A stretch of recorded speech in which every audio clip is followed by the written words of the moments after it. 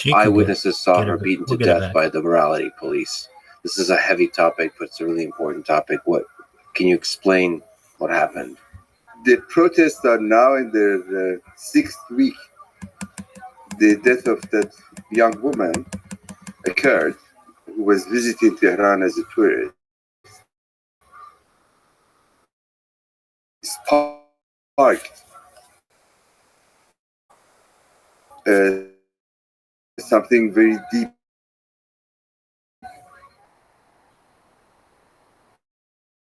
That's particularly concerned the younger generation. That is what you would call the equivalent of the Z generation in this country. Yes. They call themselves Dahe Hashtadi in Persian, because Iran follows the solar calendar of its own. It's an ancient solar calendar. And this, the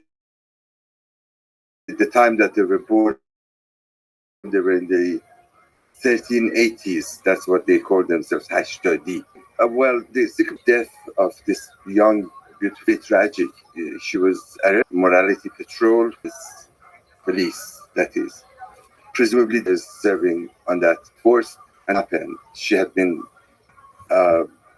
sign of any. It seems that, and the outcome was that she was unconscious.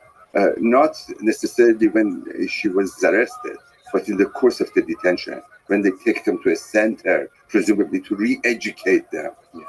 And she apparently collapsed, and maybe my sense is that she must have had some kind of a problem because of the skull being broken or something that happened. And she died in the hospital the next day. And that, through the social media, was widely spread throughout Iran, and almost the next day, surprisingly, you could see this outburst of sympathy for her.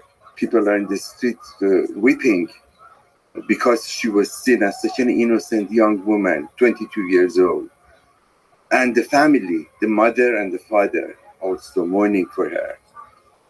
And being a Kurd visiting Tehran, this all added up to really turn her into some kind of a martyr of this cause. And that's what it is. And her picture, graphics that were artistically produced based on her portrait has now dominates basically as the symbol of this protest movement. And the protest movement goes on. Everybody was thinking, or at least the authorities were thinking, that it's going to die out in a matter of a few days. But it became more intense, first in the streets of Tehran by young women, mostly probably between, I would say, 17, 18 teenagers to 22, 23, or thereabouts, and then to university campuses all around the country, and then even to high schools. And that also made it a very remarkable protest movement, because first of all, it involves the youth and not necessarily the older generations. You see them around, but not as many. Also, you see men and women together, young girls and boys, and they are adamant, they are desperate in the sense of the tone of their protest. And they are extremely courageous because they stand against the security forces that were immediately were sent off to the streets. So, and in full gear, that is. So what are the currents of pain, emotion? What is this turmoil that rose to the surface that resulted in these big protests?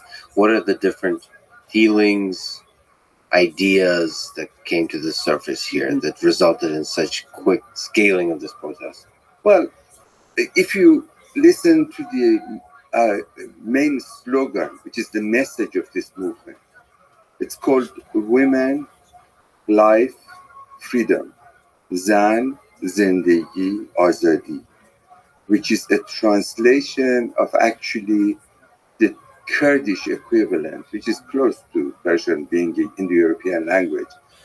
And it's apparently initiated first in the Syrian Kurdistan, where they were fighting against the Islamic Daesh forces because they were attacking the Yazidis there and the women being enslaved.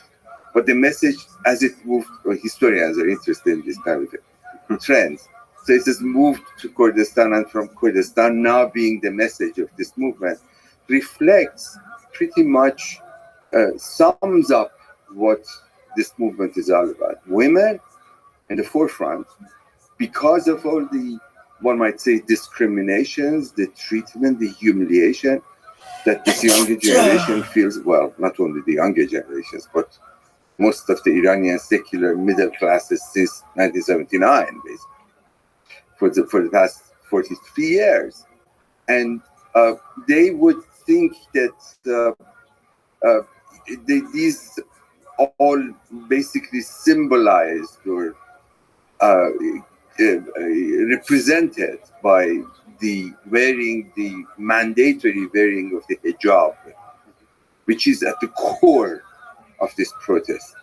You see the young women, if you look at many of these clips that comes through in the past 6 weeks, women in streets take off their mandatory scarves, which is a young shawl, or some kind of a head covering, that's all.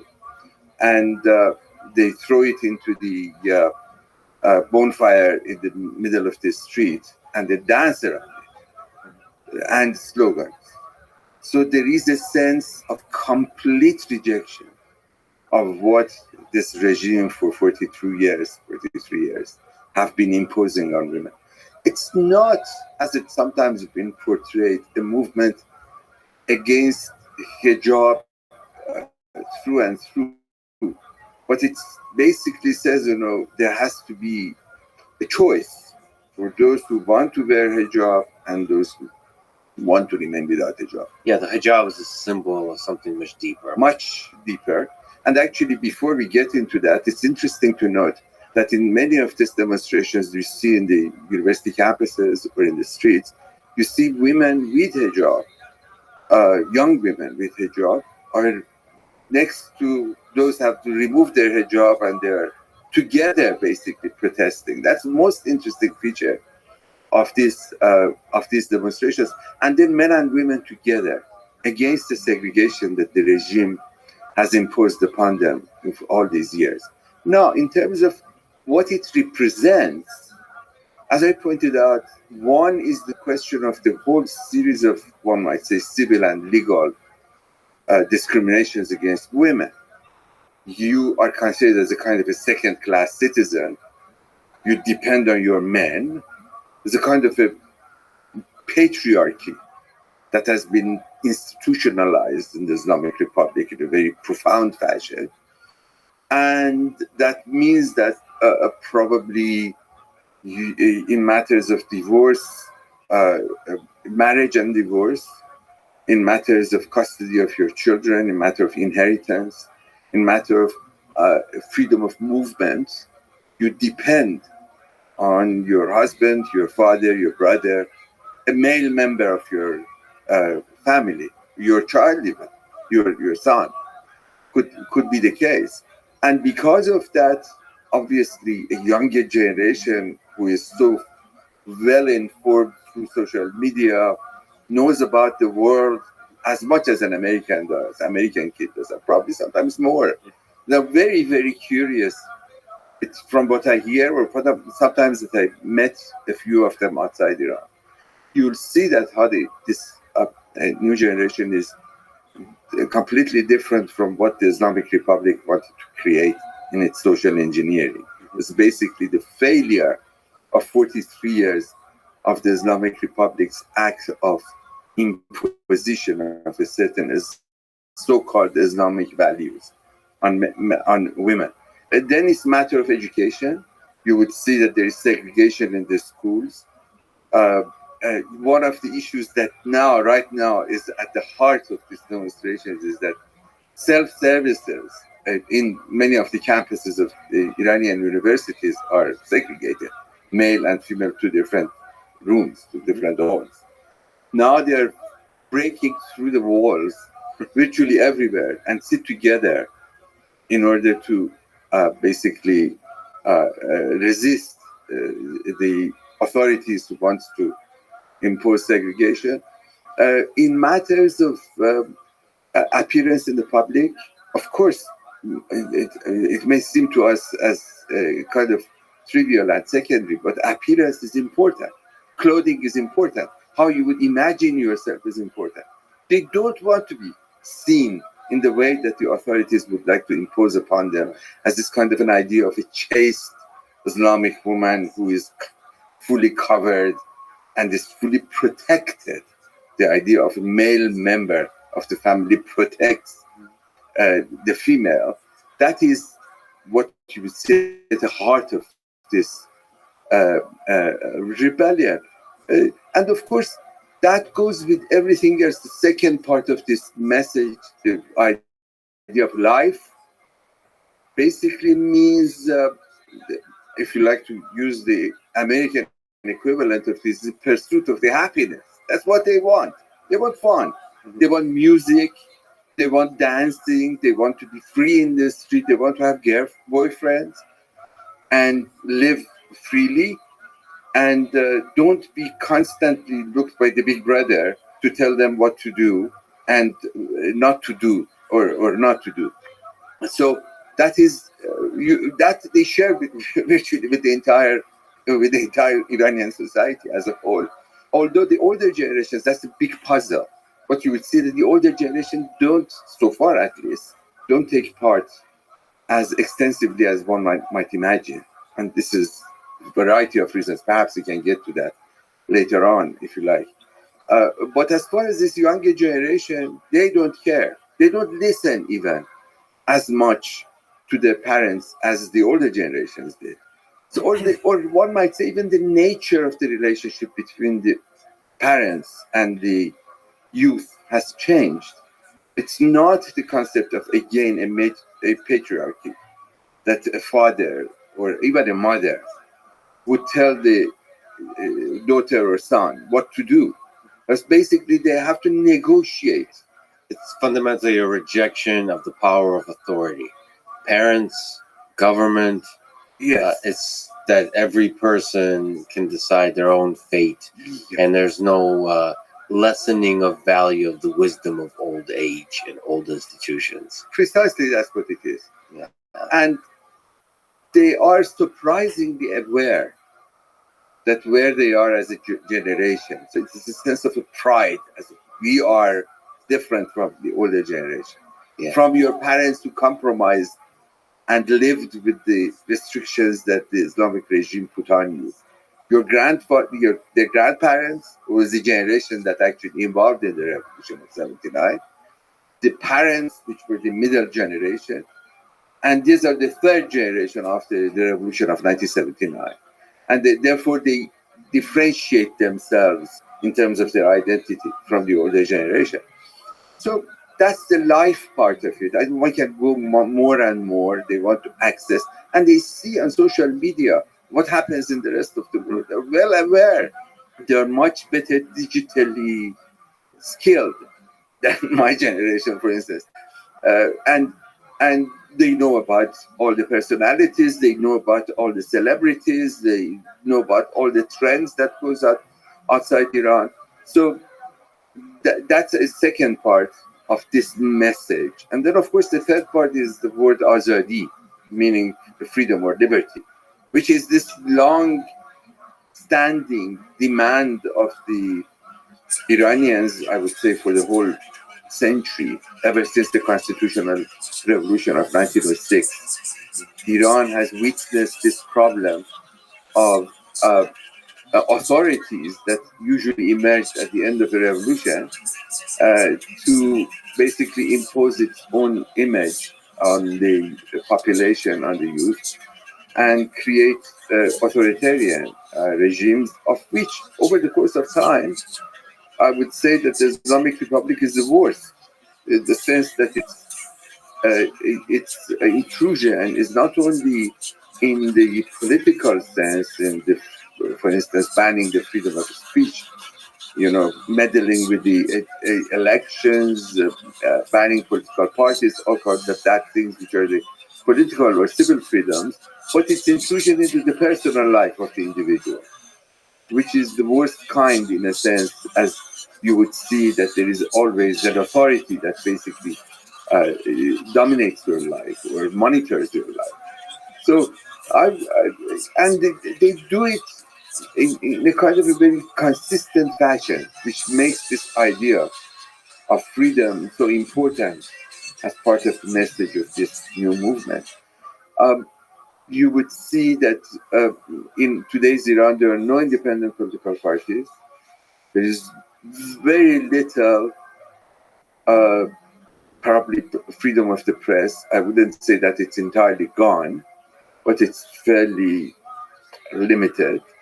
There's enormous amount of propaganda machine which dominates the entire uh, radio and TV system in Iran. It's completely in the hands of the government.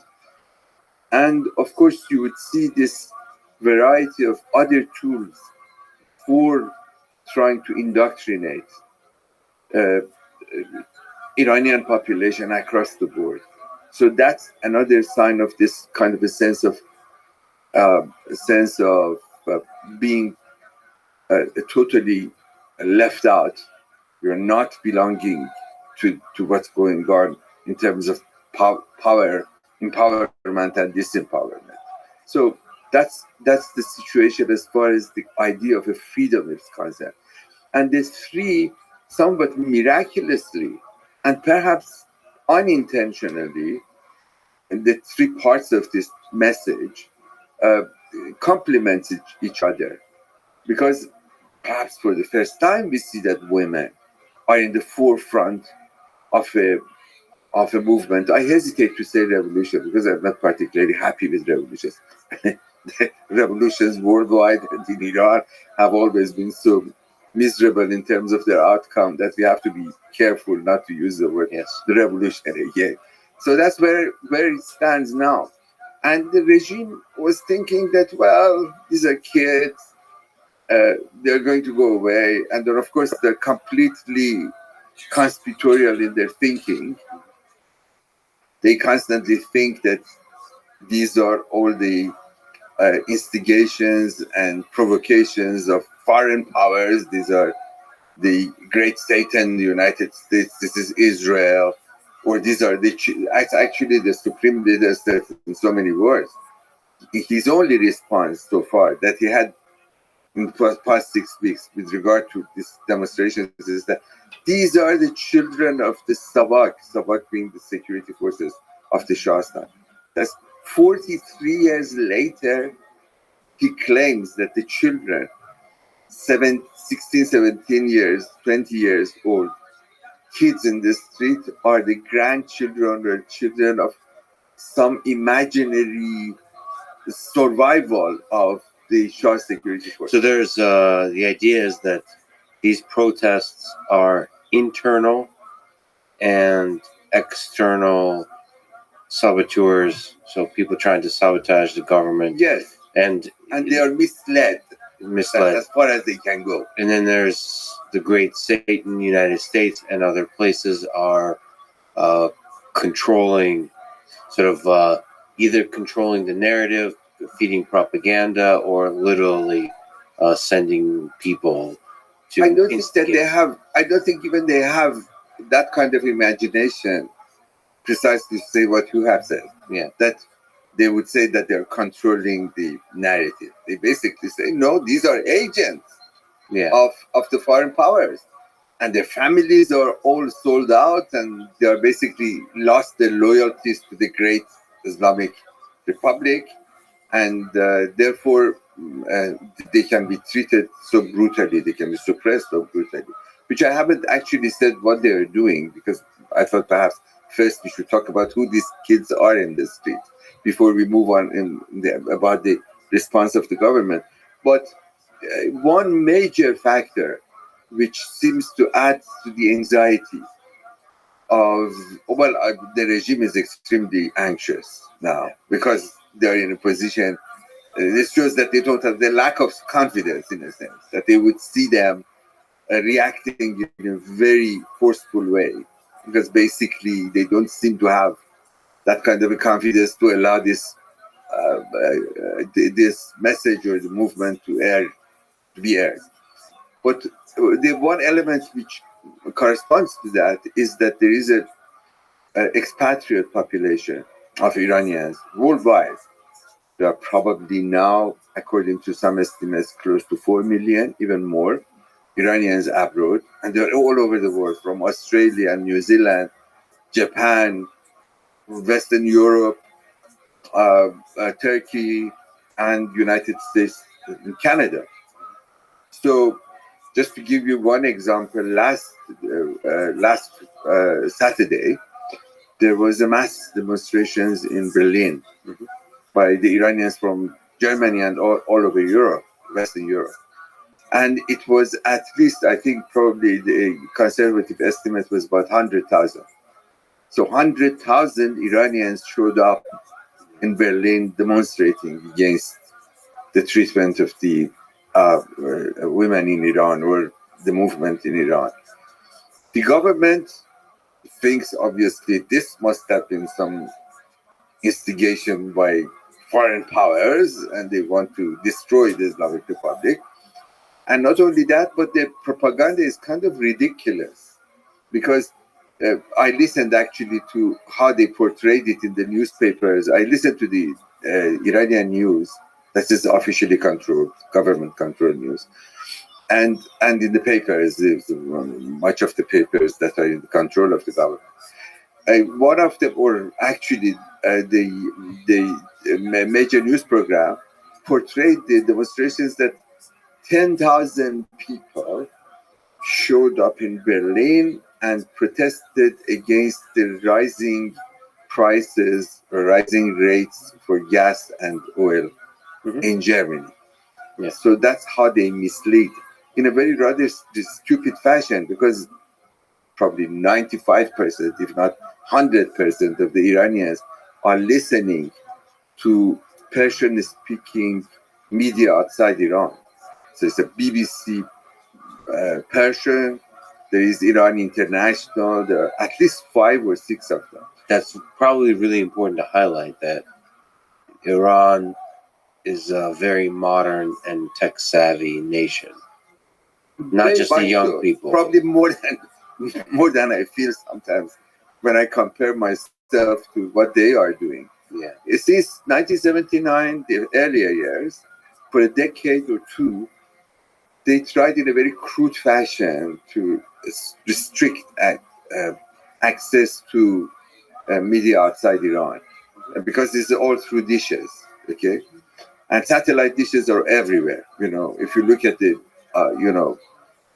buildings of small towns and villages in Iran, there's always a dish, and they watch all kinds of things through this. And particularly because of what's happening now, they listen to all the news broadcasts from all this media, and they're extremely active. There are probably some of them even 24 hours or close, very extensive coverage of every clip that comes through. So what the government is doing now, the Islamic Republic, is that they restrict the entire internet. They shut down the internet. They shut down the internet, but they cannot afford shutting down the internet, because much of the business, much of the everyday life, much of the government affairs depends on the internet like everywhere else. Mhm. And Iran is extremely, if I hear from many of the colleagues and friends, it's like in certain respects, it's like Sweden, where you go there's no more currency, and for a very good reason, because there's so much inflation that the banknotes are worthless in a sense. So everything is through, you know, sweeping your card. And that's the entire system is in a standstill because people cannot buy food. You go to the supermarket. That's how you would do it.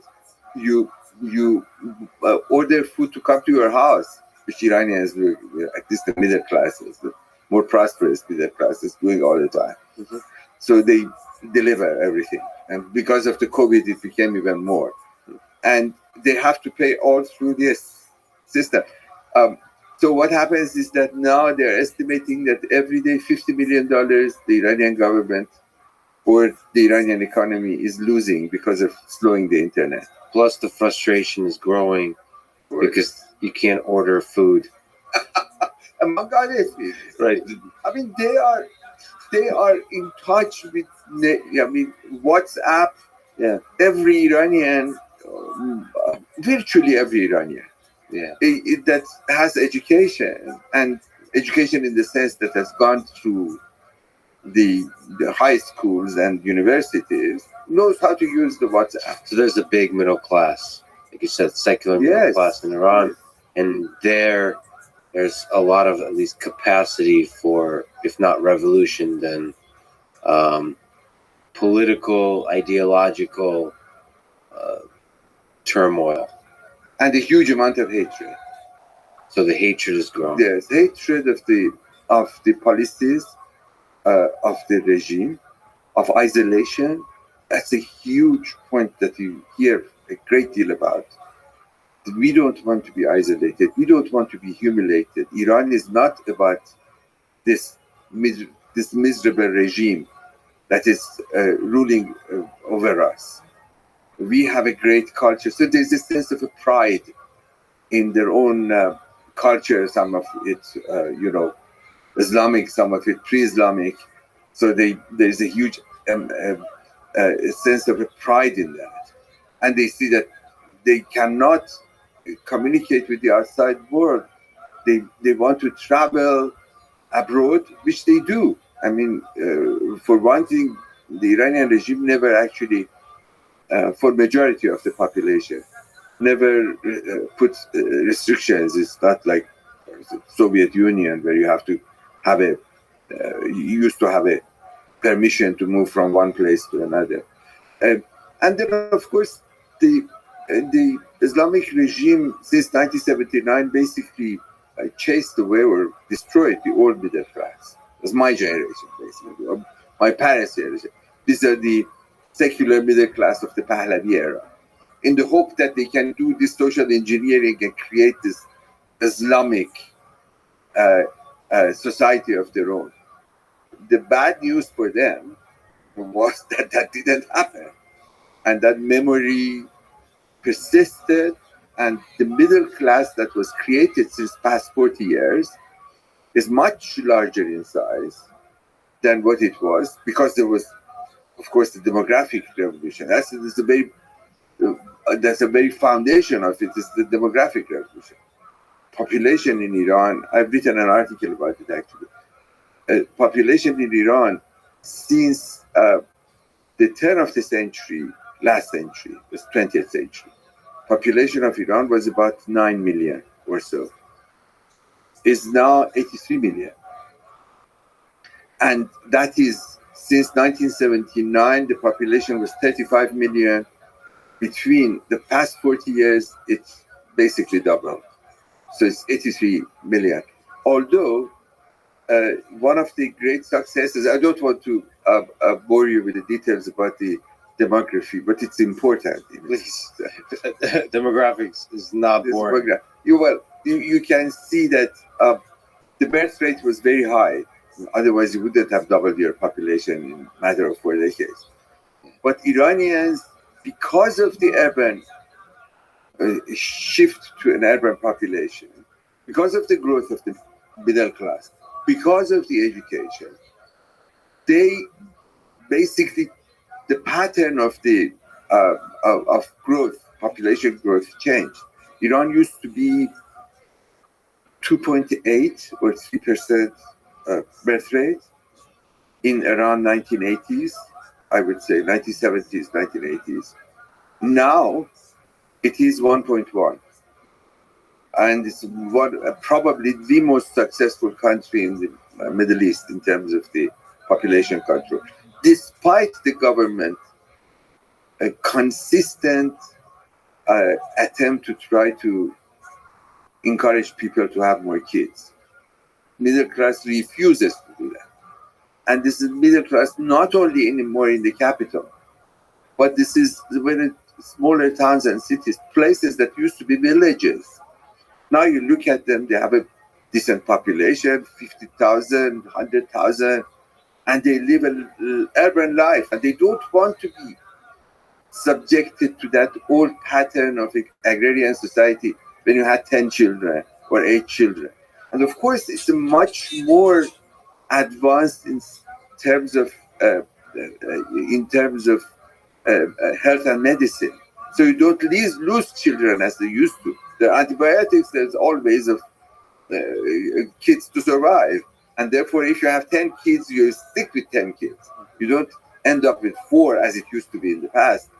So, 6 of them would have died up to the age of 5, actually. But now, because of that, you see that this urban population in the cities have completely different demands. And of course, the education is important. That's another area of how the social engineering of the Islamic Republic went awry, because they were thinking that, the growth of the population, the growth of the educated, higher educated middle classes in their benefit, or they could not even control it, in a sense. Now, Iran, in my time, probably had, in the 1970s, probably by the time of the revolution, had 10, 12 universities. Now it has 56 universities all across the country. And there is something referred to as the Free University, Azad, which has campuses all over the country. It has 324 campuses all around Iran. What does that mean? In many respects, this youth that are brought up in these families, even in small towns, in very traditional families, in families that belong to that kind of a more religious, loyal to the clergy or to the clerical classes, their children can now move on, particularly women. Because in my times, it would have been unheard of that you would have a young woman of 18 or 17, 18, 19 from a traditional city such as, for instance, Yazd or in southeastern Iran, to move on elsewhere for education, as you do in this country. Okay. Now it's completely accepted that a woman wears hijab because she's forced to wear hijab, to go to a university completely on the other side of the country. And this movement of the population, not only because of the universities, but in general, if you now visit Iran, you hear accents, local accents, provincial accents, all over the country. That is a Azerbaijani Turkish accent from the northwest of the country. You can hear it in the Fars province in the south, and vice versa. So, and Kurdish, for instance, or even more marginal regions such as Sistan province in the southeast of Iran, which has been the subject of this recent massacre when they actually attacked the population when demonstrating and killed a fair number, at least 60 people. So this movement of the population, this creation of a larger middle class, the better educated middle class, much better educated. Iran has 86% literacy, which I think probably, I haven't checked that, but probably is better than Turkey even. Is probably better than anywhere else in the Middle East. And it sounds like that's quickly increasing. So Yes, because of the movement, because of the growth of the education system, that's precisely. Iran has 1 million school teachers, which may not seem as much if you're in the United States, but it's a fairly big number, actually. Can you linger on the massacre? What happened there? Well, the Sistan province is a Baluch ethnicity, of Baluch ethnicity. Baluch is a particular ethnic group in southern Iran, which is Sunni rather than Shiite, majority. And we should say that most of Iran Is Shiite. is Shi, and that's a branch of Islam. Shiism, yes. Let's maybe just briefly linger Shiism and Sunni. Let's not get into it. Yeah, Let's do a one sentence summary, and that maybe which is what most of Iran is. Majority of the population of the Muslim world are Sunnis. These are mainstream, if you like to call them. Actually, Sunnah means that kind of a mainstream. Can you actually linger on the Sunni, Sunnah, Shia? Shia means a party, means those that belong to a party of Ali, which goes back to the early Islamic history of 7th century. I mean, I'm always lingering to the silly notion of pronunciation and stuff like that. So I means part, like what? What is the extra I at the end? Yeah, do? Shi'i means belonging to the Shi'i community. Yeah, Shia means a person of a Shia that belongs if you to say, that community. Are you a Shia? Yes, I'm a Shia. Yeah, and she is the community. And in English, when it was anglicized, it becomes Shiite. So if you say Shiite today, it's perfectly acceptable. And of course, I myself, in my writings, I always switch between one and the other. One of my books is always Shiite, the other book is always Shi. And that hasn't been settled. But the Shi population is the smallest compared to the Sunni population in the world. In the world. But in Iran, it's the opposite. The Iran and Iraq, and possibly now Lebanon, are the three countries who barely, Iraq and Lebanon have barely majority Shia population. Whereas Iran is a large Shia population due to its history of conversion to Shiism. That by itself is another story. But in the sense that the way that historically evolved, the center became more Shia and the peripheries remained Sunni. So you have communities of the Baluch in the southeast, you have the Kurds, a large portion of the Kurds are Sunnis. They have Shias as well. Then they have the indigenous religion of their own ideal, it's called Ahl, which is the religion of indigenous to Kurdistan. There are Turkmens in the northeast of Iran who are also Sunnis. There are other communities in Khorasan region, in the peripheries of Afghanistan. They are also Sunnis. And you have some Arab-speaking population in the Khuzestan province, in the southwest of Iran, which is also, or across the Persian Gulf. Is there a lot of conflict between these regions? And also, like, if I blindfolded you and dropped you off in one of the regions, would you quickly recognize the region? Like by the food, by the music, by the accents, by so on? Yeah, the answer to your lovely question, which I hope it would have happened to me, is that yes, you would see different cultures. But different food, most important, different accents or different languages, because they have dialects. Baluch is a different language altogether. But, or so for that matter, Kurdish, which is closer to Persian because they are Indo-European languages.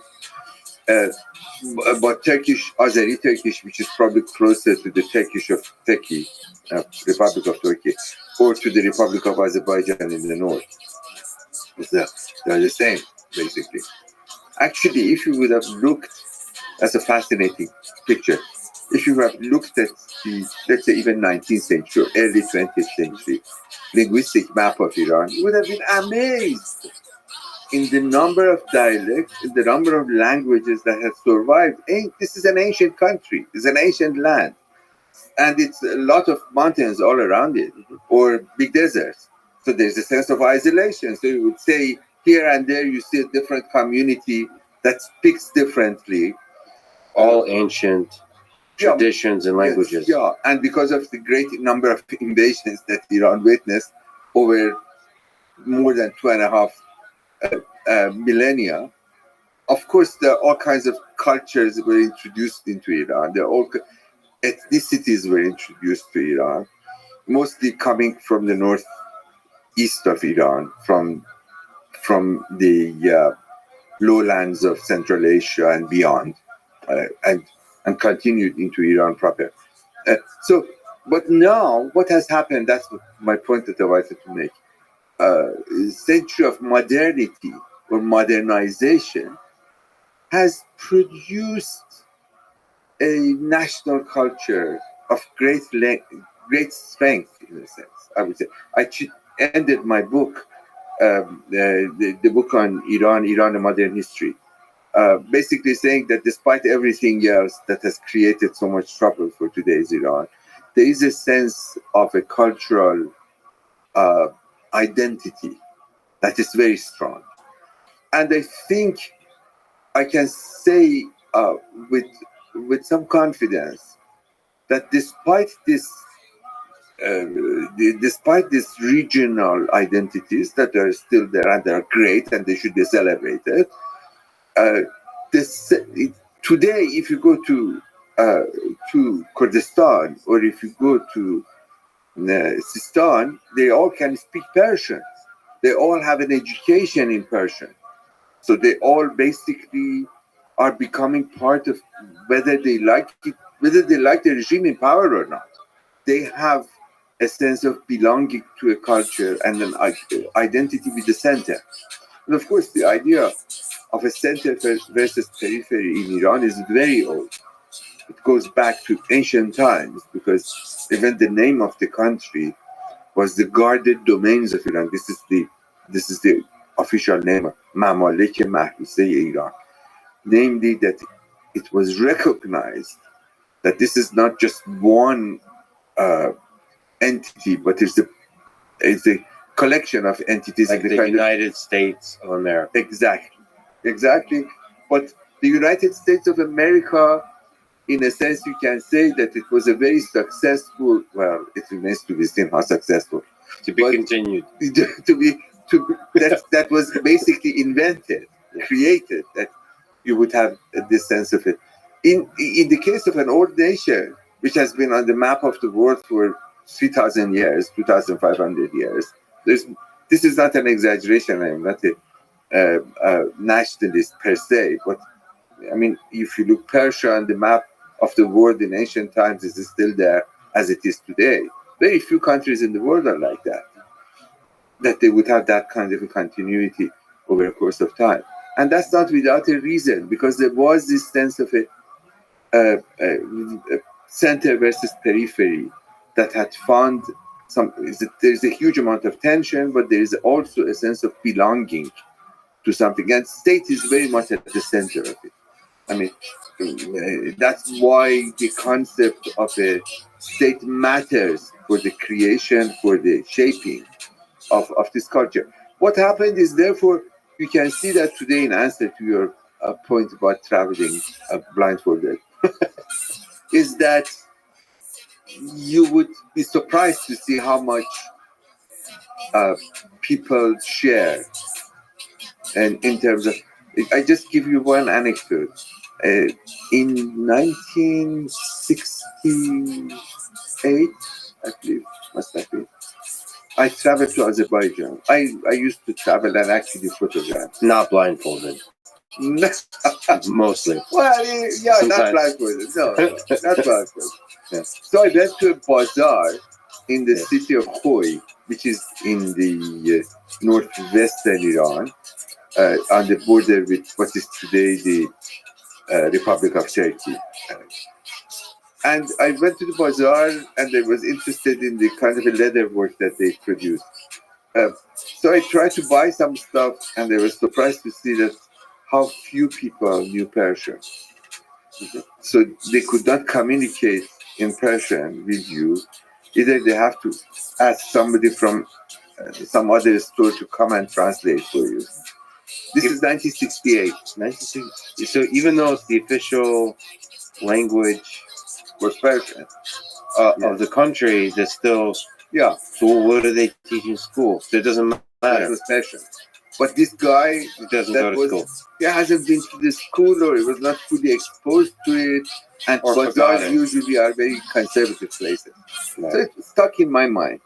Now, recently in 2004, I was traveling to the same area, not to the same city, but to the same area. And I was amazed to see how the youth, as soon as they would know that you're coming from somewhere else, or so, opening conversation with you, talking about the latest movies that was produced in the West. And it's not only Hollywood. Of course, there's a huge amount of fascination with Hollywood and Western cinema. Cinema is a major thing.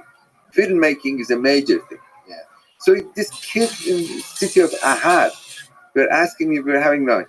They're asking me, okay, then, what do you think about this producer, not producer, this director or that actor? American. American, European as well, but mostly American.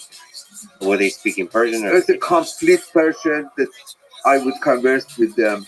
do they speak English too? Interesting. Yes, actually, you would be surprised to see what percentage of the Iranian youth, at least in big cities, are fascinated with learning language. And for a reason, because they think that's the way to get access either on social media or eventually leave Iran, unfortunately. And because they don't see a future for themselves in the country. Either you have to be part of this regime, or if you hate them and you don't like the way of their lives, you look up outside. I was having drivers to drive me around the country in the cities around Tehran. And the guy was a young, extremely well educated, well dressed. You would have looked at him, you could have found him in any street in any country in the Western world. And his major concern, knowing that I'm from outside, major concern is, well, tell me which would be a better place for me to go. So what's wrong with the place that you're in right now? You are in your own country, you speak your own language. No, this is no good. I have to have a better future. This is no future for me. Well, it's really interesting because the thing I feel about the protests right now is there's a large number of people that instead of giving into cynicism about, this government is no good, they're actually getting this like energy, this desire for revolution in a sort of non-violent, sort of in the democratic sense of that. Let's actually find ideas. Let's build a great nation here. This is a great nation. This is my nation. Let's build something great here. Well, That's my hope. That's the outside. yeah. That's what I'm hoping for. I share your aspiration, but I'm fearing that I hope it's not a wishful thinking. Certainly, that's what they want. Certainly, that's what they want to create. But the historian always tells you from where they start to where they finish, there is going to be a huge kind of a change. And in this particular case, I wouldn't be. I would very much hope that it's not going to be a revolution like 1979, Islamic Revolution. And I have my hopes in that. For one thing, this is a revolution that doesn't have a leader. Okay. And it seems that we're comfortable with that. At least so far, because we're the 6th week of this movement. And I hope it's not going to be actually a revolution, as I pointed out before. I hope it's going to be more of a sense of trying to come to some compromise and gradually move toward change rather than the collapse of this regime and replacement with what? So the anxiety of the regime, you hope, will turn into a kind of realization that you have to modernize, you have to make progress, you actually have to make certain compromises, Yes, or constitutional changes, all this kind of stuff. So the basic process of government and lawmaking. the problem is that they say we have it all, you know? We have our parliament, we have our constitution, we have our elections, which has all been, of course, fake. But they claim they have all of that. But the problem for them is that they try to superimpose a certain ideology, like all other ideological autocracies or autarchies, as in this case, that tend to dominate all these institution buildings that they have, and they constantly claim we have this, we have that. And of course, there's a generational thing. The upper echelons of this regime are mostly older people, turban, they are the clergy, that are afraid of the fact that they may lose their control over their whole system, that this is a sophisticated, huge system of government. And they rely on certain tools of control, which is the Revolutionary Guards and other institutions that are loyal to the state. And they spend enormous amount of funds that is available to them, at least before the sanctions. But even during the sanctions, they still have enough funds to do so. And in order to remain in power, and they're extremely ruthless in that regard. This is not a nice Islamic fatherly regime. This is a regime that I would see easily in it clear signs of fascism, clear signs of the state control and pay any price to stay in power. So even violence. Extreme violence.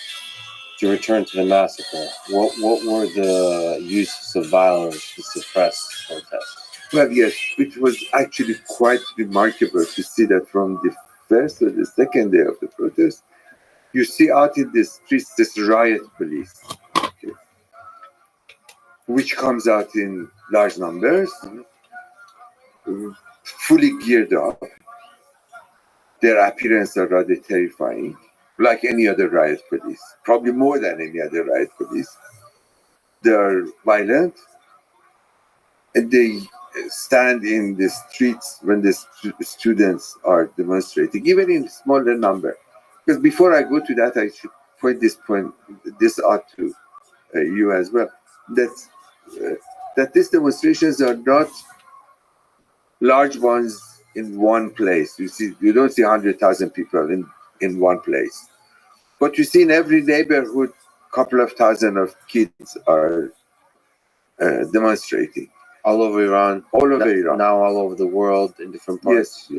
Yes. Actually, during the demonstrations 3 weeks ago, as I said, they had people in Sydney, Australia, New Zealand, Tokyo, all over the world. All protesting high gas prices. It's funny. Everywhere. Everywhere. To the extent that they could be ignored, nothing. But if they could not be ignored, and it's actually quite remarkable that this is very embarrassing to them. Yeah. But somehow they think that this propaganda machine of them is working. So you think they don't have a good even sense? I mean, so there's an incompetence within the propaganda machine. Yes, it is. There's an incompetence across the board. Yeah. I mean, despite all of this massive government administration, or whatever you would call it, all these various components of it, there is a sense of inefficiency and incompetence that is associated with it in every action that you see, even in their suppression of this street movement. But in answer to that question, you would see that this riot police, very, it's quite obvious that they were trained for the purpose. So their appearance, everything. These are not just regular army forces or soldiers or conscripts. They are professional forces, and they come not only on foot in number, but they come on motorbikes. So you would see in any of these demonstrations, there are 10, 12, 15, 20 motorbikes with two passengers, one in front riding, the one in the back, fully equipped with a baton, with paint guns, with pellet guns, and with bullets. So they're very fully equipped, and they're terrifying. They go through the demonstrations that hit and beat people. Uh, and then the arrests. And then you see behind the first line of these riot police, you would see all these latest models of these special armored trucks for moving to the demonstrations and arresting people, throwing them into this. And then behind that, water cannons, you see. And I was looking at that and said, okay, this is Tehran probably. They have this. But then you look at the smallest cities, they still have the same thing. So all over the country, one thing that they had managed to produce extensively, irrespective of the fact that whether they are effective or not, but you see them everywhere. So it just shows that how afraid this regime is. But that also shows that there's an infrastructure that can implement violence at scale. Yes, very much so. And it's probably part and parcel of this regime from day one. The number of prisons that they have, according to perhaps an exaggerated version, they said that about 12,000 or so arrested that are in jails today, since past 6 weeks. They were 230 or 40 people were killed, including children, under 18. They are they beat up women in the street, which is extremely actually disturbing when you see these scenes of. So there's a lot of this is on video too, right? Everything is on video. Everybody has a camera, and everybody sends to major news outlets outside Iran. And they immediately showed every night, if you look at BBC Persian or Iran International, or a few, I think there's 6 of them actually. All over there. In England, they are in Deutsche Welle in Germany, which has a particular interest in the Iranian. BBC World Service and so forth in London, and Voice of America Persian here in this country. There is another one, Radio Fado, which is also funded by the American government. Do you know your future wife's name? Also fully covers all of these events. So there is no way that these people can, that Iran can miss what's going on in the streets of these demonstrations and the scenes of beating up women, which in Iranian culture, as I presume in most cultures in the world, there is a certain sanctity that you don't attack women. But they do. And this is an Islamic regime that supposedly have to have a certain sense of concern and protection. Like protection, like a deep respect for women, grounded in a tradition of protecting them. But instead, this kind of idea that was instilled in law has turned into a deep disrespect of women. Exactly. Or fear that these women are not any longer the girls that we thought we are bringing up in this society. The source of you losing your power will be these women. That's the fear. Yeah. And you see, of course, this government do have a support base. I mean, it would be totally wrong to think that the Islamic Republic has not created its own power base. It does. But it's probably, if there's no way, there are no statistics that we can, well, I'm not aware of any statistics that I can give you in numbers. What's the percentage of support for the regime in Iran? But quite frankly, I don't think it's more than probably 10% of the population. Very generous. I would be surprised if it's that low. I would say so. If my understanding, because I've been very deeply paying attention to the war in Ukraine, to Russia, and to support in Russia for Putin. Yes. I think, without knowing the details, without even considering the effects of propaganda and stuff like that, is there's probably a large number of people in Iran that don't see this as a battle of human rights, but see it as a battle of conservatism, like tradition versus modernization, and they value tradition. That what they fear from the throwing away of the hijab is not the loss of power and like the women getting human rights. What they fear is the same stuff you fear when you're sitting on a porch and saying kids these days have no respect. Basically, that there's a large number of Iranians that probably value tradition and the beauty of the culture, and like they fear that kids with their internet and their videos and their revolution will throw away everything that made this country hold together for millennia, right? Yes and no. I agree with you in the sense that probably, like everywhere else in the world, this is the generational thing. Every generation thinks differently about the younger generation, no doubt. And in Iran is the same. But there is another factor here is involved. Those that we would consider as traditional no longer seem to have their loyalties to this regime. That's all. Meaning that they consider as a brutal regime that is prepared to kill children in the streets and does a lot of things wrong.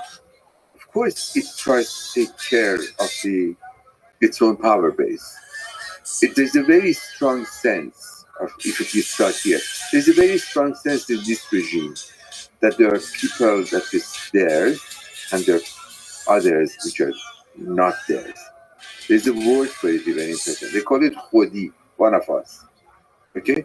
So that's very fascistic. It's like yes. It's all for that matter. I suppose Soviet Union would have, if you were a member of the party, and like your children would have received a special kind of treatment yourself as well. This sense of us versus them, for a while worked because the younger people coming from the countryside to the cities, certain sector of them would have found protection and support from the government. They wanted to belong to something, and the mosques and the morning associations in the neighborhoods and so forth would have given them. There is actually a term for it called Basiji. Those have been recruited by the state, and this is the youth kind of vigilante, if you like, that you can see them also in these demonstrations. Sometimes thugs, they're called the civil class. So the people that comes to these demonstrations that start beating up these young people, and they are not in security police uniform. They are just regular clothes. And these people, yes, they still support and they still benefit because they get jobs, they get privileges, and these are very important for a state that basically monopolizes most of the resources. You see, even during the sanctions, let alone before the sanctions, the oil revenue of Iran, which is the major source of the state government, was the monopoly of the state. It was monopoly of state during the Pahlavi era, from the start, basically. So what does that mean? That means that the regime in power is no longer is particularly accountable to the majority population because it extracts wealth from underground and it uses it for its own purposes in order to make it more powerful, in order to make it more repressive than what it is the regime today. So it feeds a small, or I wouldn't say, but a fair number of its own supporters. I mean, the Revolutionary Guard in Iran is probably about 350,000 or something like that. It's a very big force. And this is not a regular army. The Revolutionary Guards are independent from the army. Revolutionary Guard is armed forces controlled by the state. Yes, the same as the army, but these are more ideologically tied up with the state. And they're also internal facing. What's their purpose? What's the stated purpose of the revolution? Well, from day one, when the revolution succeeded, the regime in power, the Islamic regime in power, was vulnerable to all kinds of forces of opposition within Iran itself. During the revolution. Yeah, that's the Revolutionary Guard, and their job was to try to make sure that the regime stays in power. And of course, over the course of 40 years, they became more powerful, more organized, better funded, better trained. Well, at least we think they're better trained, but we don't know because the level of incompetence perhaps can be seen through the rank and file as well. But they developed their own military industry. I mean, those drones that you see now, Putin's regime are throwing on Ukrainians, for Ukrainians. Those are all built by the Revolutionary Guards, by the military industry under the control of the Revolutionary Guards. And like similar regimes in the Middle East, at least, these are military industrial complexes. You can find them in Egypt, of course, which is very powerful, very traditionally, has been in power and still is in power. We find them in Pakistan, which is extremely powerful, and they can change the prime ministers as they did in the case of the last one. You can find them probably in Myanmar, is the same phenomenon. And if you look around, you can find quite a number of them. And the Revolutionary Guards is the equivalent of that. This is a powerful establishment force, which militarily is powerful, industrially is powerful. And since the start of the revolution, they have been given projects. So you want to build dams, which they did a major disaster, environmental disaster. They built 100 and something dams all across the country. This is the Revolutionary Guard who does it. So they have all kinds of tentacles all around the country controlling various things. And because it's their job and they have power, their prestige, there's a huge incentive to join them. To join them and to stay. So like they, when they're having dinner at home with their families, there's not an incentive to join the protests, sort of. Well, that is the point. I think, and the Revolutionary Guards may be an extreme, but many of the people who depend on the state for their support, now the younger generation are telling their parents, you are wrong. You don't provide for us. This society, this state does not provide what we want. Mm-hmm. So there is a dissent within the family, it seems to me. I hope it's not a wishful thinking. There is a kind of a joke going around. You see this turbaned guys, the clergy, bearded, the traditional clerical appearance. When you see them talking about women, they are very, of course, politically incorrect. They are very looking down towards women as I said, they have to be inside, they have to be protected, they have not to be seen, and so forth. But if they have a young person, a young daughter in their family, you see that their discourse changes. They no longer seem to be referring to women as second class citizens. Yeah.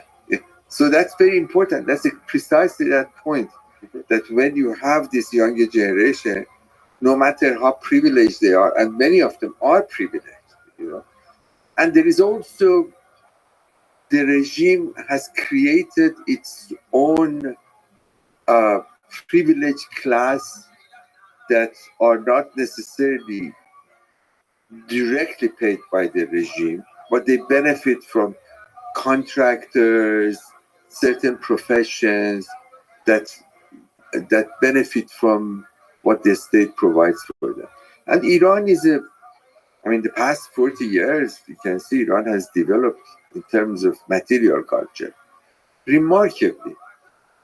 Iran has good communication, has roads all over the place. It's not like it's more like, I don't know whether you have ever visited Turkey, for instance. In certain respects, even more advanced than Turkey, but it's closer to that rather than if you travel. I don't want to bring particular names in North Africa or parts of the Middle East or other parts of the Islamic world. It's much, much different. So in this respect, you would see a certain contrast or paradoxes here. On the certain respect, there's the growth, and there is urbanization, there is modern economy. On the other hand, you see this superimposed ideological, doctrinal aspect that has driven the regime over all these years. And they cannot get rid of it. They cannot, in this respect, they cannot modernize themselves. They think that they are already perfect in ideological sense. This is the best solution for the world, not for only for Iran, but for the Muslim world and for the world as a whole. We are anti-imperialists.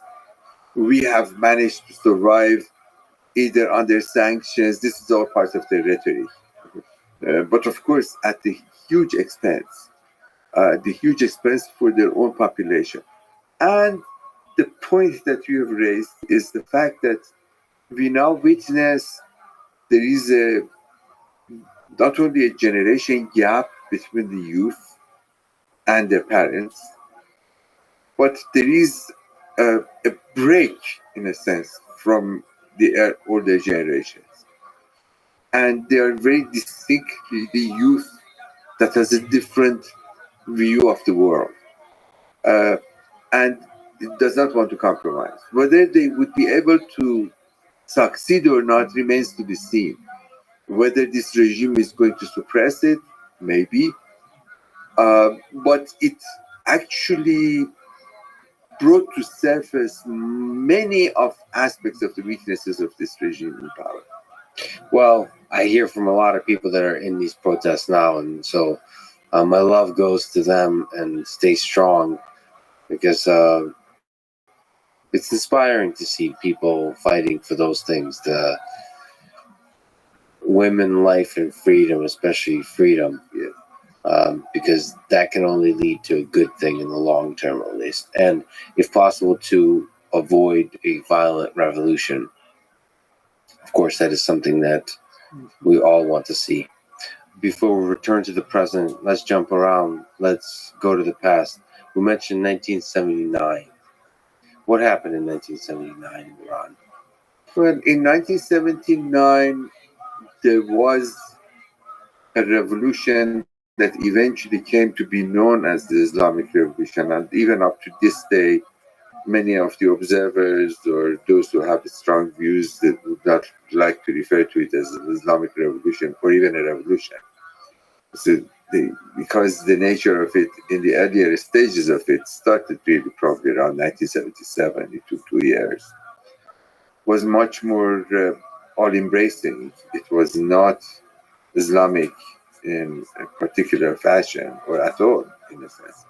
It started with a kind of a very liberal Democrat uh, agenda, which required, which demanded, mostly by people who were the veterans of the older generations of Iranian liberal nationalists that were left out in the Pahlavi period. It's a period of the Shah became increasingly authoritarian, increasingly suppressive, and therefore basically leaving no space, no political space open for any kind of a give and take, any kind of a conversation or participation. That was in the 70s. 70s, particularly in the 70s. Can we actually even just do a whirlwind review from 1906 to 1979? Yes. Okay, sure. In 1906, there was a period, actually, as you might know, the first decade or so of the 20th century witnessed numerous what referred to as constitutional revolutions, including Russia in 1905, the first revolution, including the Chinese Revolution in Constitutional Revolution in 1910, the Young Turks Revolution in 1908, and the Iranian Revolution in 1906. Do you understand why the synchronicity of all of it? Why in so many different places, very different cultures, very different governments? Very different cultures, but all of them, in a sense, were coming out of the regimes that became progressively powerful without having any kind of a legal system that would protect the individual vis-a-vis the state. So the idea of law and the constitution according to which there should be a certain protection, a certain civil society, became very common. Yeah, but I wonder where that, because that's been that way for a very, very long time. And so I wonder, it's funny, certain ideas, just their time comes. Exactly. It's like 1848, when you would see that there's a whole range of revolutions across Europe. Yeah. Or you would see, for instance, the Arab Spring. You see all these revolutions in the Arab world, which unfortunately nearly all of them failed. So yes, these are very contagious ideas that moves across frontiers from one culture to another. And I presume we can add to that, there are two elements which one can say was a greater communication, there is a greater sense of a world economy. Mm-hmm. And the turn of the century witnessed, the first decade of the century witnessed a period of volatility, particularly in currency. So many of the countries of the world, particularly non-West, they suffered, and particularly the businesses suffered.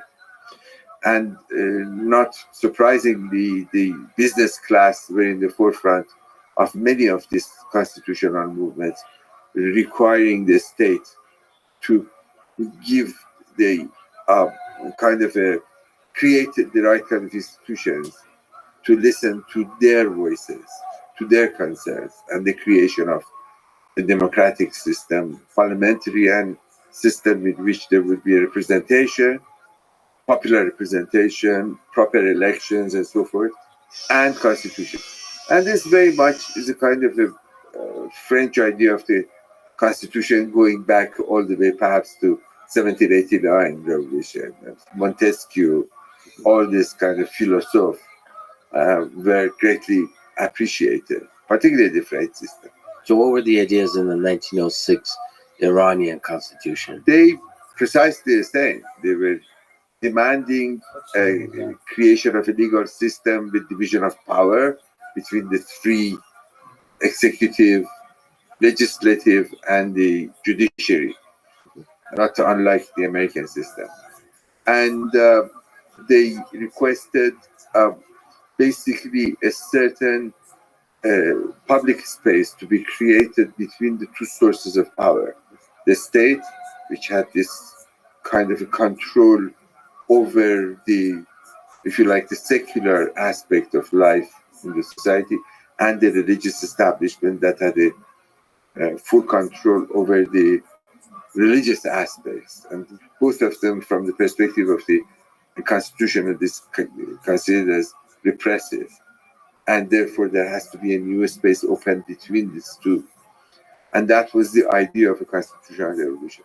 By its very nature, it was an idea of modernity. They wanted a modern society. They wanted a better material life. They wanted a more representation, and so forth. The constitutional revolution, as I always would say, is much more of an innocent revolution. It's a revolution that did not particularly have much violence in it, contrary to many other revolutions. It did not have a centralized leadership per se. That's why actually besides the parenthesis, I'm getting a lot of requests for interviews to compare what's happening now with the revolution of 1906, 1909. Are there any echoes? Yes, there are. Because that was a movement that started without a centralized leadership, but actually various voices that emerged in various, among the merchants or the businessmen in the economic community, among the representatives who came to the first parliament, the press, the new generation of the privileged aristocracy who were educated and believed in the constitutional values. All of these voices emerged at the same time, and somehow they managed to coexist in the first and the second parliaments that were created between 1906 and 1910 or 1911. But they all faced huge problems, in the sense that Iran was in a dire economic situation. This is before the days of the discovery of oil, which actually coincides with the discovery. There are two important coincidences. One is that the oil was discovered in the south in 1909 during the course of the Constitutional Revolution. The second is that in 1907, the two great powers of the time, the Russian Empire and the British Empire, who always honored Iran as being a buffer state between them, because they didn't want to get too close to one another, basically came to an agreement facing the fear of the rise of the German Empire. So this is the period of Entente, as you might know in European history, whereby the French, the British, and the Russians all create an alliance that ultimately leads to the First World War against Germany. And at the same time, the discovery of oil, that the oil industry being a very powerful defining factor of the 20th century for Iran. Exactly. Source of a lot of money. A lot of money, but not all of it in the hands of the Iranians. Only 1/5 of it, by way of royalties, came to Iran.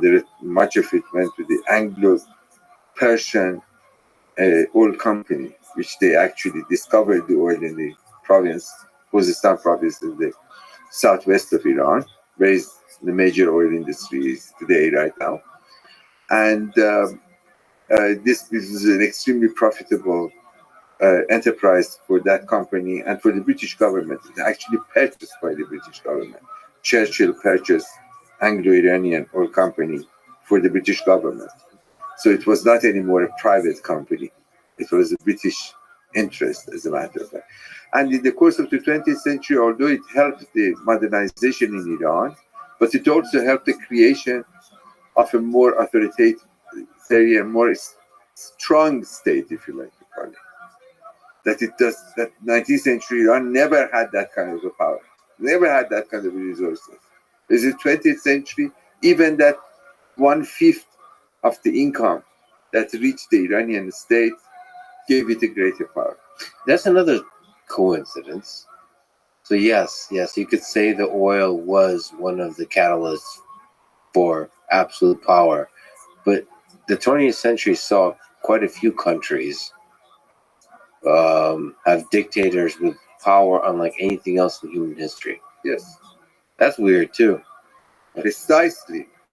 And you can name them from the beginning of the century with people like, I don't know, Lenin, Stalin, of course, Hitler, even Mao, of course. You can name them, and probably, as I would say, is the last of them is Khomeini in that century. That you would see this strong man with a sense of either artificial or real, or a sense of a so-called charisma, and with this total power over the regime that they create. Some of them do. Nasser, he didn't have much of an oil resources in Egypt, but he was also one of these strong men, okay, in the 20th century, loved by some, hated by others. So it necessarily does not tie up to economic resources on the ground. But in the Iranian case, unfortunately, it did, and it created more than one issue for Iran. It's created a strong state, which is the Pahlavi state from 1921 onward. Because in 1921, at the end of the First World War, Iran was in almost a state of total bankruptcy. And the British had a desire to try to bring Iran to the system that they created in the Middle East in the post-war era, the mandate system, Palestine, Iraq, and then, of course, French mandate of Lebanon and Syria, all of this. And Iran was separate because Iran was an independent country. It wasn't part of the Ottoman Empire that collapsed. So they had to somehow handle it. And what they tried to do didn't work. As a result, partly domestic, partly international issues brought about a regime which is headed by the founder of the Pahlavi dynasty, Reza Shah. Okay, the first military officer called Reza Khan, actually a military officer of the Cossack forces. And the Cossack forces was the force that was created in the 19th century model of the Russian Cossacks. When the ruler in the 19th century visited Russia as in a royal tour, and the Tsar showed the great Cossack forces, he said, I like this. And he created one for himself with Russian officers, actually. So the Russian officers served in Iran from around 1880s up to the revolution of 1917, the collapse of the Tsarist regime. So many revolutions. So many revolutions. And Reza Shah was an officer in that, Reza Khan was an officer in that force. And he created a new monarchy for reasons that we need not to go to it. And it's called the Pahlavi regime. Pahlavi regime was a modernizing regime, okay, that brought in effect, fulfilled many of the ambitions of the constitution, many of the aspirations of the constitutional revolution. Better communication, secular education, centralized state, centralized army, better contact with the outside world, greater urbanization. That's what a modern state is all about. And in that regard, in a sense, for the first 20 years up to the Second World War, was successful. Despite, and more significant of all, it managed to keep the European powers, which was always interfering in the local affairs of Iran, in an arm length. So they were there in an arm length, but they were also respecting the power of the state, power of the Pahlavi state. During the Second World War, the same phenomenon as earlier interference led to the occupation of Iran by the Allied forces, the British from the south, the Russians from the north, the Red Army. They took over Iran, and of course they said during World War. Yes, from 1941 up to 1945, and of course when the Red Army refused to withdrew from Iranian Azerbaijan, and with some thought of possible annexation of that province. There was a big issue in the post-war Iran. So after 1945, Yes, 1945 to 1946, there was a big, Soviet Union getting greedy. yes, but eventually they agreed. Eventually Stalin agreed to leave the Azerbaijan province in the hope that it would get some concessions from Iran, which in the oil of the Caspian area, which didn't work, and it's a different story altogether. But what happened is that in the post-war era, between 1944, 45, and 1953 is a period of greater democratization, because that Reza Shah's dictatorship basically disappeared. And this is where you see political parties, free press, a lot of chaotic, really, as democracies often are. So something like, was it officially a democracy? Yes, it was a democracy. Was there elections? There were elections, yes, of course, and there were very diverse political tendencies came to the picture, including the Tudeh Party of Iran, which is Communist Party of Iran. This Communist Party of Iran is probably the biggest communist party of the whole of the Middle East, and one of the biggest in the world, actually, at that time. Did the Soviet Union have a significant influence on the... Of course, they were basically following orders from the Soviets, although they deny it, but in reality, that's the case. Yeah. But what happened, they were seen by the Americans during the Cold War as a threat. And Iran was going through a period of demanding nationalization of its oil resources. That's a very important episode with Mossadegh, whom you might have heard about his name. Dr. Mohammad Mossadegh, who was the prime minister and the national charismatic leader from 1951 to 1953. Prior to that, he was a famous parliamentarian. But this period, he was the prime minister of Iran. And he nationalized the Iranian oil industry, and the British didn't like it at all. And eventually resulted in a famous coup, which at least partly was supported by the funding and by the moral support of the British and the Americans, particularly by the Americans. It was always seen as one of the earliest and the most successful CIA operations during the Cold War. So CIA had something to do with it? Yes, of course. That's one of the earliest operations of the CIA. Wait a minute. What was... Yes, of course. What was the CIA doing? CIA, this is the time at the post-war era. In the 50s. In the 50s, 40s and 50s. The British Empire, which was really the major superpower of the region after the collapse of the Tsarist Empire, gradually took the second seat to the Americans, who were the newcomers and the great powers and the victors of the Second World War. And the Americans viewed Iran as an important country, since it has the largest common borders with the Soviet Union, and it was did the south was the Persian Gulf, which at the time was the greatest supplier of oil to the outside world. And therefore the Americans had a particular interest in Iran. And in the earlier stages, their interest was in the interest of the Iranian government, because they wanted to get rid of both the Soviet Union, which made a return in the post-war era, and of course the British that were gradually withdrawing from Iran.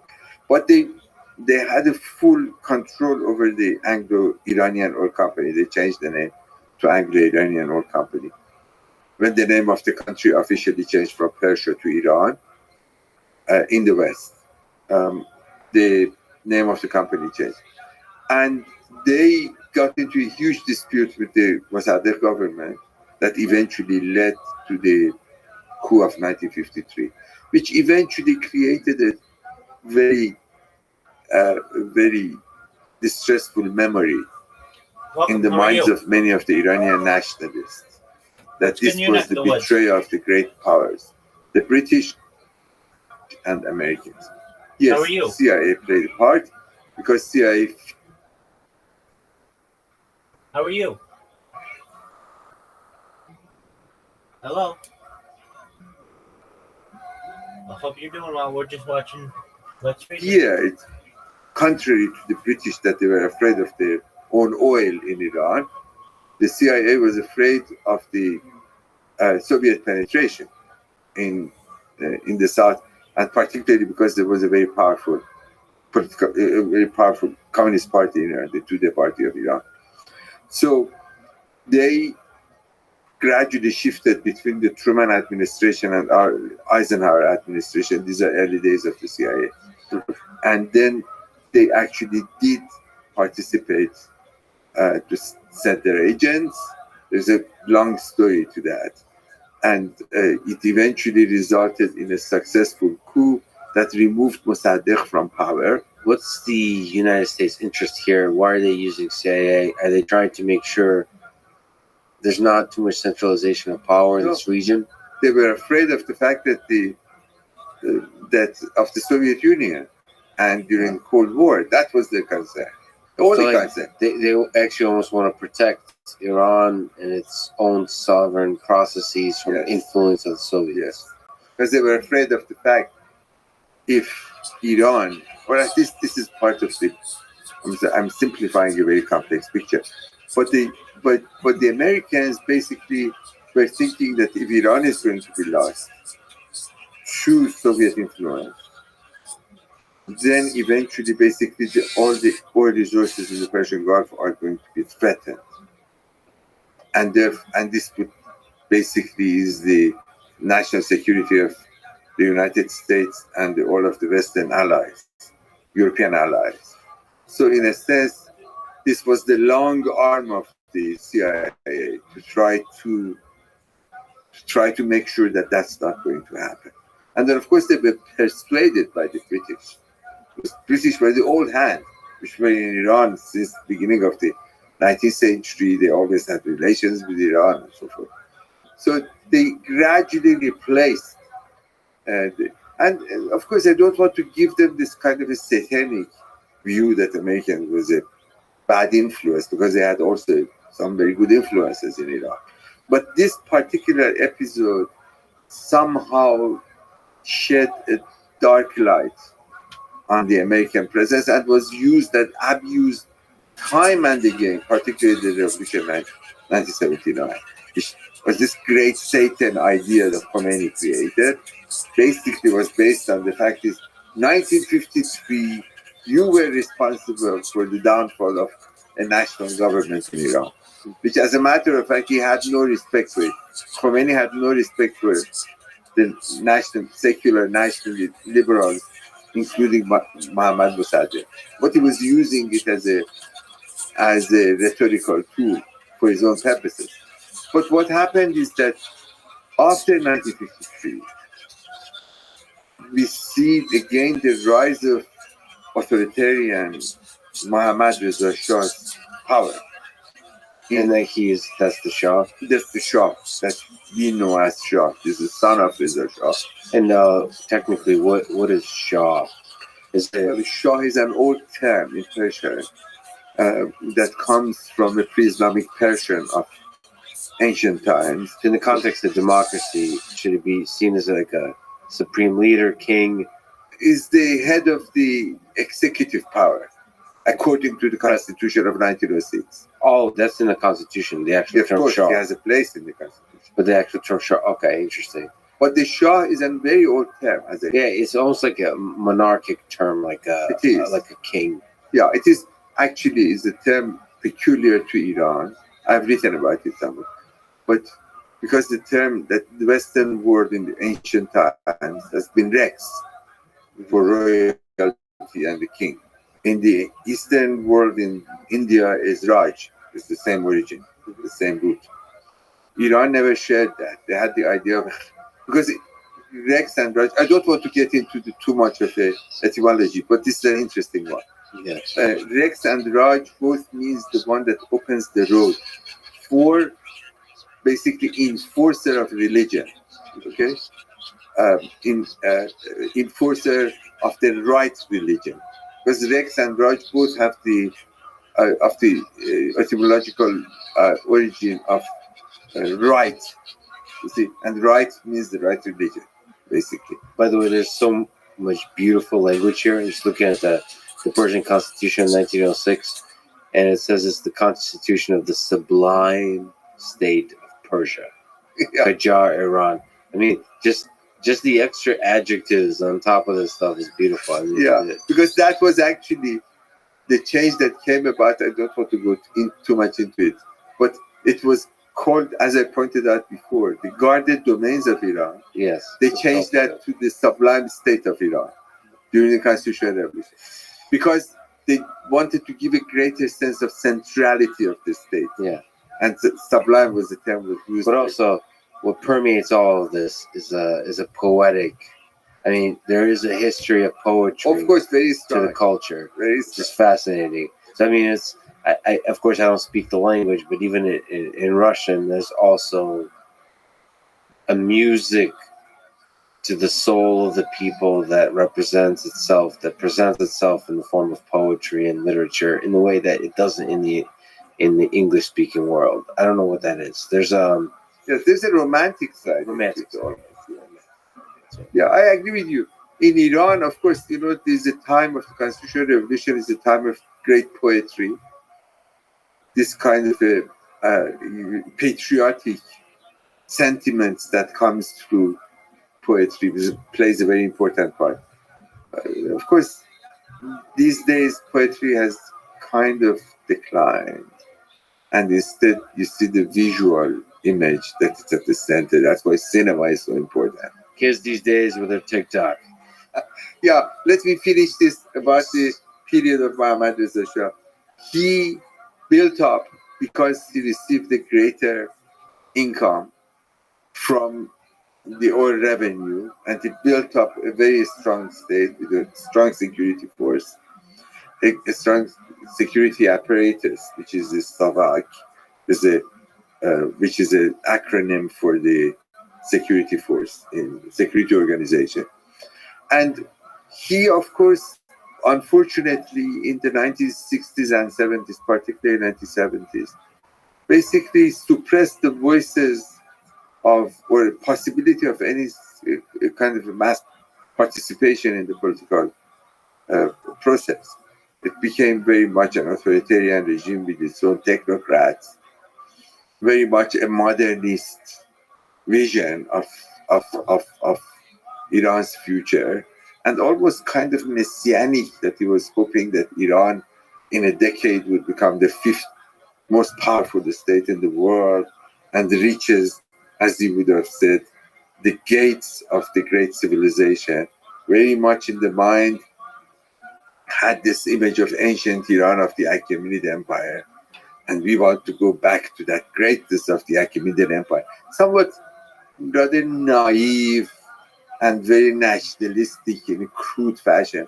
And what happened is that as a result, there was built up some kind of a resistance from the intellectuals, from the left, eventually resulting in a kind of a protest movement, as I said, by 1977, 1978. Then, of course, the question that comes to mind, and that probably you would like to know about, is the fact that why it becomes religious, why it becomes Islamic, if it's the popular, nationalist, liberal tendency of opening up the political space and allowing greater participation, going back to the Constitution of 1906, 1907, why it's all of a sudden it becomes Khomeini, where does he come from? The reason for that, at least in a concise fashion, is the fact that on one area that after the greater suppression of all the other voices, remained open was religion. Mosques, the mullahs on the pulpit, and the message that gradually shifted from the old traditional message of the Sharia of Islam, I mean, all the rules and regulations of how one has to live, into something very political. And not only political, but also radical political. So, in the whole period from the Constitutional Revolution to the Revolution of 1979, basically the religious establishment gradually was pushed to the opposition. They were not originally very conservative, supporters of state, as the Catholic Church, for instance, was supporter of majority of the authoritarian governments around the world. But the politicization was the result of isolation, because they were left out of the system. And while in isolation, they were not successful in trying to reform themselves, to try to find answers to many of the questions of modern times. What happens to women? What happens to civil rights? What happens to a civil society? How modern law and individual freedoms have to be defined in Islamic terms. How to separate religion and state. Or how to separate the religion and state. These issues were never addressed. What happened is that there was this bypass through political Islam and revolutionary Islam, as it gradually they learned, that this is the bypass to power, basically, to become again a voice in the society, and eventually a prominent voice, and eventually a monolithic voice in the society. That's the process that led into the revolution of 1979. Basically, this period, greater attention was paid to religion, even among the secular middle classes, who were alienated for a very long time because of this extensive modernization of the Pahlavi period. They didn't have a sense of that old mullahs with their turbans, but they had a kind of an aura in this period. Yes, they are those who remained not corrupted. Mm-hmm. They are the people who basically went against the suppression of the Pahlavi regime. And Khomeini became a leader, a symbol of that. Nobody ever thought in the earlier stages, among these very excited multitudes that came to the streets of the Iranian cities in 1979, or 1978 actually, thought that this old mullah in its 70s, that all of a sudden has appeared from Najaf through Paris to Tehran, is going to take over and create a autocracy, a religious autocracy. We have to back up for just a second. Who is Khomeini? You just mentioned a few disparate facts about the man. Yes. He was the person that took power in 1979, supreme leader of Iran. Yes. You mentioned something about Paris, something about being in the 70s. Yes. What should we know about the guy? Ayatollah Khomeini, who eventually was known as Imam Khomeini, he was kind of promoted to an even more sublime position. Okay. Can we just a million tangents? Ayatollah, Imam. What do these terms mean? Well, Ayatollah means the sign of God. Mm-hmm. In the course of the 19th century or early 20th century, as the religious establishment gradually lost its greater presence in the society and its prominent places in the society, they had some kind of an inflation in titles. So they gave themselves more grand titles. Yeah, more adjectives. More grand titles, such as Ayatollah, that became a kind of a highest rank of the religious hierarchy. But which incidentally was in an unofficial hierarchy. It was not It's not like the like Catholic Church that you have, bishops and federal. It was very unofficial model, and he was an Ayatollah. Was eventually recognized as an Ayatollah. He wasn't the first Ayatollah? No, not at all. The Ayatollahs were before him ever since the beginning of the century. But he was eventually recognized as an Ayatollah.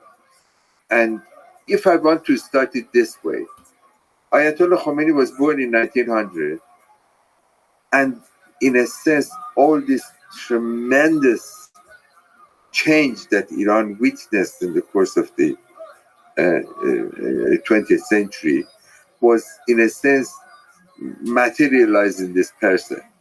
He became a mullah of a lower rank, went to the traditional madrasas, to the traditional centers for the education of the seminarians, never had a secular education, had a very complex Islamic education on this one hand, jurisprudence, on the other hand, probably a little bit of Islamic philosophy and mysticism, which is unusual for the jurists, for the faqih, as they call them, these religious scholars or legal scholars of Islam. And then he, in the 1960s, when he was residing in Tehran and gradually becoming more important, he became a voice of opposition against the Shah. And the reason for opposition in the early 1960s was the fact that the Shah carried through a series of extensive modernization policies, of which the most important was the land reform. So in effect, the land distribution that took place in the early 60s removed or weakened greatly that class of landowners from the 19th century. And Khomeini saw himself as a voice of that old class that felt that, actually declared that this land redistribution is un-Islamic. According to the Islamic law, property is honored, and you cannot just, no matter how much and how large are these estates that the landowning class has, the government has no right to redistribute it, even among the peasants, among the people who are tilling the land. So that was a major issue. Shah also gave the right of vote to women, and that also he objected. So he said women should not have a right. Can we just linger on the Islamic law?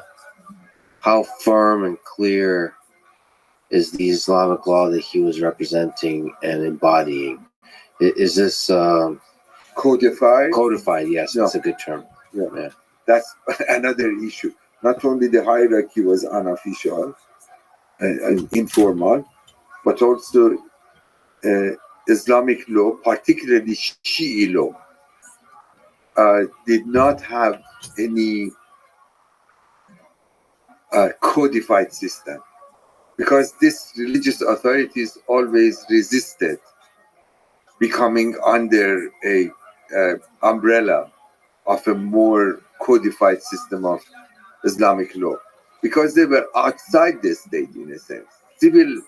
Civil law was in the hand of the religious establishment. They had their own courts independent of the state. But other matters, legal matters, was in the hand of the government. There was a kind of a de facto division between these two institutions, state versus the religious establishment. Therefore, it was not codified. So he could declare that this is unofficial, illegal, according to the Islamic law, that you distributed land to the peasants. And another mujtahid or another religious authority would say, no, it's perfectly fine, because he has a different reading of the law. So that being in mind, that adds to the complexity of the picture. In the 1963, there was a period of uprising of the supporters of Ayatollah Khomeini. That was a turning point, in a sense, to try to politicize the religious supporters of Ayatollah, who were loyal to Ayatollah Khomeini, and in a sense, all the community of more religiously orientated against the secular policies of the Shah and against, of course, the dictatorship of the Shah. So that's where the religious movement became a political party. In 1963 is the first moment. It's a huge uprising, and the government suppressed it. But then suppression would start to build. Of course. And he was sent to exile. He went to Najaf, which is this great center in southern. He became a martyr on top of this. At the martyr, he was probably even forgotten to some extent. But not, it was forgotten for the secular middle class, but not to those supporters of his who were paying him their dues, because in Islam you would pay dues to religious leaders. You know, there's religious dues and alms that you could pay to the clerical authorities, and they redistribute them among their own students and so forth. So they built actually a network of loyalty based on these donations. And these donations that received by Ayatollah Khomeini was very effectively through his network was distributed, even if he was in exile outside Iraq. So in 1977, 1978, when the situation changed and there was a little bit of opening in the political climate, then you saw that Ayatollah Khomeini started sending cassette messages. That was his mean of communication. He was sending cassettes, and cassettes were sent through the country by his network. So, or declarations and saying first that we would like to see a greater democratization and the Shah has to abide by the Constitution of 1907. This is a constitution, this is a democratic system, and so forth. Was he charismatic? Well, it depends who would call, what do you call charismatic? He had a long beard. He was kind of a man in turban and the gown, which was a very unusual leadership for people who were much more accustomed to the civilian clothing or to the equipment of the Shah's military uniforms that he used to wear. But I also mean, like, he is a man that was able to take power to become popular, sufficiently popular. Yes. So, like, I would like, is it the ideas, is it an accident, or is it the man himself, the charisma, or something about the man that led to this particular person basically changing the tide of history in this part of the world in a way that was unexpected? All the above that you mentioned. Or was it just the beard? No, I think though it's beyond the appearance. Because the appearance is greatly helped, as you know. Yeah. You know. In the 20th century, appearance is helpful. Yeah. Pictures for propaganda, for messaging. Yeah, that's an important factor. And he was a kind of a adamant and very severe in his own positions. He could appear very uncompromising, and he had a sense of confidence, self-confidence, that virtually everybody else lacked. And he was a man of opportunity. As soon as he would see that a chance, an opportunity would open up, he would jump on it. And that's what he did, basically. As more the political space opened, the weaknesses of the Shah's government became more evident. His indecision became more evident. His lack of confidence became more evident. Khomeini managed to move further into the center of the movement because he was the only authority that had this network of support through the mosques, through the people who paid homage to him, who followed him, because there's a sense of following of the religious leader in Shiism. You are a follower of this authority, you're a follower of that authority. And he's basically created an environment in which people looked upon him as a kind of a messianic figure that came to save Iran from what they considered at the time the problems of dictatorship under the Shah. So there's not a suspicion about Islamic law being the primary law of the land? Not at all. People had very little sense that what Islamic law is all about, because the secular education has left that into the old religious schools. This is not something that ordinary educated Iranian who goes to the universities is going to learn. Therefore, there is a sense of idealization that there is something great there. That is good. And there were quite a number of intellectuals who also viewed this kind of an idea of, they would refer to as West-toxication, that is this civilization of the West that has brought with it all the modernity that we see around ourselves, has enormous sinister features into it. And it has taken away from us our authenticity. That was the thing, that there is something authentic that should be protected. And therefore, a man in that kind of a garb and appearance seemed as a source for return to this originality of their own culture, authenticity of their own culture. And he perfectly took advantage of that. That is Khomeini.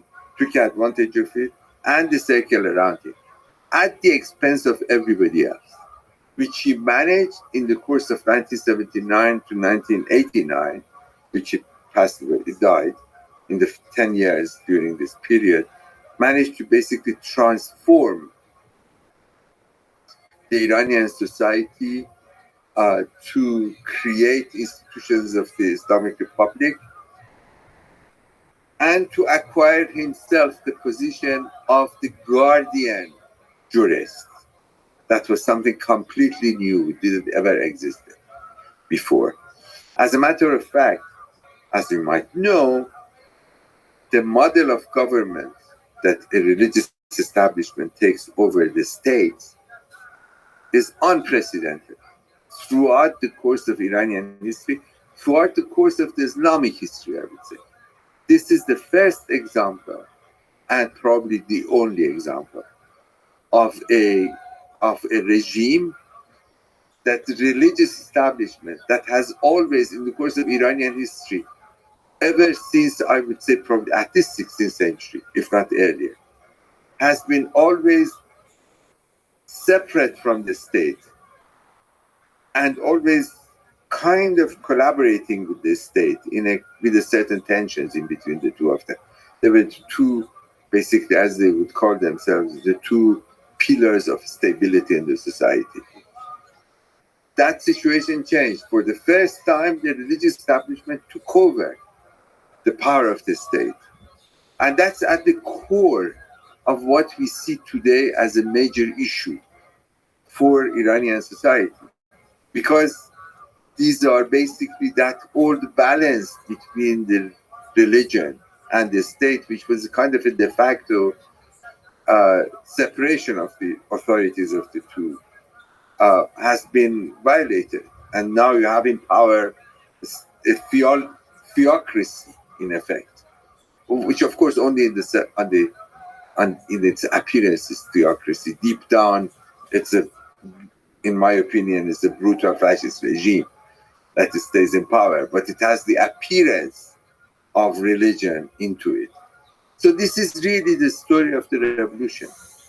And as a result of that, the Iranian middle classes greatly suffered. It's not without a reason that you see 4 million Iranians abroad, because basically the emergence of this new power gradually isolated or marginalized the secular middle class who could not survive under that regime and gradually moved out uh, in the course of perhaps 30, 40 years. Up to now, Iran has the largest, I think I'm right to say so, has the largest brain drain in any country in the world, proportion to its population. So fascinating that how much of a weird quirk of history is it that uh, that religion would take hold in a country?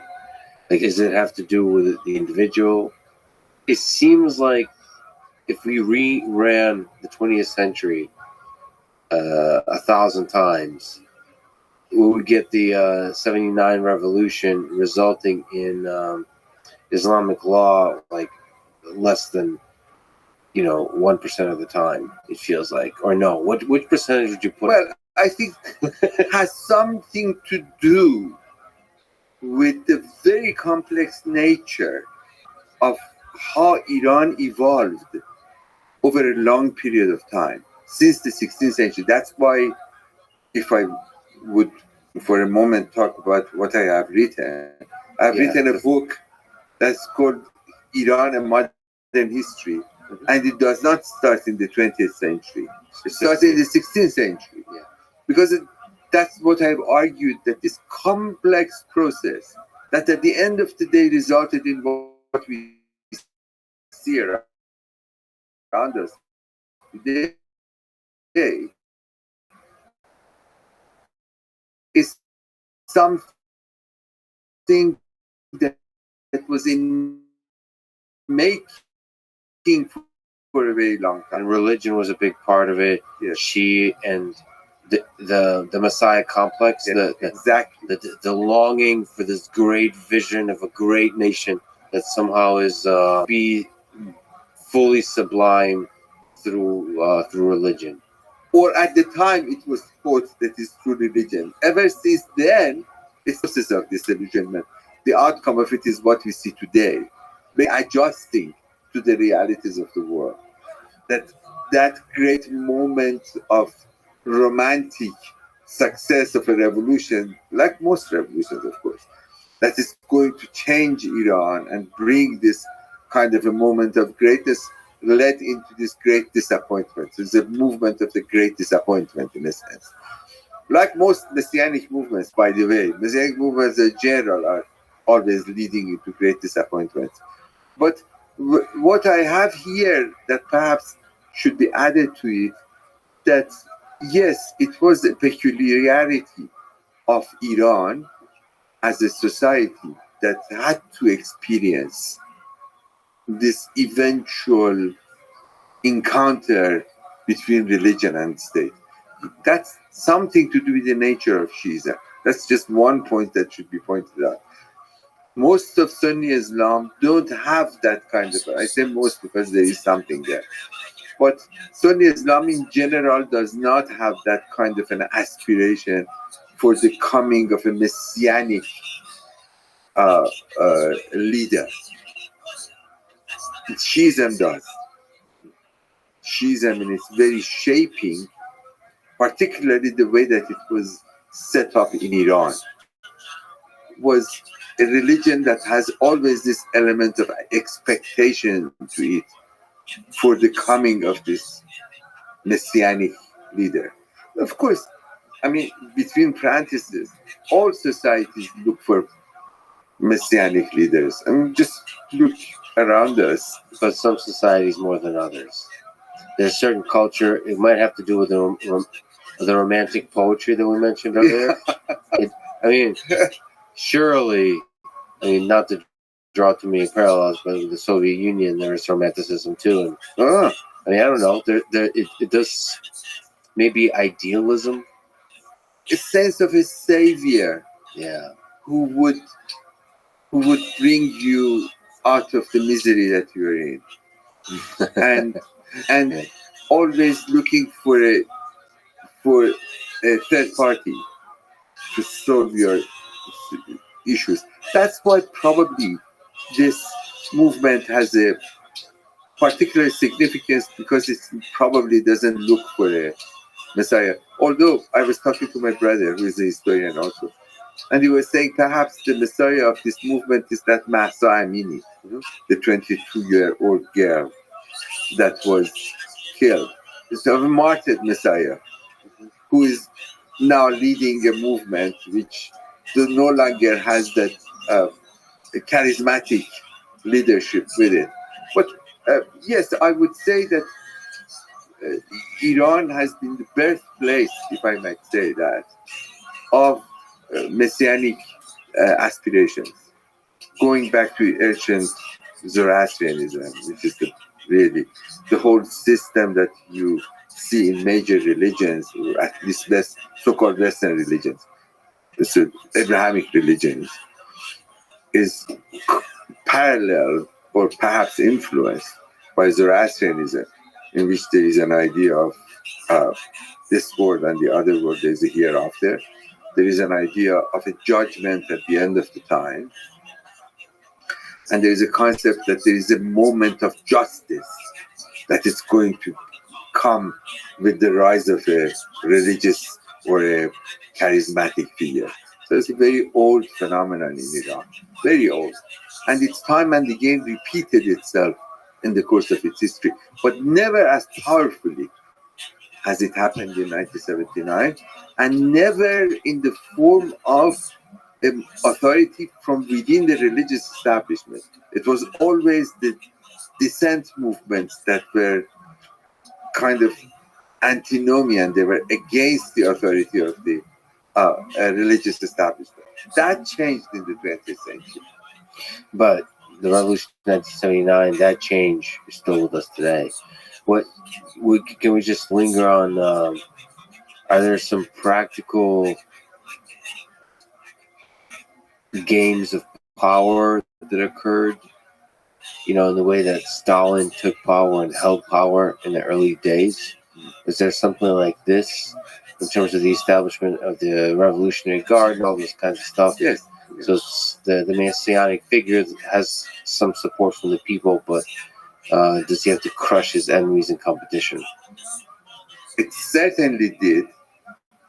Certainly not as brutal in terms of the victims as you would see in Soviet Union under Stalin, who the bloodshed or the destruction of the population was far greater than what you would find in Iran of the Islamic Republic, uncomparable. Perhaps I would find a greater parallel with Mao Zedong, and particularly because China has a very strong messianic tradition since the ancient times. So they have something, and Mao appeared as a kind of a messianic figure.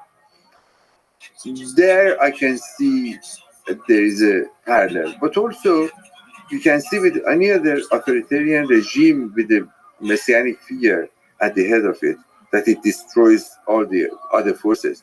So during the course of the first 10 years of the Islamic Revolution, it destroyed the liberal, nationalist, secular. It destroyed the guerrilla movements, some of them Islamic, some of them Marxist, who turned into political parties or tendencies in the course of the post-revolution 1979. They were completely destroyed, and in a very brutal fashion. And their opposition, even within the religious establishment, because it wasn't a uniform, there were many different tendencies. Those that were opposed to the authority of Ayatollah Khomeini, or now Imam Khomeini, meaning almost a sacred religious figure above the level of a religious authority. He's a saint kind of a figure. So Shiism has this idea of imams. There were 11 of them. The 12th is hidden and would come back at the end of the time. This is a messianic figure. So the title that was always used for them only in Shiism, never used for any other person. He is the first person in the revolution of 1979 first referred to as deputy of Imam, but the term deputy gradually disappeared and it became Imam Khomeini. That's his official title. I love human beings so much. It's so beautiful. These titles that we give each other, it's But marvelous to observe. you love it because you haven't been under that system. No, I love it in a way. I love it in a very dark humor fashion. kind of way. It caricatures itself. It's almost funny in its absurdity, if not for the evil that it has led to in human history. But also the fact that it's in fact fulfillment in a kind of completely unintended fashion. It's a fulfillment of that idea of a Messiah that they've been waiting for. This Imam, which is in a hidden for 1,000 years, is here and not here. And therefore, Khomeini would have, in effect, fulfilled those anticipations. But beyond that, I just give you one example. I know that you may have other concerns. But when I say elimination, at the end of the Iran-Iraq war, by the direct order of Ayatollah Khomeini, the fatwa that he wrote, a group of prisoners who belonged to a variety of political parties, the left, religious left, majority of them, the left and the Marxist left and the religious left. In a matter of a few weeks, or perhaps a few months, I'm not actually quite sure about the time span, in a series of, these were people who have already been tried and they were given sentences. They were brought back before the summary trials of 3 judges, or more, 3, 4 of them. One of them is now the new president of the Islamic Republic, Raisi. And they were given a quick summary sentences, which meant execution. So something between probably 6,000 to 8,000 were executed in a matter of a month or 2 months, something like that. Mostly in Tehran, but also in provinces. And that remained an extraordinary trauma for the families, for those who had these kids. They're all young. So this remains very much a kind of original sin of the Islamic Republic that cannot get rid of. And it's in people's memories. They didn't allow them, even the families, to go and mourn their dead in an official cemetery which they created for them. Now the latest thing is that they put a huge concrete wall around it so nobody would be able to get into it. So these all part of this extraordinary level of atrocity, brutality, that you see that the regime who claimed that it comes with the morality of religion and Islam to bring back the justice and be more, in a sense, kind to people, ended up with what it is in the memory of many of the people in Iran. So developing these fascistic tendencies. Very much so. Destroying minorities. Baha'i is one of them. Hundreds of Baha'is were, without any reason, without any involvement, were picked up and executed. Their properties were taken over. Their rights were taken away from them, even up to this day. There's the largest, by the way, religious minority in Iran. So you would see that in many areas, this is acts very much as an beyond authoritarian. It's a kind of really a fascistic regime.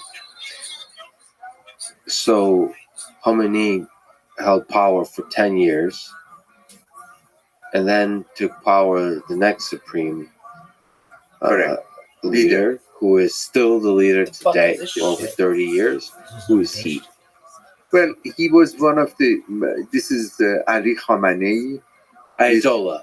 Ayatollah Ali Khamenei. Imam one day, perhaps? No, well, they hesitated to use the term Imam for him.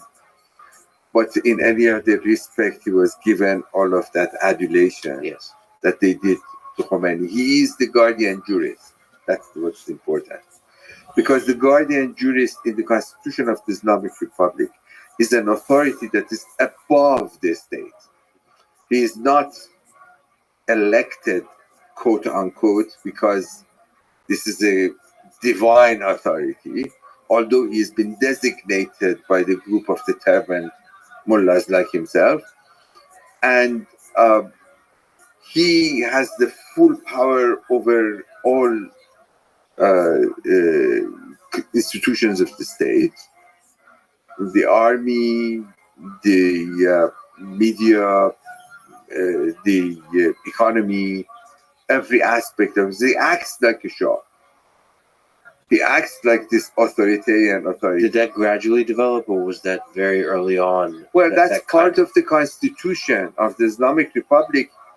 The first constitution, the first draft of the constitution did not have the authority of the guardian jurist. Mhm. But then it was added by Khomeini and his supporters. Are there actually in the Constitution any limits to his power? Yes, there is a council of the experts, so to say, that would remove him from power. I think theoretically. But there's so much restrictions to that I don't think it would have ever happened in reality, in his case at least. But in terms of executive to make decisions and all that kind of stuff, does he need to check with anybody? No. Oh boy. He does check with his own advisors, but he doesn't have any constitutional obligation to check on the decisions that he's making. So that's the supreme leader, but there's been presidents. Yes. And what's the role of the president? The president, in a sense, is the executive power under the Islamic Republic. There are three heads of powers. There is the president that presumably has the executive power. There is the head of the judiciary, and there is the head of the speaker of the parliament, Majlis, Islamic Majlis, which is the legislative. So there's a legislative, judiciary, and executive. Raisi, who is now the president, is the head of the executive. Above them is the supreme leader, or the guardian jurist. Can you give me some insight? Because I'm not exactly sure why, but the president Ahmadinejad is somebody I'm, as an American, really familiar with. Why is that exactly? But why was a president the public-facing person to the world versus the supreme leader? Is that just an accident of a particular humans involved, or is this by design? No, because the supreme leader tries to keep himself out of issues of everyday politics, supposedly. Yeah. But therefore, he is not coming to the United Nations to give a speech during the session. But Mr. Ahmadinejad, who at the time was the president, would come and make outrageous statements. That's why you probably know something about it. So all of them make public statements, but he had a proclivity for outrageous statements. He does all kinds of things. He makes all kinds of statements, but he is somewhat above the everyday politics in theory. But of course, he's pulling all the strings without doubt in every respect. And it seems that you were asked, I thought you were going to ask me this question, almost without an exception. since the inception of the Islamic Republic in 1979 up to the last of the presidents of the Islamic Republic, Rouhani, before the guy that is last year or a year and a half ago was in a phony election, got into the position of the president. All of them, there's a long list, all of them eventually fell out with the regime. Mhm.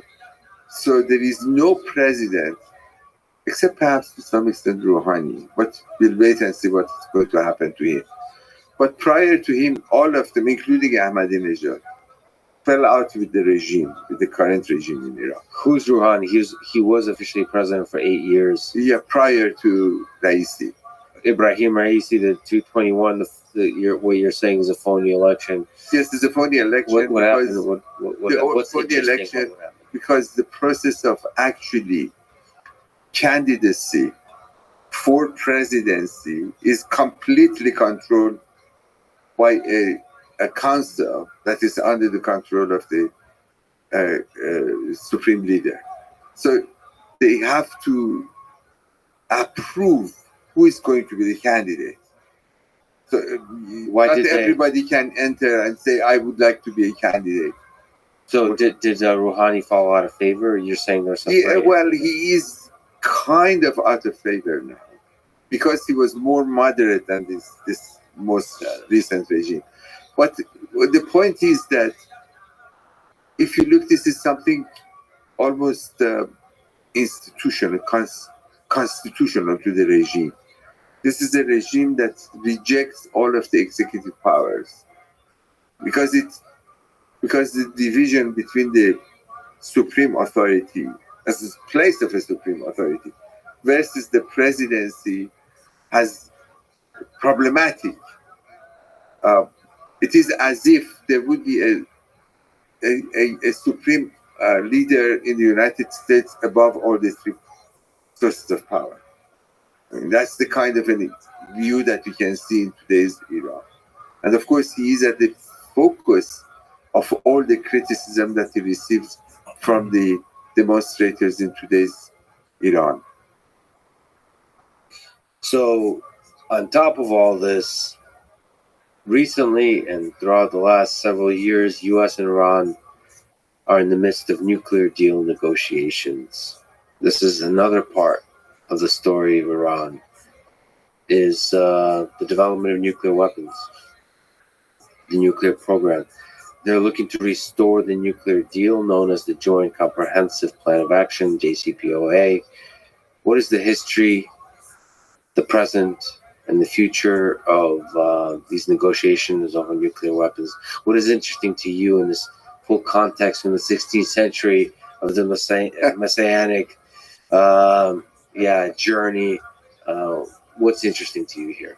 You can argue that for a long time, even under the Shah, but much more expressively and decisively under the Islamic Republic, there was a determination to have a nuclear power, or nuclear weapon, in a sense. I think the bottom line of all the negotiations, everything else, is that Iran of the Islamic Republic had the tendency of having its own nuclear weapon. The reason for that is that Iran was subject of nearly 9 years, 8.5 years of Iran-Iraq war, when not only Iran faced an aggressor, Iraq, that actually attacked Iran at a very critical time at the very beginning of the Iranian Revolution, but the fact that Iran felt kind of helpless in the course of this war and has to make great sacrifices, actually, which supported the Islamic regime, consolidated the Islamic regime because of this war.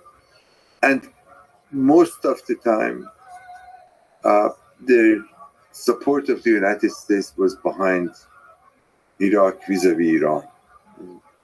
And Iran felt that it's been isolated and has to protect itself.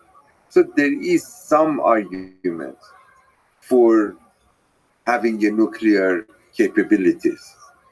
But in reality, this has resulted in a completely mindless, crazy, wasteful attempt on the side of the Iranian regime to try to develop a nuclear power. And therefore, the rest of the world, particularly in this region, were very worried that if Iran would get access to a nuclear weapon, then the entire region of the Persian Gulf might, particularly Saudi Arabia, possibly Turkey, possibly Egypt, all of them may require, may demand to have also nuclear weapons, given the fact that Pakistan and India has already had it. So there was a determined attempt, as you might know, on the side of the Western communities, or now gradually world communities, to try to, as much as possible, to control Iran from getting access to a nuclear capability, or actually limit Iran's nuclear capabilities to what was defined usually in a euphemism as a peaceful fashion. Okay. That being said, there was also Israel, which viewed the Islamic Republic as an arch enemy. And some of it might be due to the Israelis' own exaggeration of Iran's threat. And some of it is because Iran has developed a fairly strong military, as we see today. And as such, this attempt to try to prevent Iran from ever getting access to nuclear weapon, which resulted, as you might know, in these massive sanctions that were imposed upon Iran ever since the beginning of the revolution in 1979, and of course more intensively since 2015, 2016, even prior to that, probably a little bit earlier. This agreement, the nuclear agreement, was supposed to control or monitor Iranian nuclear industry or nuclear setup in exchange for removing the sanctions. But this never worked, in a matter of fact, in a very successful, satisfactory way for the Iranians or for the Americans, particularly under Trump administration, which I think foolishly decided to scrap the agreement that was reached under President Obama. Like many other policies that was implemented under the Trump administration, this created a major problem. That is how to, under Biden, how to try to come up with a new nuclear agreement with Iran. In this process, since 2016, that is so fucking funny. where the United States withdrew from the agreement, Iran felt comfortable to try to go and do whatever they want without any kind of being monitored by the international community. And that's the situation now. We don't know whether Iran is really sincere under the present regime to negotiate a deal. We don't know that the United States is willing to do so. And it seems that now what is happening in terms of the protests in the Iranian streets makes it even harder in public eye to try to negotiate a deal with Iran. Because that means, in the minds of many, and with some justification, that if the nuclear agreement would result in the removal of many of these sanctions, millions, billions as the result of the removal of the sanctions and Iran's ability to sell its oil in the international market without any restrictions, means that the Iranian government is going to become even more powerful, more financially secure in order to suppress its own people. So that's the agreement that goes against coming to terms with Iran. But the problem is that there is no clear alternative. Even I'm not particularly personally favorable for this agreement to be ratified. But the alternative is very difficult. There's no way to try to see what can be done. Geopolitics where every alternative is terrible. Let me ask you about one of the most complex geopolitical situations in history. One aspect of it is the Cold War between Iran and Israel. The bigger picture of it is sometimes referred to as Israel-Palestine conflict. What are all the parties, nations involved? What are the interests that are involved?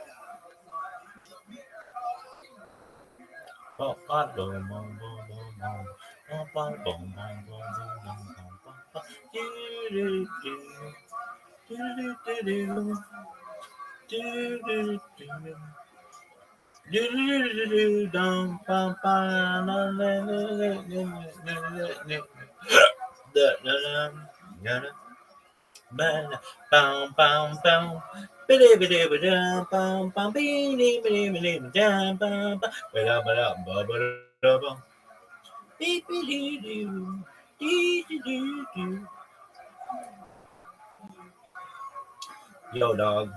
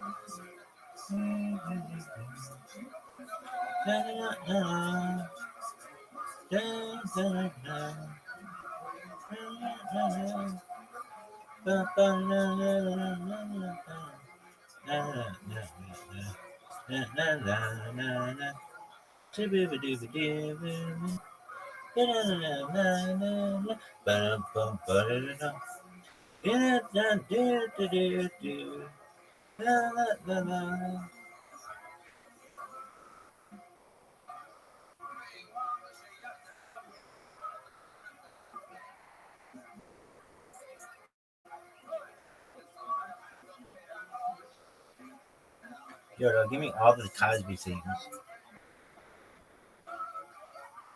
No, I want them all. Okay, season 1.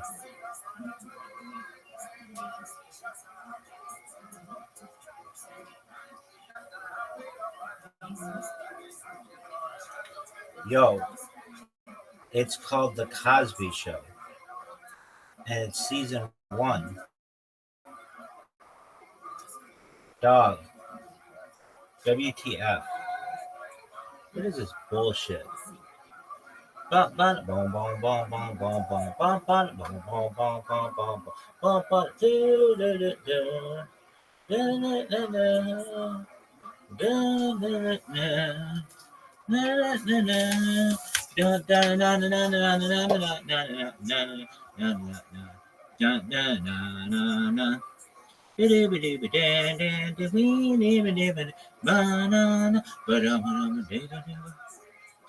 I think this girl's so hot.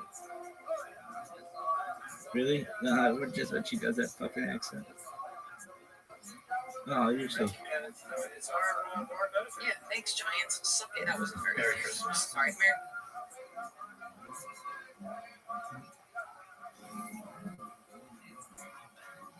Merry. Okay, how many of these do we have? She has a whole fucking season.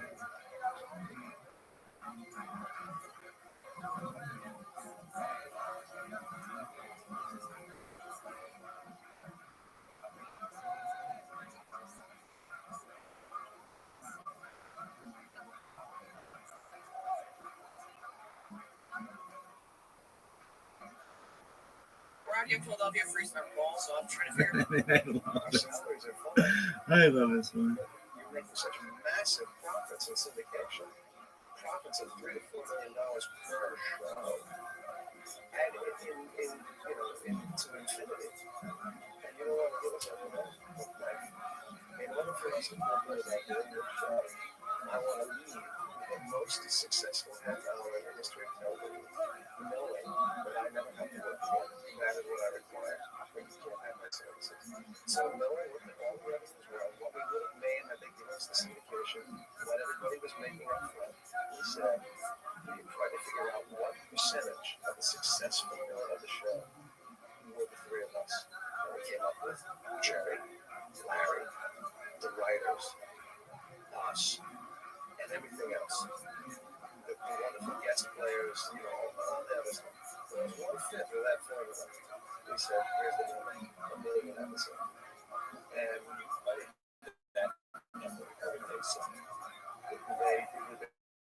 they should have done, which was laughed at. I also knew that God, how do I do this? I guess it's just live.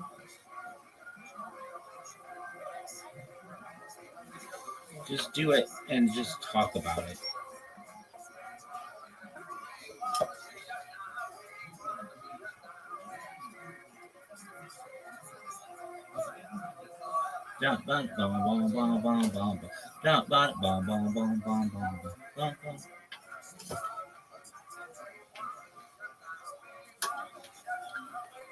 What's up, sluts?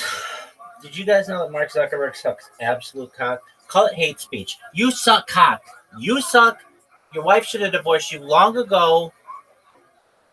You can't even throw a disco party correctly. You can't even get it on video. Anyway, there's this thing called The Cosby Show, which I don't know why people still don't fucking love it, but it is the best fucking... It's not the best, but maybe. It's up there with the best fucking shows of all time, including Seinfeld and Sex and the City and The Sopranos. Oh, what is this shit?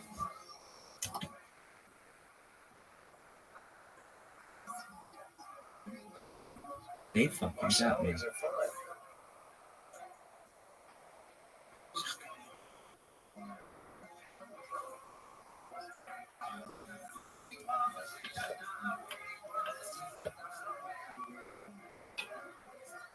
Zuckerberg. Are you serious? I can't even cuss? Zuckerberg. Like, all I have to do... Oh, man, I can't even... This is awful. Duh. I just wanted to talk about The Cosby Show.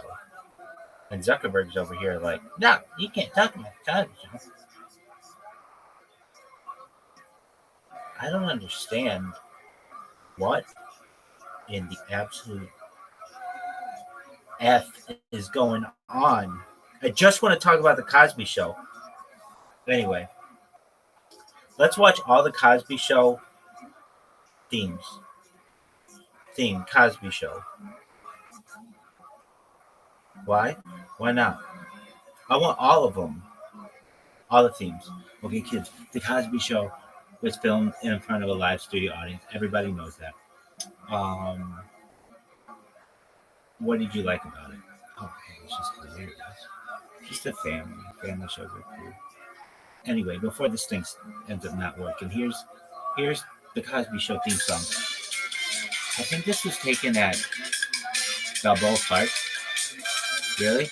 Yeah, what is this? This isn't the it has a different start, doesn't it? There you go. See, this guy was an OBGYN and he drove a van. Seriously, look at this. It's like an eco line. People live in these things now.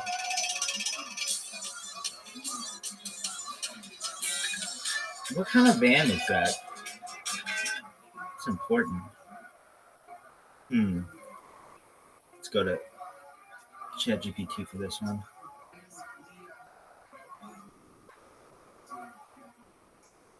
Yo, dog, what kind of van did the Huxtables have in season 1 credits of The Cosby Show?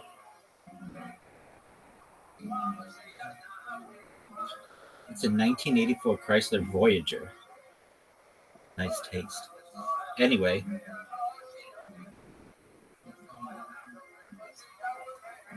That's tight. So, the Chrysler Voyager, which I think maybe became, wasn't it the Plymouth Voyager?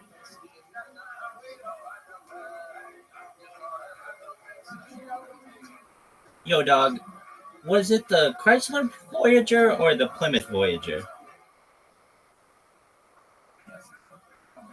It was actually the Plymouth Voyager. Was the name when Chrysler first introduced the minivan in 1984. Later in the 2000s, Chrysler dropped the Plymouth brand, so they had the Plymouth Voyager. Super good taste. Anyway, so this guy was a bit OBGYN in the show. Yeah, that was important.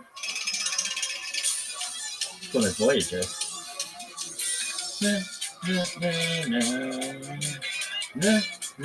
OBGYN. Anyway, Felicia Rashad. She wasn't even Felicia Rashad yet. She'll always be in our hearts, Felicia Rashad. She was Felicia Ayers Allen, which is tight. I don't think she was related to Marcus Allen, but she was married to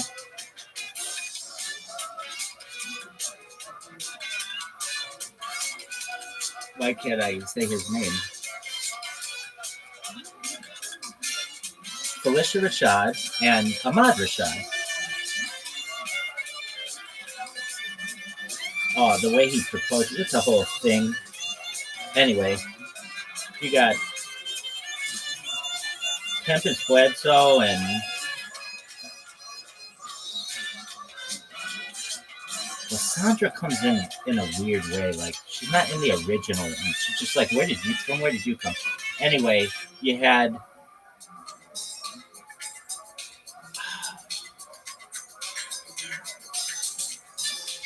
okay, what's this one? This one's okay.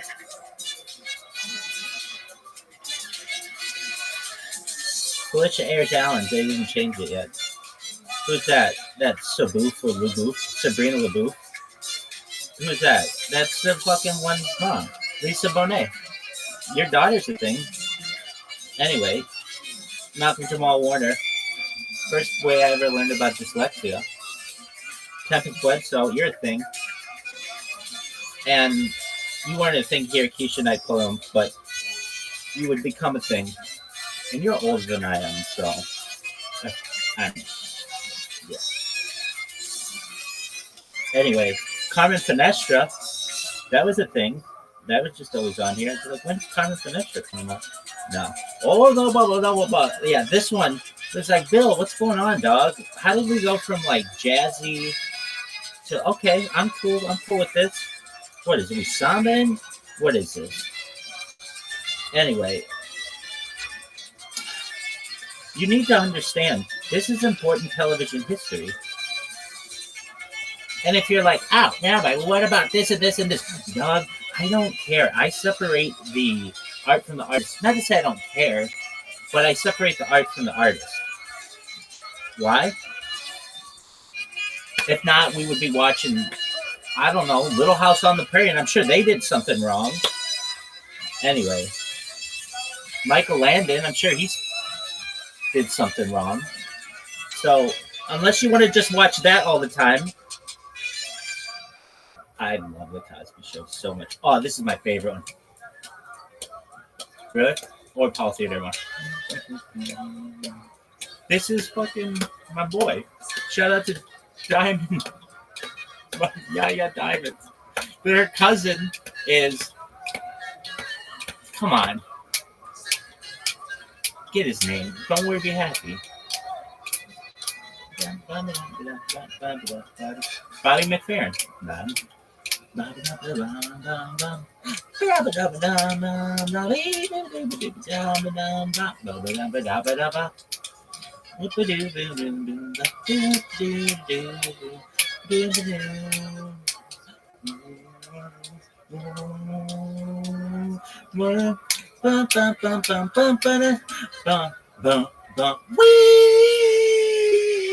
I love that one. This one was like, dog, what are you doing? I'm not saying I don't. It's not like fun. I mean, like literally, the Cosby Show could do any. The people from the Cosby Show could do just about anything. Really, let's be careful there. Bill Cosby did write a book called Fatherhood, which I remember learning that I would really be really. I'd be like, oh man, Bill Cosby's like the best person ever. And I remember my parents would be like, they're hiding their death. Like, well, you spent some time in some places you would not, you don't think are appropriate for children. It's Bill Cosby. Anyway, little later did I find out.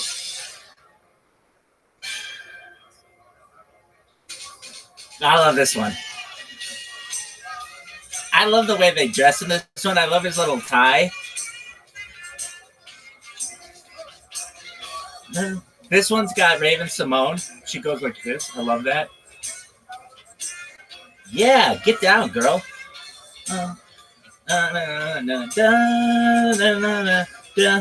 I like her pants. White pants. I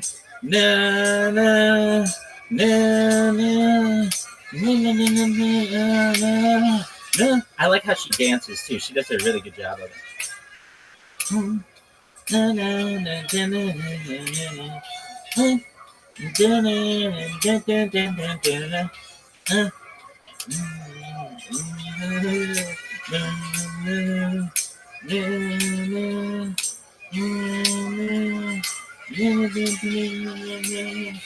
Was Bill Cosby the first black person you ever saw on TV? It is definitely the first show that I watched a lot. The best I remember asking my mom what that means. And then anyway, I would like I remember my grandparents would laugh at it and my family would laugh at this is the best elevator music I ever heard. And I'd be like, what does that mean? I was like 5. And well, yeah, pretty close. And I don't know, maybe 6 or 7, but not very old. Maybe 8. Probably not that old though. And they'd be like, oh, you understand it when you're older. And I thought, oh, they would just tell me that. Like, no, tell me what it means. Like, no, the show's starting. We don't have to get into like the history of the elevator. Anyway, those were great themes. And then there's this last theme, which is kind of like the last season. Which, no offense, they brought in cousin Pam.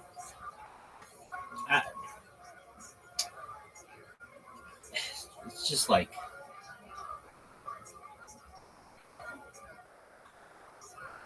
Cosby Show is such an amazing show. Such an amazing show. This is the best elevator music I ever heard. Now I get it. So what does that mean? Some kid's gonna be like, I don't understand what that means.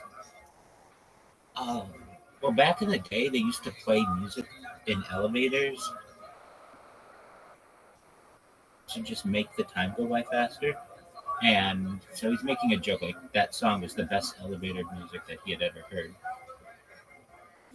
But I didn't know that at whatever age I was. And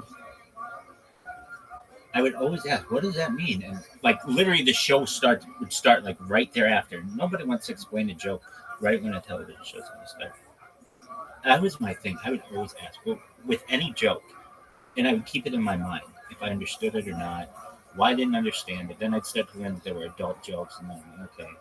doesn't really make sense. Then they would start to make sense and they'd be hilarious. Anyway, Cousin Pam, I think you did a good job. I don't think anybody could have revolutionized this show. Dude, the first few seasons of this show are so good. But you got all these funny people. Cockroach. Oh, it's just hilarious. Why don't you like this version?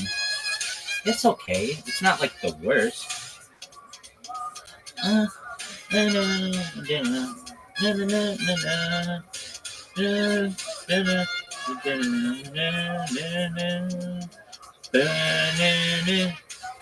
know why I didn't like it. Because you didn't have all the characters.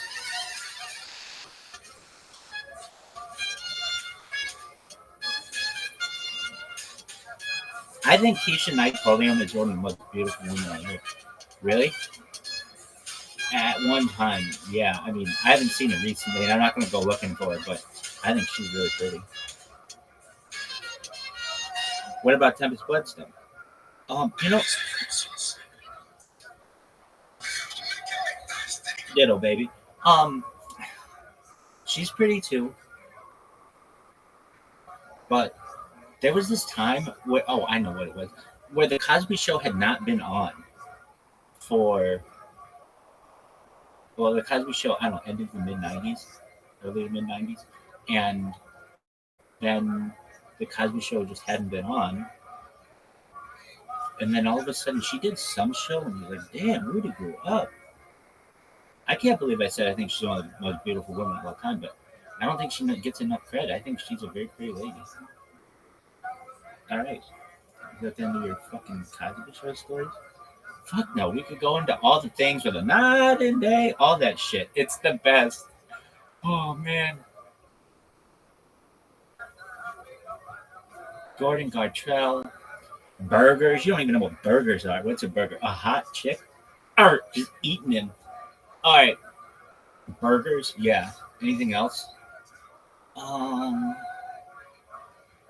I mean, it's just an amazing show. If you haven't seen every fucking Cosby Show of all time, all right, are you done with the Cosby Show? I would watch all of the ones that have music, but I'll get banned because I can't even say why I'll get banned because then it won't even save this. It's the worst. This is the worst. You're fired. Go fuck. I can't even say that. You're fired. Go F yourself.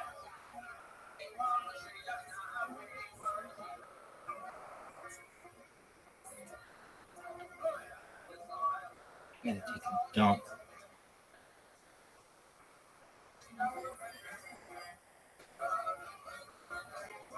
Cosby.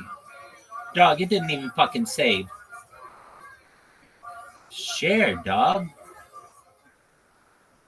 What? No. What is this horseshit? Well, did that fucking record? This is the worst. Zuckerberg. New Deal. Share. I bet Zuckerberg didn't watch the Cosby Show. He's too busy sitting on his fucking thumb. Oh, man, Cosby. Oh, man, I gotta. Oh, man. Ooh, oh, man, this is gonna be a Giambi, Jeter, Giambi. I can tell when this one's crushed. Why? Because it's more than the other.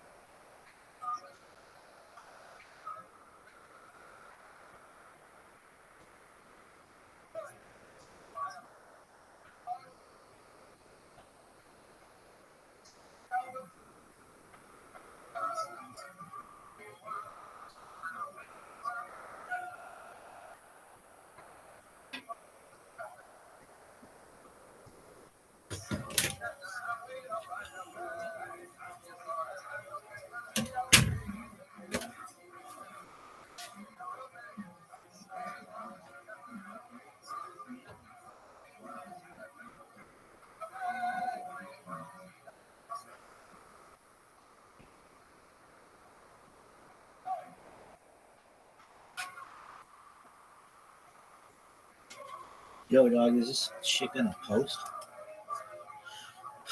It's just the worst.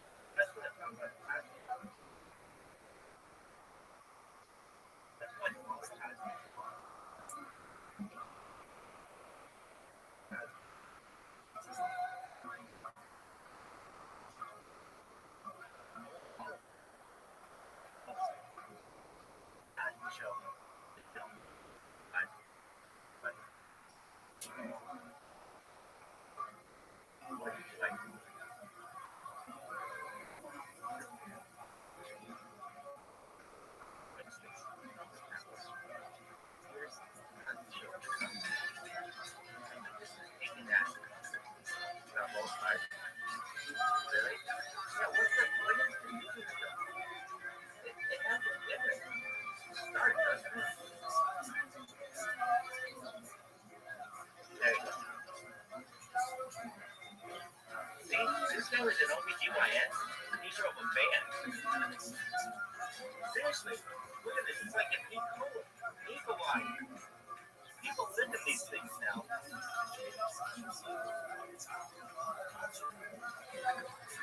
kind of van is that?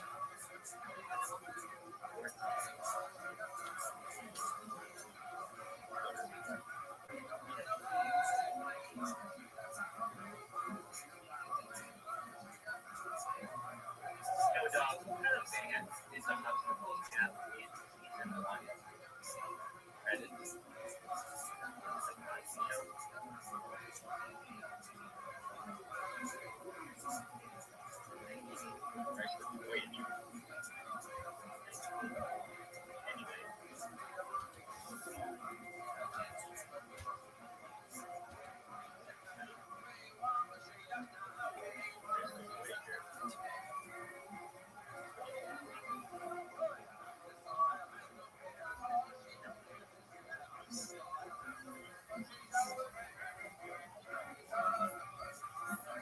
No, dog.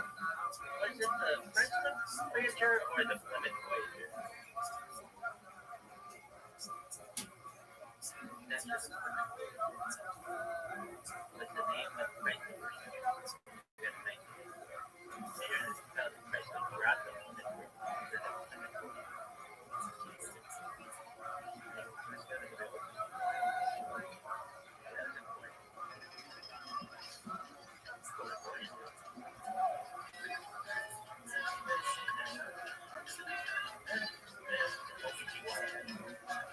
Anyway, Felicia Rashad, she wasn't even Felicia Rashad yet. She will always be in our friends Felicia Rashad. She's Felicia Ayers Allen, which is I don't think she was the religious like son, but she was married to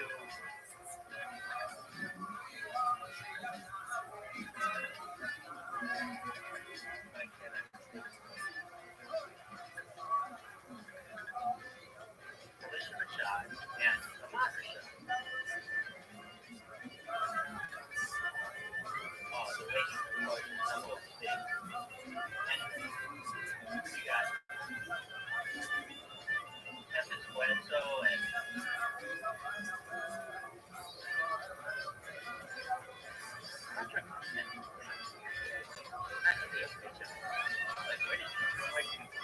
anyway, you had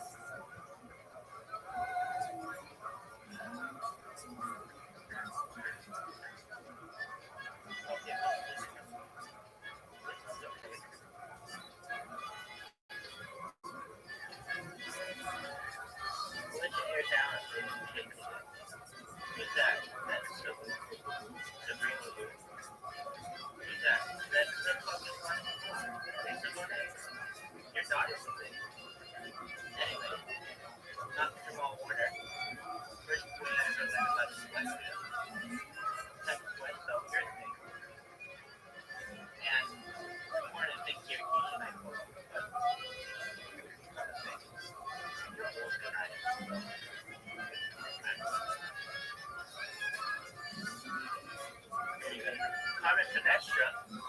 That was a thing. That was just on here. Let's talk to the extra. Oh, no. Yeah, this one. It's like, Bill, what's going on, dog? How did you go from like jazzy to okay, I'm cool with this. What is it? Salmon? What is it? Anyway, you need to understand this is important television consuming. And if you're like, yeah, but what about this and this and this? Dog, I don't care. I separate the art from the artist. Not to say I don't care, but I separate the art from the artist. Why? If not, we would be watching, I don't know, Little House on the Prairie, and I'm sure they did something wrong. Anyway, Michael Landon, I'm sure he did something wrong. So, unless you want to just watch that all the time, oh, this is my favorite. Right? What's all the difference? This is my boy. Shout out to Tiger. Her cousin is mine.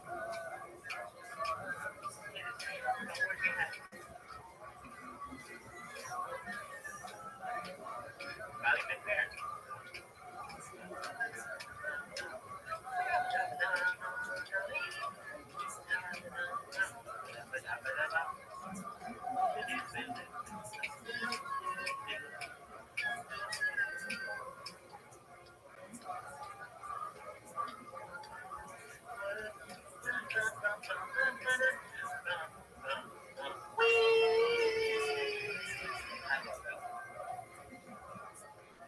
This one was like, dog, what are you doing? I'm not saying I don't, it's not like, I mean, like, the Cosby Show doesn't do anything that people from the Cosby Show could do just about anything.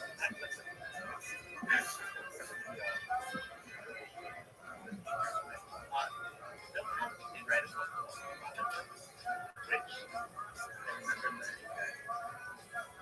I would really be really, oh man, Bill Cosby's like the best person ever. And that's not my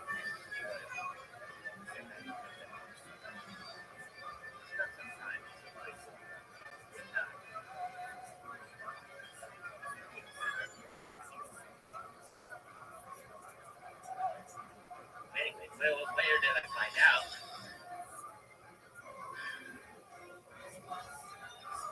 I love this one.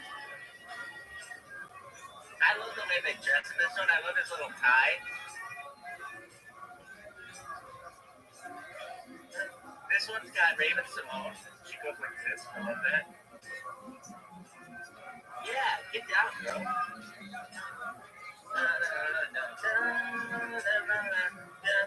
I like her pants.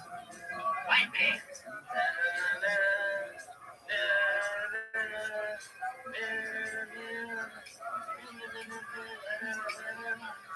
I like how she dances, so she did a really good job.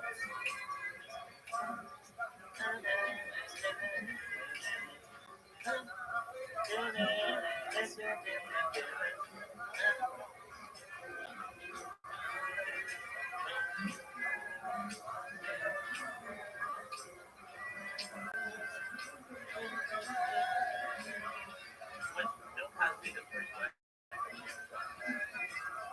This is definitely the show that I watch a lot. Best element. I've never asked my mom what that means. And then, anyway, my grandparents would laugh at it, and my family would laugh at it. It was the best elevator music good. And I'd be like, what is that? And I was like, five. And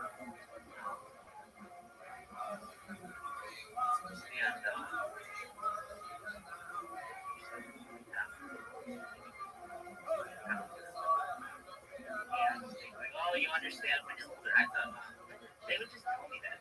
No, tell me what it means. Like, no, the show is fun. We don't have to get into like the history of the elevator. Anyway, those were great teams. And then there's this last team, which is like, they run in cuts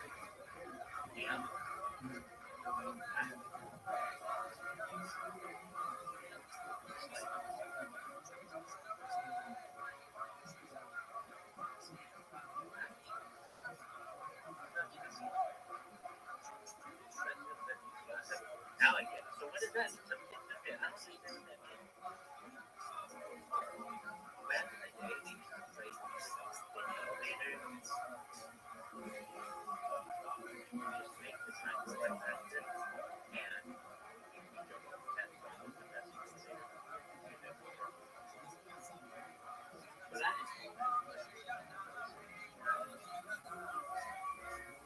what does that mean? Like literally the show start like right there after. Nobody wants to play the joke.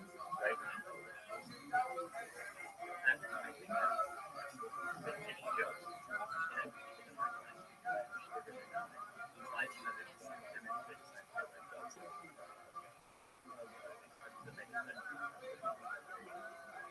anyway, I think he did a good job. I don't think anybody's prepared.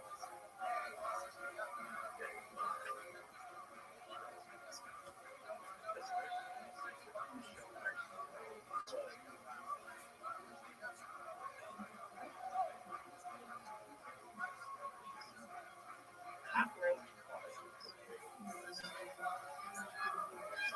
Why don't you like this bird? It's okay. Not like the bird. Just make the time go back after.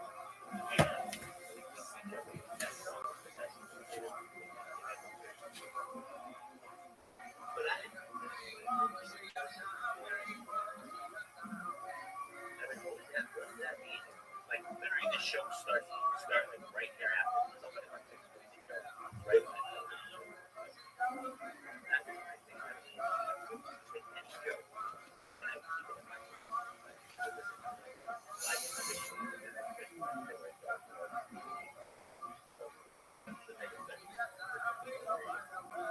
anyway,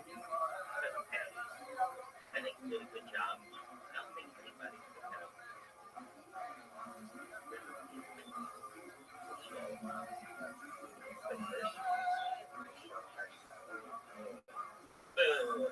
Yeah, all these funny little cockroach.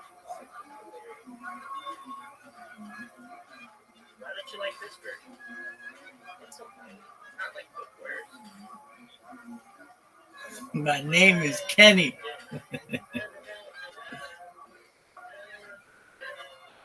Bud. But I call him Bud. I know why they liked it. Because you didn't have all the characters.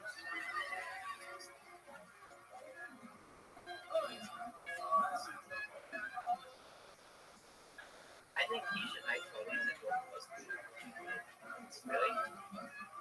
Yeah. I haven't seen it recently. I'm not going to say what the story was. What about next book?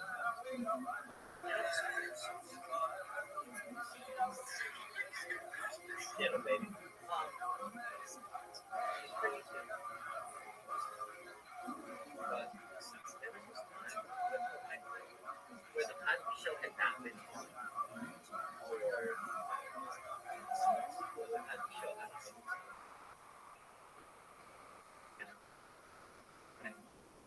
Cosby Show had been on.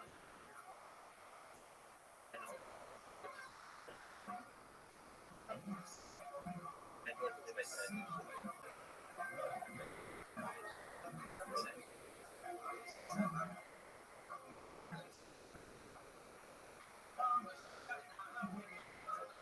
all the things about all that shit is so bad.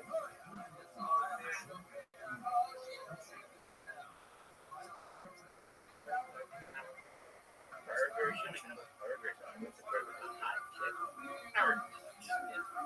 Alright. Burgers, yeah.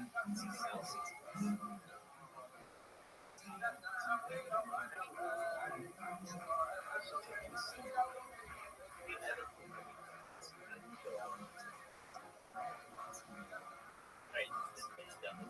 I would watch all of the ones that have music without getting mad. I can't even say why I get mad. Because Ben won't even say why. This is the worst. Bye. Go fuck. Bye. Go F yourself.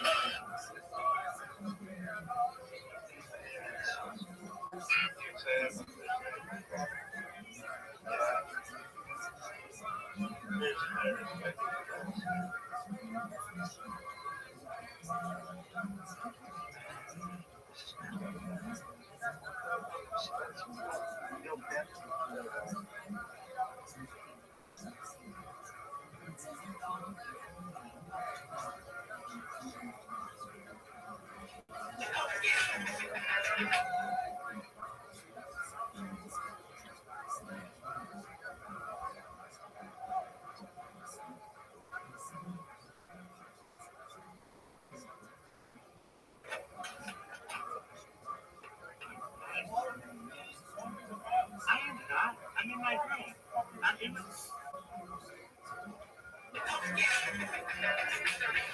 I'm recording my tie.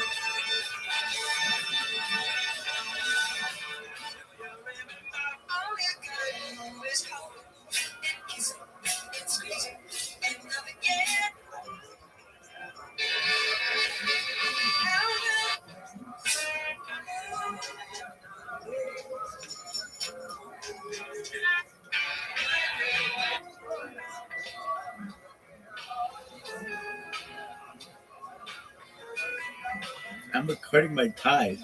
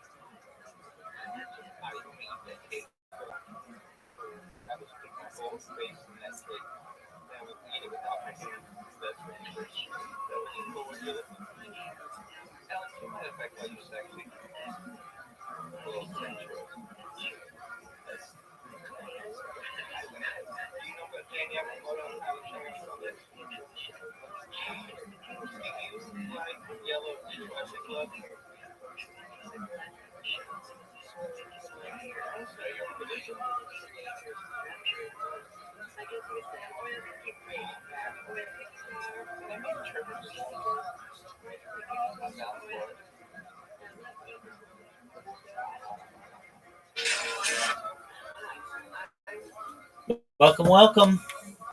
Look who it is. How you doing, Sophia? I'm doing good. I just woke up. Excellent. Glad that you're here. What's new in your neck of the woods? It's been busy all this time of year for it's been gatherings and work parties and stuff. So Excellent. How have they been? it's been good. Very well. Well, I we've had, missed you. Like a jury duty study on Monday and Tuesday, and that exhausted me. Okay, so a jury duty study. What is that in some? What is that? What is that? There was a whole bunch of us. It was like 72 people. Okay. And over 2 days, they had this one lawyer give us both sides of this big trial, like millions of dollars worth of money in this trial. And then after 2 days, they split us into 6 or whatever mock juries, so Yeah. 12, in groups of 12. And we had to come to an agreement as a jury on a few questions there. And how did it go? It was really fun pretending to be all serious and stuff. But man, my brain was just so full of garbage after that. All this trial information. Right. And was it a civil case or a criminal case? I guess it was a civil case. It was just between 2 businesses. It was Yeah. like Okay. And did you find in favor of one of them? I did, yeah. And it was actually, our jury was really split, so we didn't even come to a verdict. Oh, really? But Okay. that's fine because it was just I guess they were just studying. They wanted to see what we remembered from the trial. So we took notes, but other than that, we weren't allowed to go back and hear anything. Very interesting. Now, was this something that you got on the mail, just like a normal jury summons, or? No, I heard about it online. My mom showed it to me, Oh, okay. and it's like a paid study. So that's why I said it. Very interesting. Well, excellent. I can tell you, I've been on a jury, and it's not easy, and it is. How many days were you there? That's a good question. I was 18 when I did it. I was the foreperson of the jury, actually. So, I want to say it was 3 days. Yeah, and it was a criminal case, and I recall. I mean, really, what happened was, a guy had a house, and he invited someone over who may or may not have had cocaine in their panties, and they were doing a sting on the guy's house at the same time, and they came in and busted in, and basically they found the guy in his bathroom, like in the middle of allegedly flushing a toilet with cocaine going down it.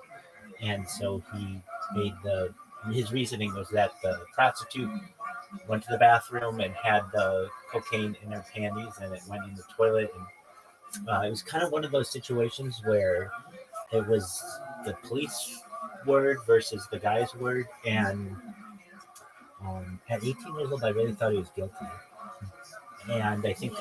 other people thought he was guilty as well. But there were some people who were very adamant that if we had reasonable doubt, and there's reasonable doubt in the fact of that somebody else had It's true. said it, and so we found him not guilty. And I remember reading the verdict to him. Being 18, he saw this young person probably who he was probably he not thinking that we had that much in common, but um, I certainly empathized with him. And when I read not guilty, I'll never forget his face, how happy he was. And it's really sad though that they were really at the time. I remember just seemingly trying to get this guy. Anyway, being on a jury is not easy, and if you're ever called to do it in a real court, you'll find it can get really, really tough, especially if you have children involved and a bunch of other things. So, well, I'm glad. Did you enjoy the? Did you enjoy it? Yeah, I did enjoy it. I would do it again if I could. Maybe with a lot of rest before doing it. Absolutely.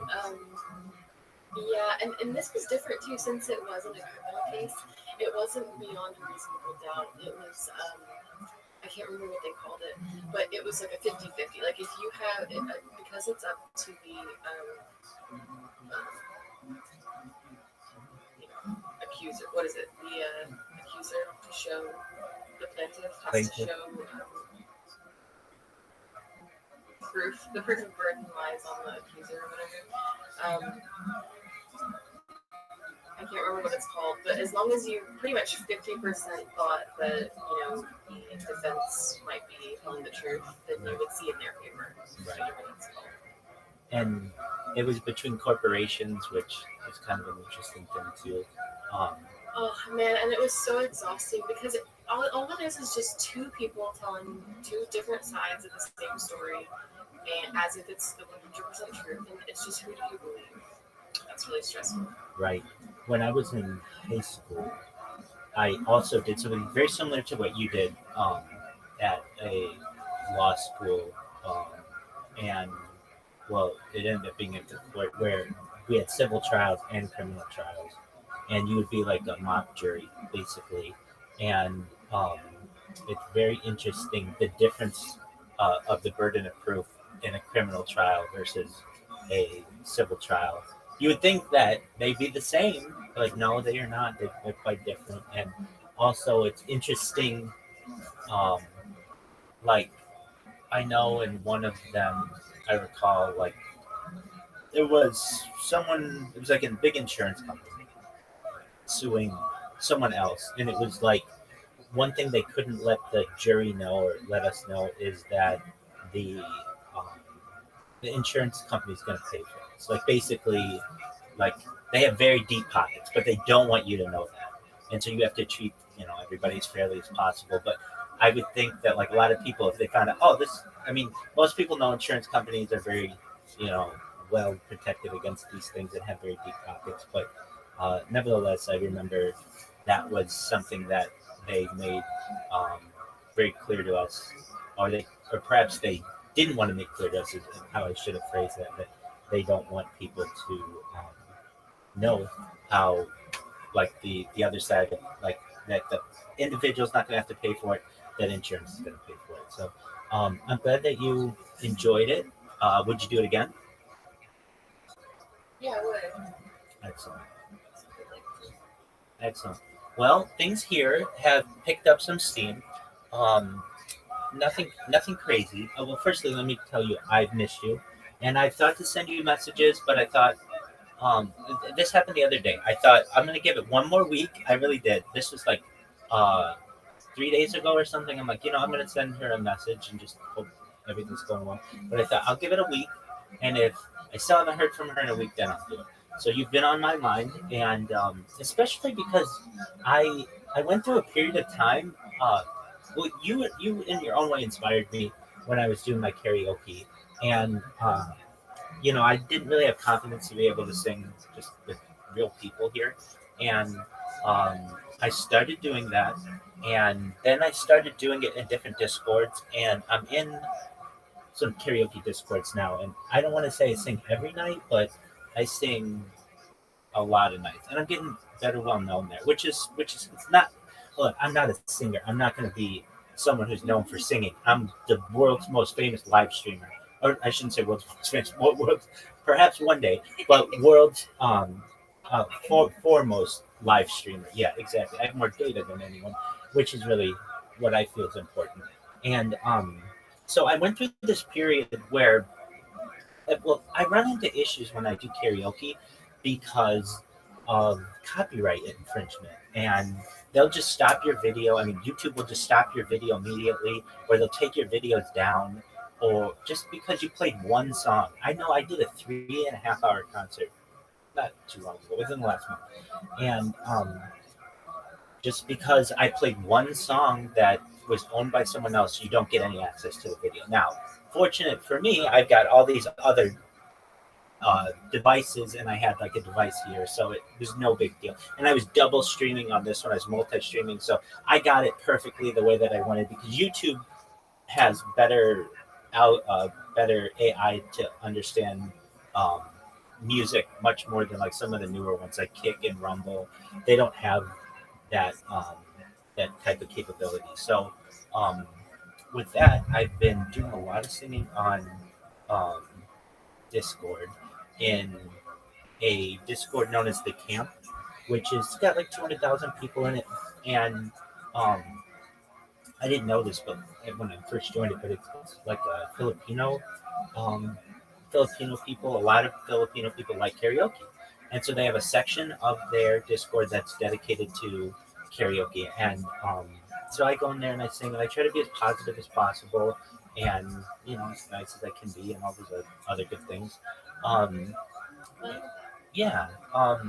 When it comes to this Discord, my Discord, it's been growing slowly but surely. I run into people who it's difficult because I am so open with my life, and they want to come in here. Like last night, um, I'll just get trolls. There's people who come in and yell the N word for 5 minutes as long as they want or whatever. And I don't want to have to ban anyone, but if you're doing that, that's really not being No, that's productive. not worthy. Exactly.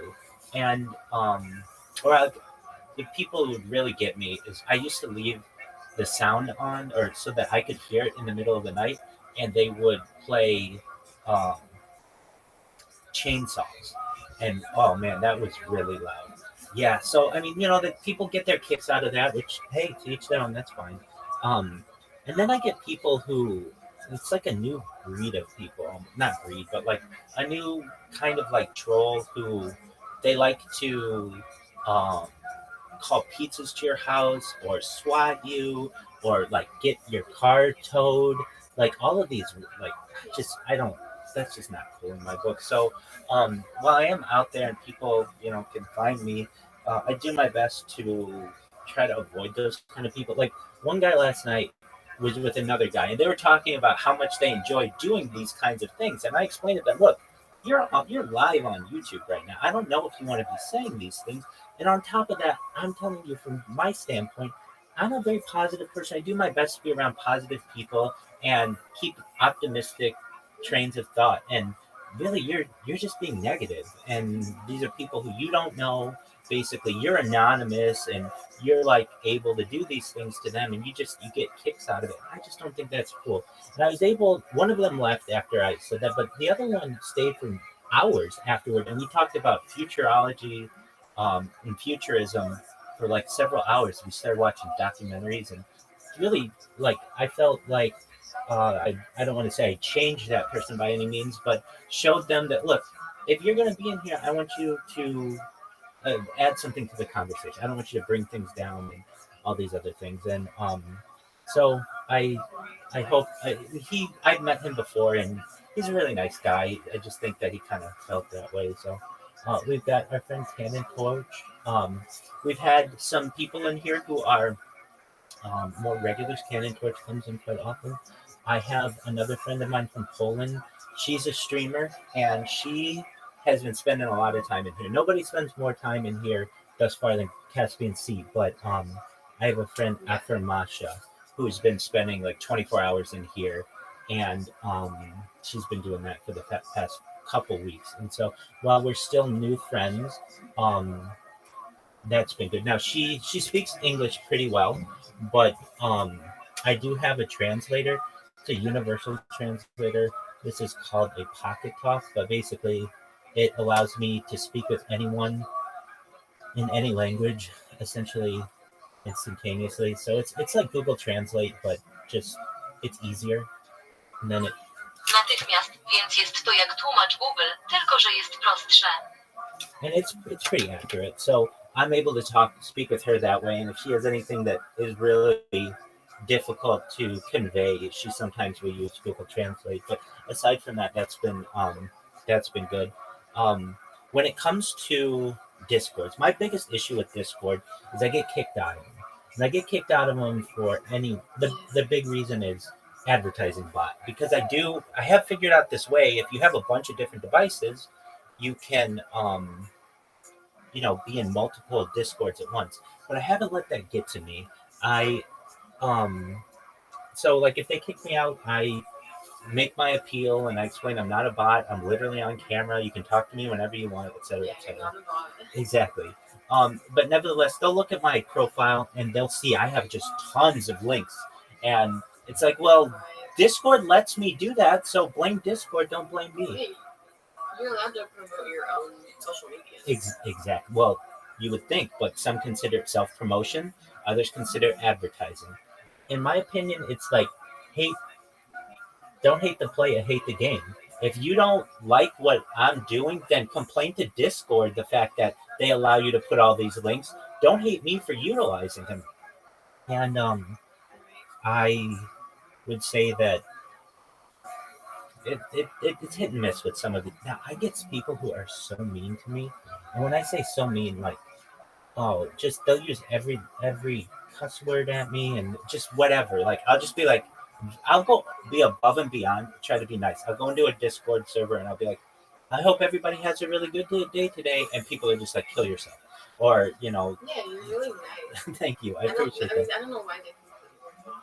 Yeah, I don't either. I think partially they think that I'm very polite and generally I type in a grammatically correct way, and that's kind of bot behavior, which I've gotten. People ask me all the time, "Why do you speak like a bot?" And it's like I don't. This is how normal people speak. They don't all speak in emojis and emoticons and short internet Yeah, and shorthand. half slang tag. Exactly. Another. I also don't talk like that. Exactly. There you go. Um, So I have this one Discord that I'm in. So I like Reddit, even though I have been banned. Not for anything really bad. I think like I'll get banned on Reddit because I'll create a post and I'll get excited about my post and I cross post it all over Reddit and I'll get banned for that. It's like, okay, I mean there's nothing wrong. Like Because you look like a bot again. yeah, exactly. And so but there's this one um Discord that I've been trying to be in for like almost 3 years now, and they're always really really mean to me. And I've learned from other people who have told me, look, this is like a toxic Discord, but it's and we've all left that Discord because the people are mean. But nevertheless, I'm kind of someone who thinks that they can win over anyone, perhaps at different stages, and so fortunately, I spoke with some of the moderators there, and they let me stream it. And I get such hateful things said to me, but nevertheless, I just let it, just like water off a duck's back.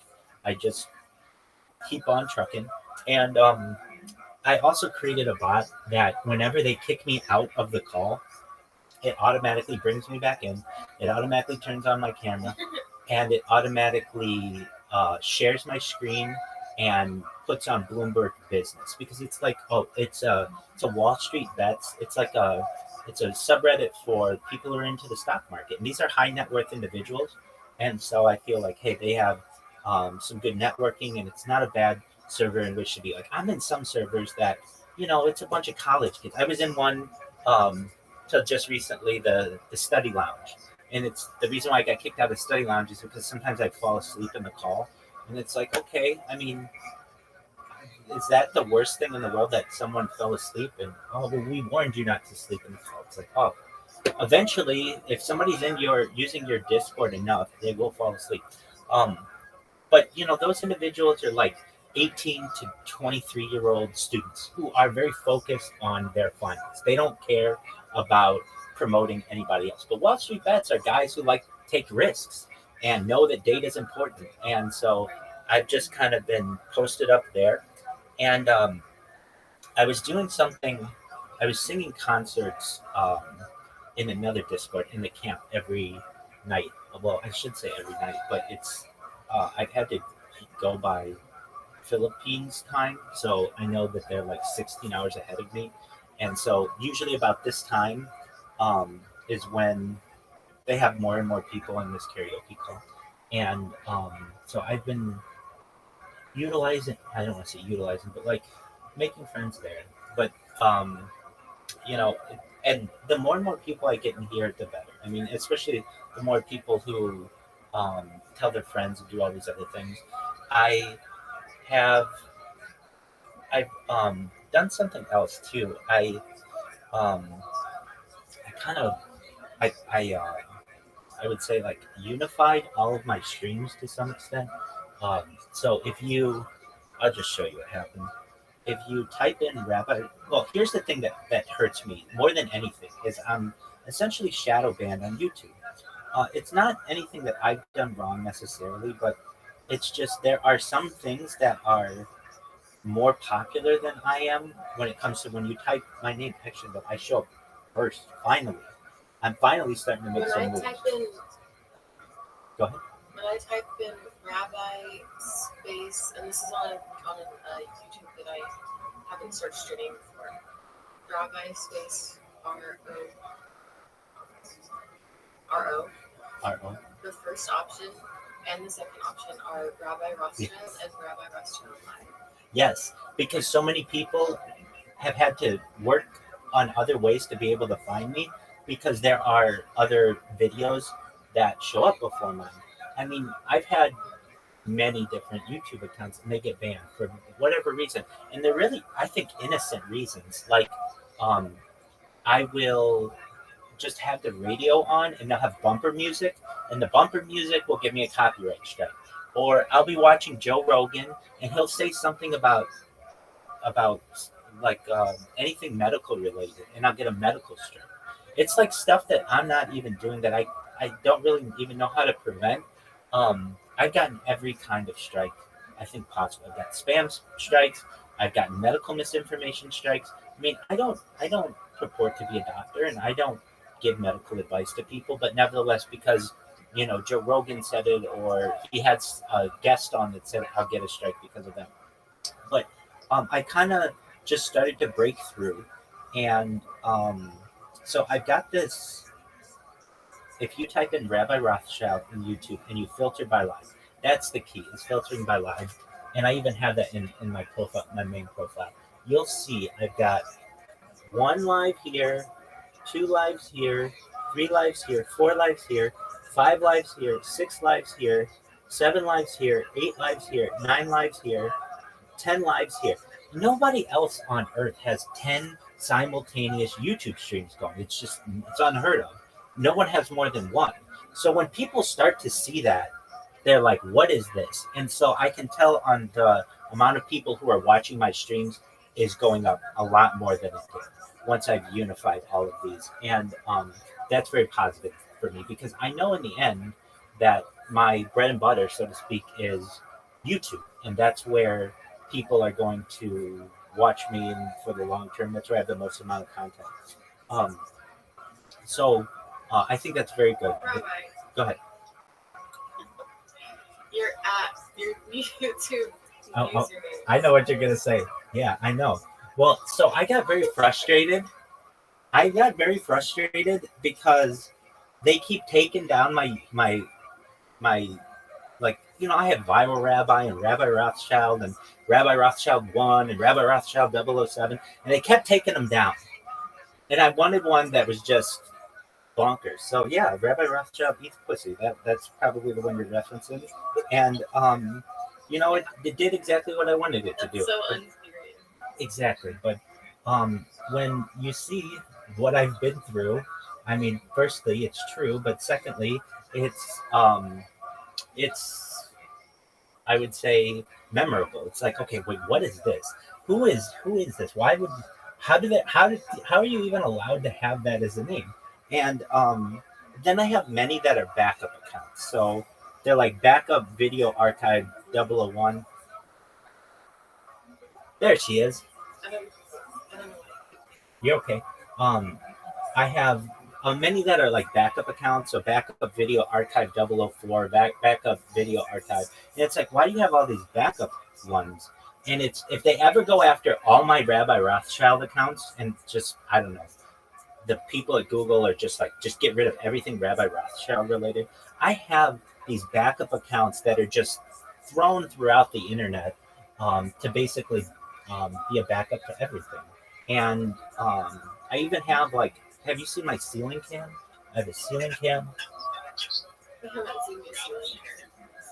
I have a ceiling cam, so you can watch me from above.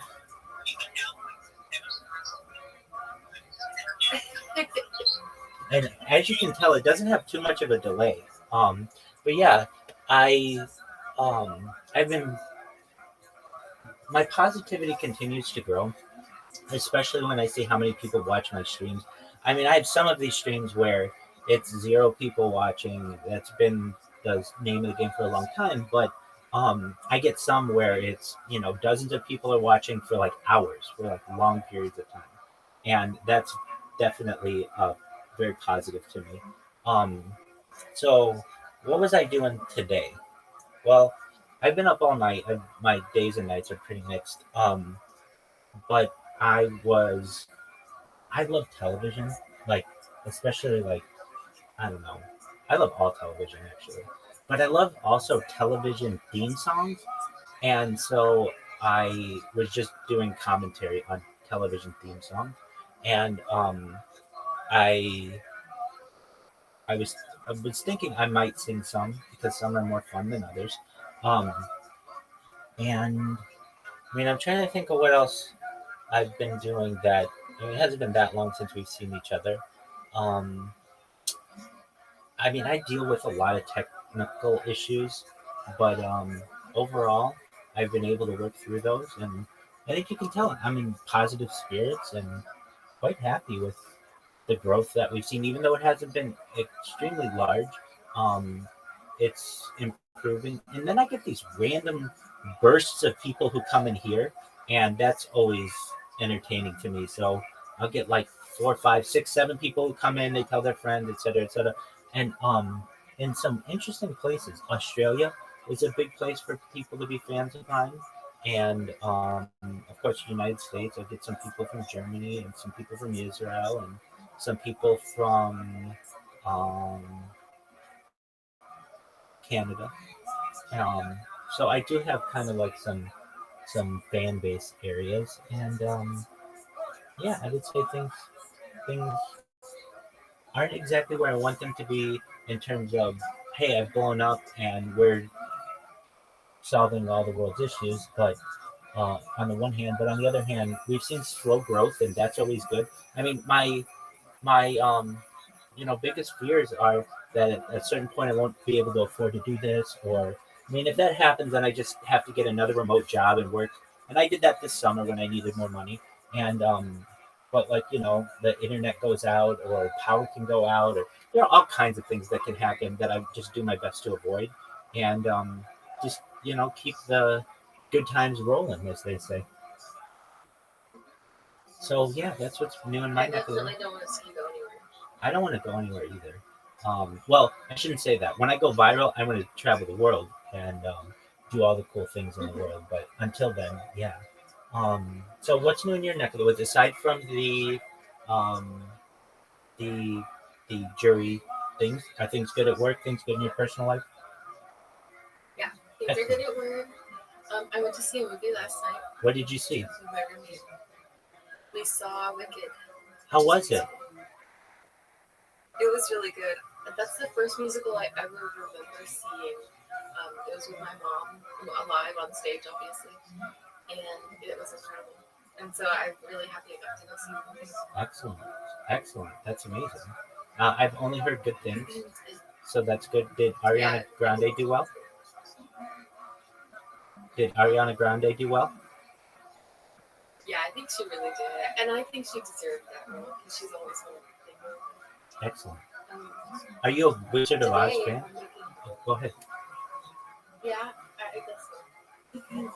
You were saying today you're making. Today I'm making my local bread for a Christmas party, my aunt's Christmas party. Very fun. What kind of bread? It's gonna be milk and honey bread. Oh, beautiful. Well, that sounds You might delicious. appreciate this. I call my milk and honey bread Jerusalem bread. Beautiful. I do appreciate that. That's wonderful. And your aunt is hosting. Yeah, of course. So your aunt is hosting a party. You're gonna come with your bread, and are other family members going to be there? Is it a big party? I didn't feel like that. Very cool. And my bread is gonna be a gift. Okay, so it's not for people to eat there. It's a gift for your aunt.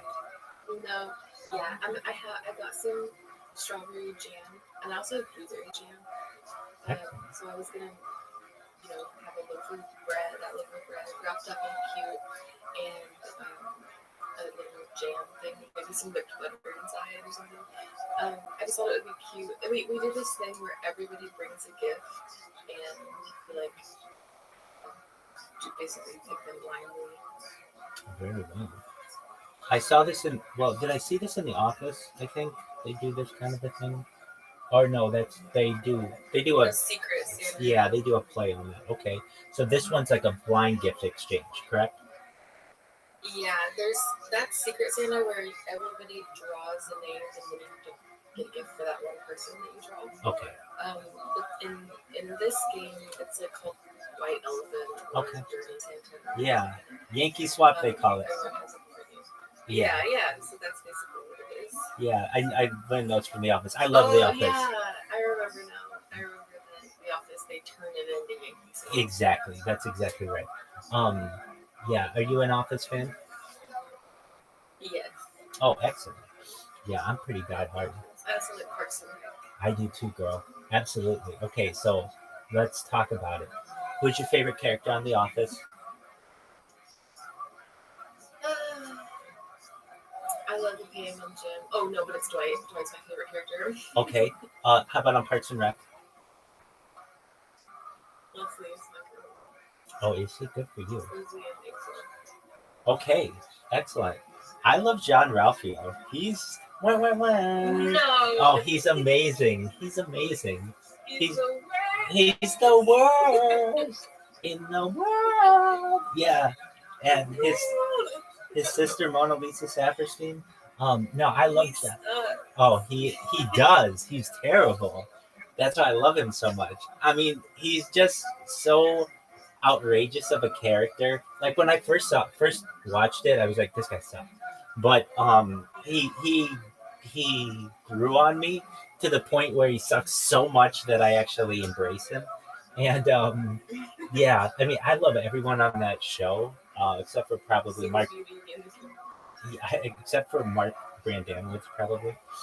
No offense to that guy, but I was even just reading something about him recently. Okay, so do you remember the last season of that show of Parks and Rec? Which one? Of Parks and Rec, Yes. where it's like all futuristic, and they have those cell phones that like. President. Yeah, exactly. I just like the technology that they have, where like they have cell phones that like are like holographic and things. I just think that's super cool. Oh, I love Andy. Andy's hilarious. I don't know how people. Yeah, Andy's good. I like Rob Lowe's character. I think he's, literally one of the. Literally Yes. the best. Exactly. Because I've known people My body like is a that. microchip. Yeah, I've known people like that. I've been like that in times in my life. So yeah, I want to exactly. be him. Yeah. Um, I think that like scientists have said that the first person to live over age 150 perhaps already has been born, and I believe I am that person, something along those lines. And Yeah. I love that. Um, I love Ron Swanson in that show. I don't know how people couldn't love his character. I think he did. Oh, you know who I really love is oh, what is her name? Tammy. I love Tammy. Tammy, who's his real life wife, Oh, Megan Mullally or yes. Mullally. Tina Fey. No, Megan Mullally. Her name is Megan Yeah. Mullally. She voices Gail in Bob's Burgers, and I love her. Okay. Yeah, she was on Will and Grace, if you remember that show. Yeah. Um, I get her and Tina Fey confused. I think they look alike. very easy to do. Yeah, and plus Tina Fey was on 30 Rock, which is like a similar around the same time with The Office and everything. Um, okay, this is a big question amongst like pretty diehard Parks and Rec people. Do you like season one? Yeah, I do I think too. so. I do too. But there are some I think people. it's charming. I do too. There are people who I've heard say start on season two. I'm like, why would you do that? Start at the beginning. Yeah. Okay, I would say those are probably the Office people That who could be. don't expect Parks and Rec to be so cartoony, which is part of the charm. Right. It absolutely It's is. not as serious as The Office. That's correct. Um, and I think that it's like it shows it. I don't know. There's almost more normalcy at the beginning. I feel than what ends up happening. I think the reason people may make that suggestion is because they want it to be really funny and all these other things, and also you don't have to deal with the slowness of it. Like you don't really get into Mark Brandanowitz and all of because he doesn't really he's in for like 2 seasons and then they get into Adam Yeah. Scott um and Rob Lowe's It's just her characters. doing her job and the town sucking, I guess. Exactly, but that's what I really love about it. Where like I mean, like the first episode, yeah, the first episode, and the pit and all of that. Like you wouldn't even know about the pit. I really like that song. I feel in the pit. I love that song. And then there's like Little Sebastian, and like everybody just goes crazy for Little Sebastian. All of his songs are incredible. Yeah, 10,000. What is it? 10,000 Candles in the wind. Yeah, and all of those songs are really good. I have taken pictures outside. So, Pawnee its city hall is Pasadena City Hall, and so I've actually taken pictures there and done I did like a little like a music video there. That's how much I like The Office. It's like I had to go to the office. I like to go to the locations of places. I've been to or I'm sorry, I'm saying The Office. I mean Parks and Recreation, um, to their city hall. But I've been to the offices as well. That's in Van Nuys, and it's really interesting to see that it's like much different than it is in real life. But okay, anything? Oh, I've always wanted to go to the Snake Hole Lounge. I always thought that would be fun. I always wanted to try whatever that thing is called, snake juice or something like that. Snort juice. Okay, and then yeah, and then I wanted to um oh what do they call it? 720. Their company. What's it called? Um Oh, yeah. um that one where they have that like big warehouse and they're like playing basketball and they just have people doing. I always wanted to work there. Yeah, and yeah, I really like that show. I'm trying to think. There are in any show. I was just talking about it with the Cosby Show. Not to get into that, but that every show has a certain point where either they jump the shark, if you're familiar with that term, where they do something that's just ludicrous that would never happen, or they're always trying to get new viewers, and so something strange happens. And at least in Parks and Recreation, I think they do a pretty good job of holding it together, especially when Chris Pratt had to do, like he was doing movies and things. That's what ruins a lot of these shows. It happened with Ed Helms and The Office, where things go kind of crazy. But oh, I love that. Right, and they had to make up for the fact that Andy suddenly got ripped. Yeah, exactly. And they're just like walking up the stairs one day, and like I think it's like the first season of him after having done Guardians of the Galaxy, and they're just like, I think they play it off really well, so that it's not like a huge deal, and it's not like, why aren't you hanging out with Chris Traeger's character? Like, you guys are both really in shape now. Wouldn't you be wanting to? They don't go into that. I've always liked the way that Andy and April get married. I just always thought that was so cool. That like it's just like a house party that they were just like, hey, let's get married, man. Um, I've always liked that. I love the song they play, which is April by Simon Garfunkel. What else do I love about that show? I love the town. The people in the town are just, and then they have the rivalry with Eagleton, and all the Eagleton people are all like, super professional and everything, and like hoity-toity. Yeah, exactly. How Eagleton, like, they'll just have like interesting things about the city. With like, oh, Eagleton, you mean don't they give every person their HBO? like these like premium things. They're just living in the city. Aren't they built on a natural spring, so their hair is just naturally shiny and beautiful? Exactly. So yeah, I love those aspects of it, and I've heard. Well, this didn't ever happen, but because they had, I think Greg Daniels is the creator of both of them. He there was a thought that one day they would have sent a Dunder Mifflin printer to the Parks and Recreation set, so that it would have been like a crossover to some extent, but they never did that, which I still kind of think of them in the same kind of universe because they share so many different things. But then I guess Karen Filippelli and Rashida Jones's characters in both, so that doesn't necessarily work that well. I think it's interesting that she dates so many different people, in that she dates Brandanowitz, she dates at times like Traeger, Andy. Oh yeah, of course, Andy. She dates Chris Traeger. That's true. She dates. You can't count how many guys she dates in Parks and Rec, because she literally goes through a dating phase. That's right. She's like a cowgirl now, and she's into jeans. That's right. And I'm fine with that. But it's hard to keep up with a character who's dating like a ton of people, and not many other people are dating that much. She also dates what's Aziz Ansari's name in that show? Tom Haverford. Perfect. Good job, girl.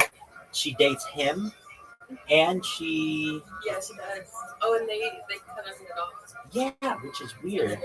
And then they hate each other. Yeah, exactly. I love how he's so metrosexual, and she like is going in his apartment, and she's like, look, like matching everything, oh, I forget, but that's the only reason she wanted to date him, was for his furniture. Exactly.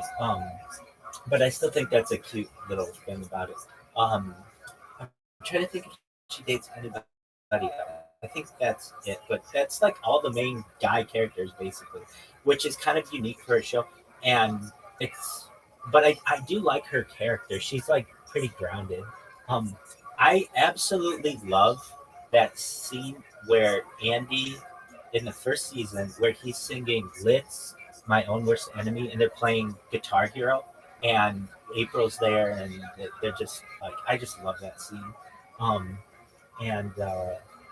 think at least his musically, he does really well. And then all the names of his band.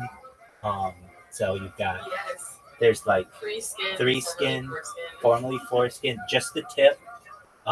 There's Mouse Rat, Mouse. Yeah, they do all kinds of things. Yeah, exactly. I love all that. Okay, exactly.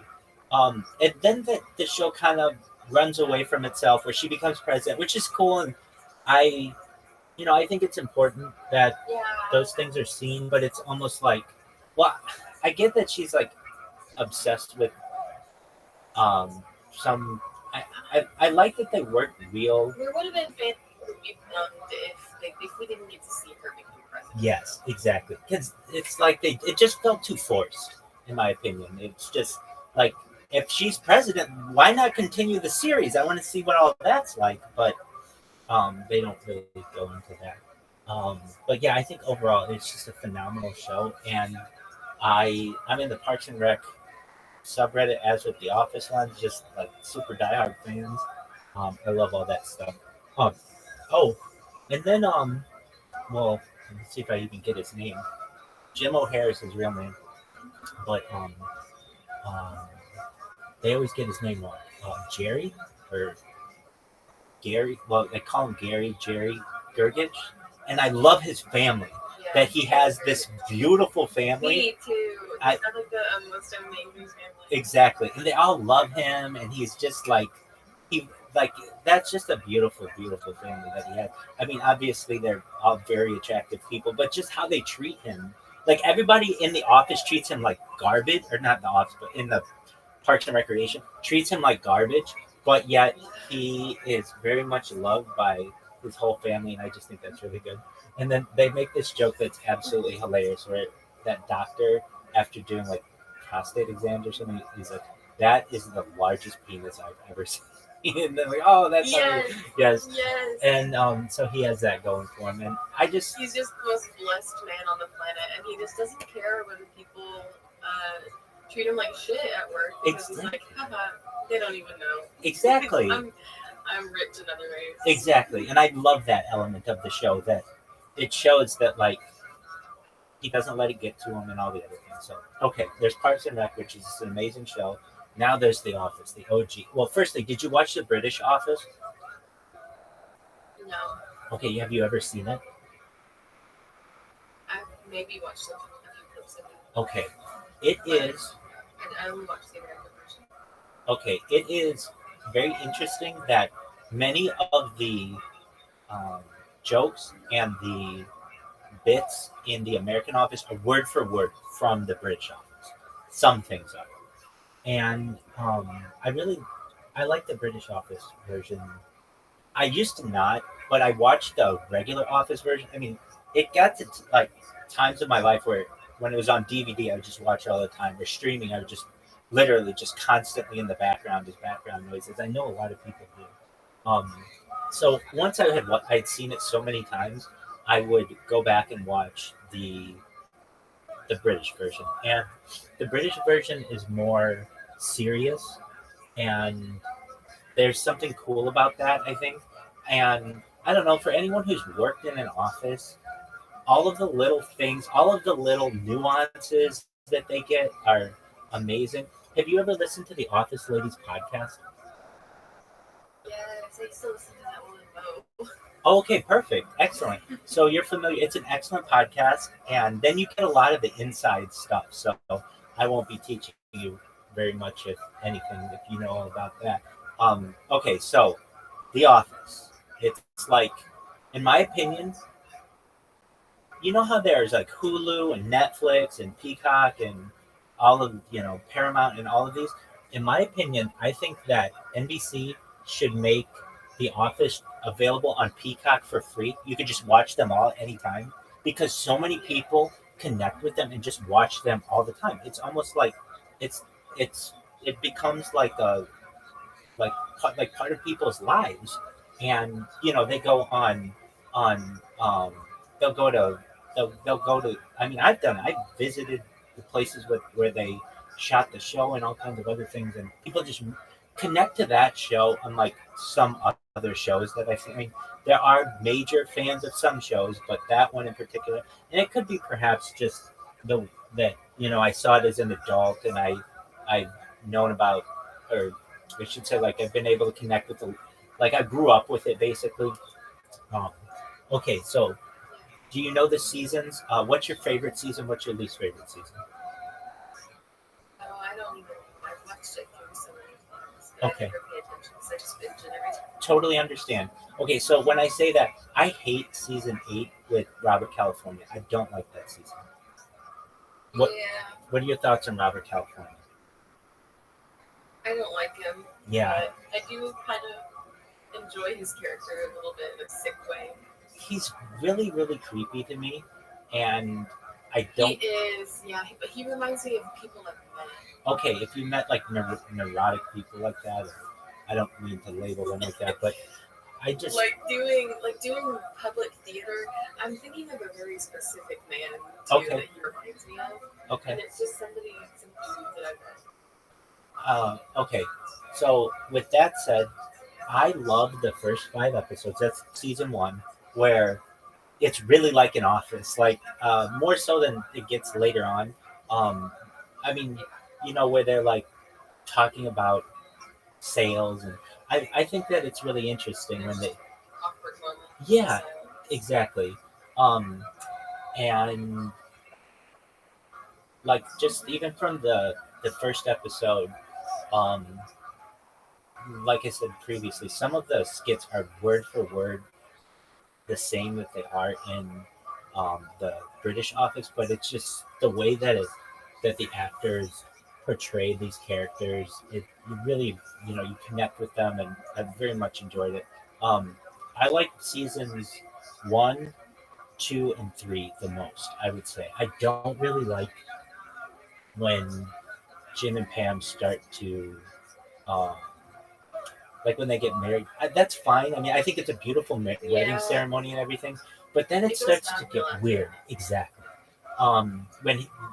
And they're not as honest with each other. Like, and I've seen these characters like um, be dissected from podcasts and Reddit and all these other things, but like it just seems really like super innocent how they're they find each other and everything. I just the one scene where Jim comes back from New York, and Pam's just sitting there doing one of those things. I forget what they call them by the window, and she's just like, "Yeah." And so I just hope things go well with Jim, and it just doesn't seem like it was ever the right time. And then he just comes in and he's like, "Are you free for dinner?" And she's like, "Yeah." And she said she cried. Oh, it's just. I'll never forget where I was when I saw it the first time. It was just absolutely. It was just very Yeah, heartwarming. that was like a big moment. Absolutely. Oh, so who's your? Oh, you said Dwight's your favorite character. Why Dwight? Yeah, because yeah, I just love that. I love that autistic man. Okay. I think the Amish stuff is fascinating. Okay. I think his culture is amazing. Yeah. I think the beet farmer thing, charming. I think his dorky style, Sure. cute. Excellent. I love that man. That's what I like to hear. Good. I like someone who likes what they like. Beautiful. Do That's you like? my man right there. I've watched the show with people. Like I've been like, oh, you got to watch the show. You've never seen The Office. You have to watch The Office. And like, I know. I've been told a million times I need to watch this show. Okay, so we'll sit down to watch it. And people really sometimes do not like Michael at the beginning, and I can understand why. He's kind of his jokes didn't age well. No, they didn't. And I would be like, how don't you think he's funny? Like he's like the funny boss and everything. And they're like, he's sexually harassing everybody. He's making inappropriate political jokes. He thinks that he's all that, but he's not. And like, yeah, but you have to see past all that. And you have to understand that it was on television years ago and everything. But yeah, a lot of the stuff that he did not age well. We have, you know, I I really liked the temp when he was just the temp and didn't get all crazy. Um, BJ Novak, just because he just I don't know. I've been a temp. Before he got like Yeah, exactly. Before it got all weird. Um, uh, I don't know if I've been like a temp like that, but I've been like the youngest person in an office, and when that happens, you like relate to a lot of the things that they do. Um, I can say that while I like Dwight, I it's interesting how they treat him because he's the best salesperson in the office, yet they don't appreciate really what he does, I feel. And I think that's unfortunate. I've seen a really interesting take on The Office, which I totally get, is that Jim and Pam are actually like the um, enemies. Well, not enemies, but like they are actually bad people, like really bad people. And when you look at it like, Yeah, compared to everyone else, it's just they're minding their business and getting work done. no. I mean, Jim and Pam are bad people that they're manipulative, meaning like Jim never does his work or doesn't do his work often. He's always pranking Dwight with stuff. And like in a normal office, he would have been fired for those things. Or Pam, who is like, um, she knows that Jim's in a relationship with Karen, but yet she's really flirty with him and all these other things. Like, and Jim knows that Right. that um, Pam is with um, what's Pam? What's the Roy? And yet he's always Right. flirting with her, which I totally get that. Like if you look at it from that light, they're not good people at all. They basically hurt a lot of people. Go ahead. Okay, but Angela sleeps with Dwight when she's dating Andy. Oh, she's And- terrible. I'm not saying no. I'm not saying she's the moral compass of the thing by Yeah, any I means. think other people also think of it. Agreed. No, definitely. I mean, Dwight shoots off a gun in the office, and yeah, and I don't think Dwight like ever. I mean, I wouldn't say he commits infidelity or whatever, but he yeah, does sleep yeah. with Angela while she is married to the senator. Wait, so that is infidelity. Yeah, And what about with Andy? that's true. Yeah, I mean, he's not in a relationship with these people, but he is. Yeah. And they work together and everything. So there's at least they have to have that camaraderie, the friendship at least. Um, okay, I really like Michael. I think that um, he has a certain innocence to him, like he this naivete that like I really I don't know. I know that many of the jokes don't age well, and he doesn't ever come off as like the best boss ever. But there are some things that he does, like when Pam has her painting, and he's like he buys it and puts it up and like appreciates it, and they're just like heartwarming moments like that. Um, I just think Yes, and he changes so much by the end of the series. He just becomes like such a great man. yeah, I mean he ends up like getting in relationships and well at least at the end he does develop into that. He gets kind of crazy though. Oh my god, him.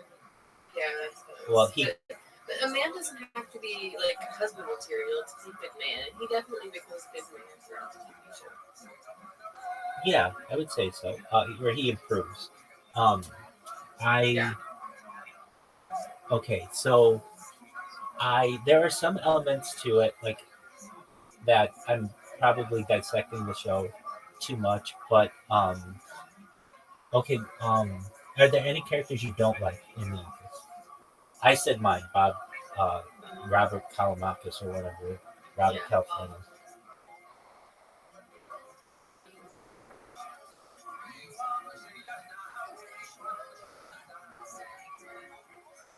Can't think of it. Okay, so you like everybody in the show, generally.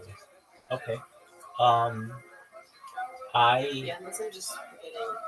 I think that Ed Helms or Andy Bernard is extremely talented to do all the music that he does and singing and all that. I love that. Theater kid. Yeah. Oh, I love um, Mindy Kaling. I think and her character, the changes. Yeah. Oh, I hate who's the guy who Podpacker. Okay. So I could watch just Todd Packer. I could watch an entire series just on Todd Packer. Right. It's the John Ralphio kind of part of me that's like that this guy's a huge sexual harasser.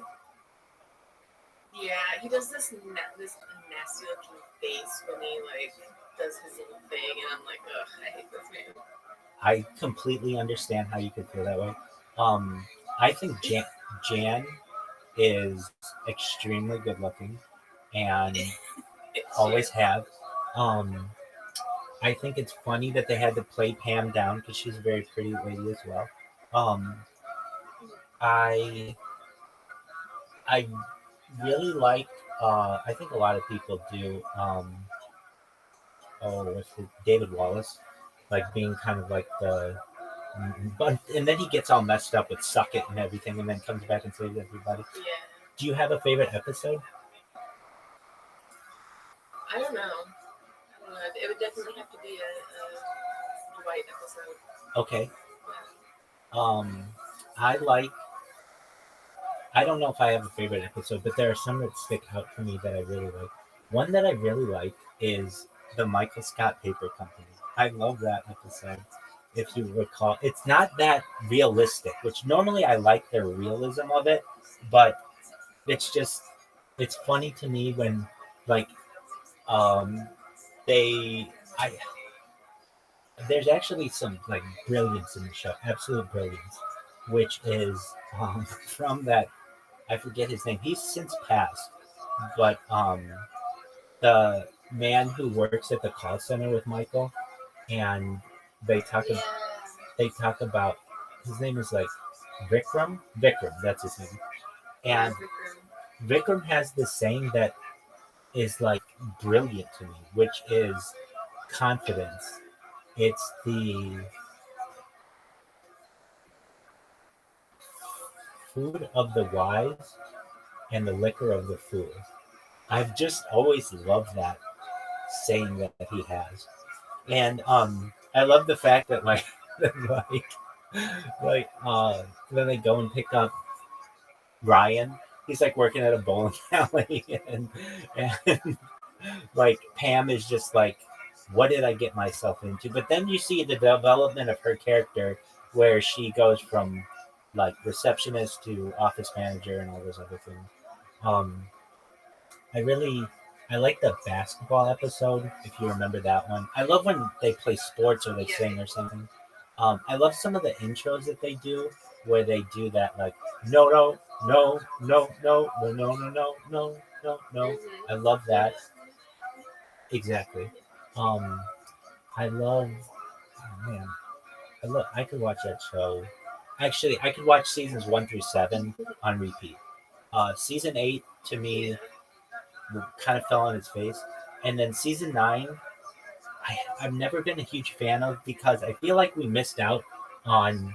There was supposed to be a show called The Farm that was supposed to be like a branch off of that, and we never saw that. And I would have liked to see that with Dwight. Though then he gets his own like family or like you know how it kind of gets into a different show where he gets this like really beautiful girlfriend or whatever, or that lady who's working on a farm, and then and then all of a sudden he has a random brother and sister, which are like one's a marijuana farmer and the other has like a son. The sister has a son. Do you know what I'm referencing? Okay, that's fine. It's the last season, so I understand why a lot of people don't watch it. But it was supposed to be its own show called The Farm, and that was like testing of it, and it just didn't ever work out really well. But I would have liked to see branch offs of The Office because we never did.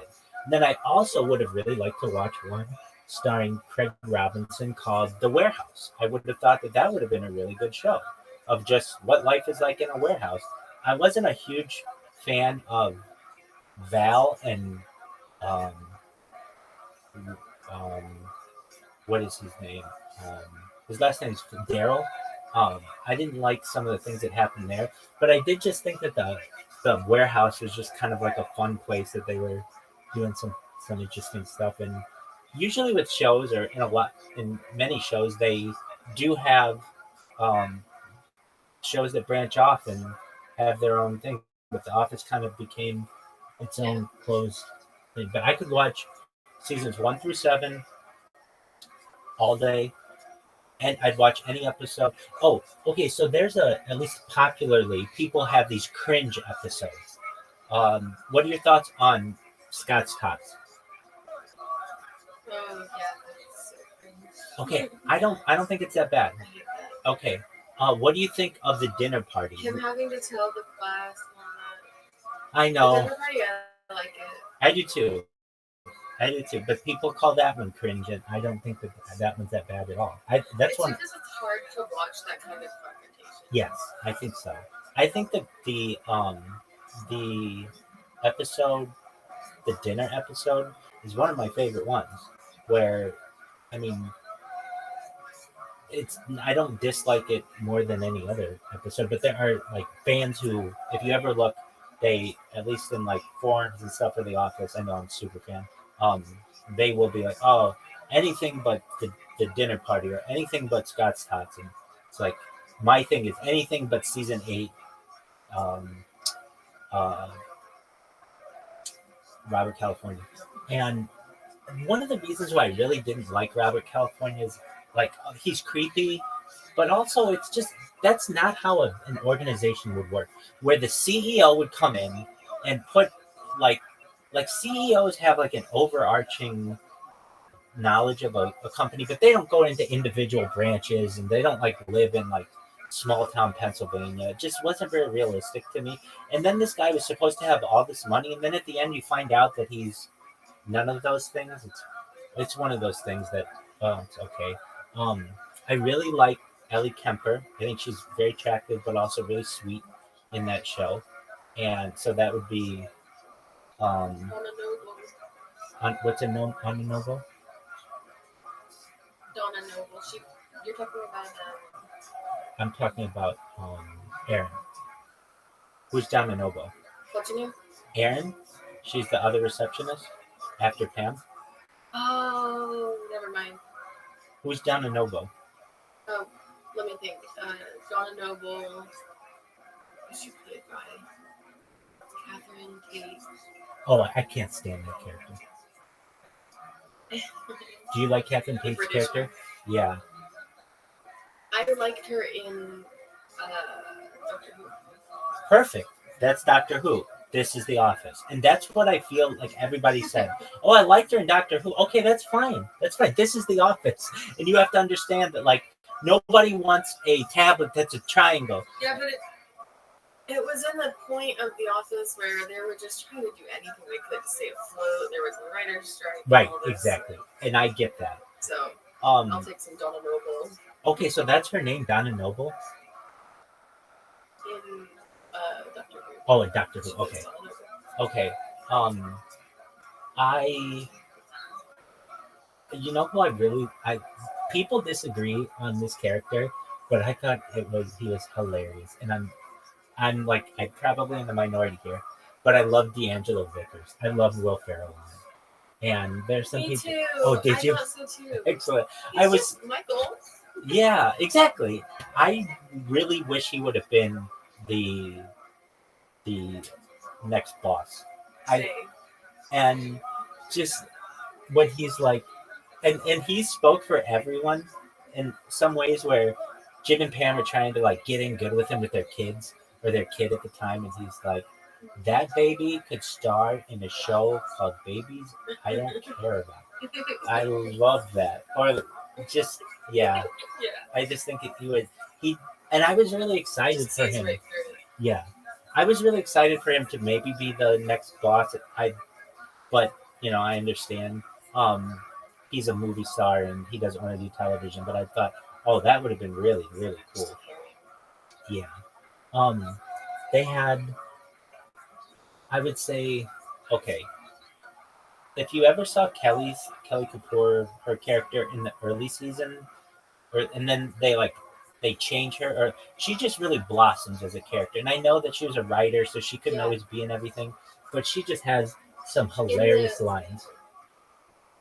In the Office Ladies podcast, they said that what's her name? Mindy Kaling. Mindy Kaling. Yeah. That her personality, her real personality, just came out of the Kelly character as the show went on.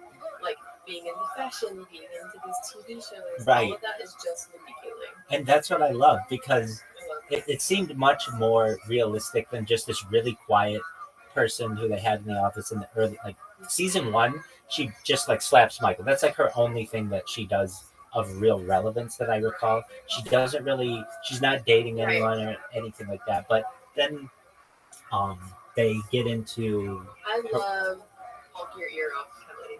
Oh, me too. Where she's the entire customer service department, and they're just oh, how can I help you? Blah, blah, blah, blah, blah. Oh. Or like when Oh my gosh. When Jim is making that sales call and he totally blows it out of the park by calling Yes. Kelly, and she's like, "Oh my God, Jim, hi!" I love that. I love when they when I don't love this part, but when they create the website and Kelly's like, "Oh, it's so easy. You just take it and you put it in. It's like, oh, it says thank you." And So nice. yeah, exactly. Yeah. She had some lines that. Go ahead. And this is bad, but I love when she eats the tapeworm and like has a tapeworm for a while. Like, Okay. It's really skinny and like dark circles under her eyes. and Yeah. shit. I could see her absolutely doing that, so I get that. I love her relationship with Ryan. It's so toxic, but yet, like, like there are elements of it. Yeah, exactly. Like, there's this one phrase, like, what is it? I'll slaughter the line, but like, um, I think it's like, um, it's something like, yeah, I have a lot of questions. Question 1, how dare you? Something like that, like where she says that. I just Yeah. absolutely love that. I love how she's supportive of Woof, WUPH or whatever. And I, as someone who uses tech all the time, want that. I want Woof. One thing that links all my stuff and gives me every update that I need. And ever since I've ever seen that, I've always really wanted that. What you know, the final season, they get into those 2 new guys, the interns or whatever, and I don't really ever love those guys. I don't bond enough with them. What is it? Bob? Plop and I don't even know the other guy's name. They just kind of seem unnecessary. I've known people who But have. I do like when Andy finds out that Aaron's cheating on him with a guy named Pete, and then he doesn't know that that's Pete because he was in plot. Oh, Pete, that's his name. Yeah, that's right. I enjoy. You know what? I like the Dundies. All the Dundies ones. I love the Dundies. Where the original Dundies, where Jenna Fisher or Pam is like, wow, like like when she wins her Dundies and she wins her Dundie and they play like Tiny Dancer during at the end. I love that scene. I love just that like when Michael buys a condo. It wasn't so complicated, and then it just jumps the shark. Okay, so for whatever I say about season 8, season 9 people dislike perhaps even more because, and I've heard that I don't know if this is true, but the writers really were not happy with Ed Helms doing another The Hangover 2 or whatever, and so they wrote just a bonkers character for him, and I Made him disappear. yeah, they made him disappear. He's on a boat, and also his has this weird relationship with Aaron that I don't really ever buy. Like I would have really liked them to be like a real couple. Like I could have seen them work together as a real couple, but I want to see them not get all crazy. And he starts to date that lady from like Bryn Mawr, that other girl or whatever, and Ed Helms does, and then he has to break up with her at her like with all her friends there. Oh yeah. It's just at her friend's bachelor. that's what it was. Yeah, it's just weird. And I know that they had to write it in certain ways, but I don't know. I just think that. Put that. Go ahead. Put that on the cringe list. Yes, I agree. Having a breakup with her. And that is on the cringe list of like as they say, the cringiest episodes. I don't know, as a writer, I just think And then they go back to say. Right. Yeah, exactly, which is weird. And it's all in like a road trip to Florida. I can't stand, actually. I don't like the Florida episodes at all. Um, that's just it just seemed out of place. And why would you have these? Like they work in Scranton, which is not Tallahassee, and why they chose Tallahassee, I have no idea. And it was just strange to me, all of that. I think that I didn't like Joe Bennett as the um, like when she comes in, I and kind of like her. well, I like her character, but I just don't think it's the whole, realistic. like the everyone being based in a different state and all of that. It's very much like what it feels like when your company gets purchased by a bigger company. That very well could be, and I haven't had that experience, but I do like when they I've been through that. okay. I do like it when they, and I'm not saying I don't like Joe Barrett's character. If that's her name. Yeah. But it's just she's there too much. A real CEO would only be there one time, Yeah, just to say that's hi. true. I But like when Jim edits her audiobook to be a letter to what's his name? Dwight, isn't it? Gabe. Oh yeah. That's right. It is Gabe. That's right.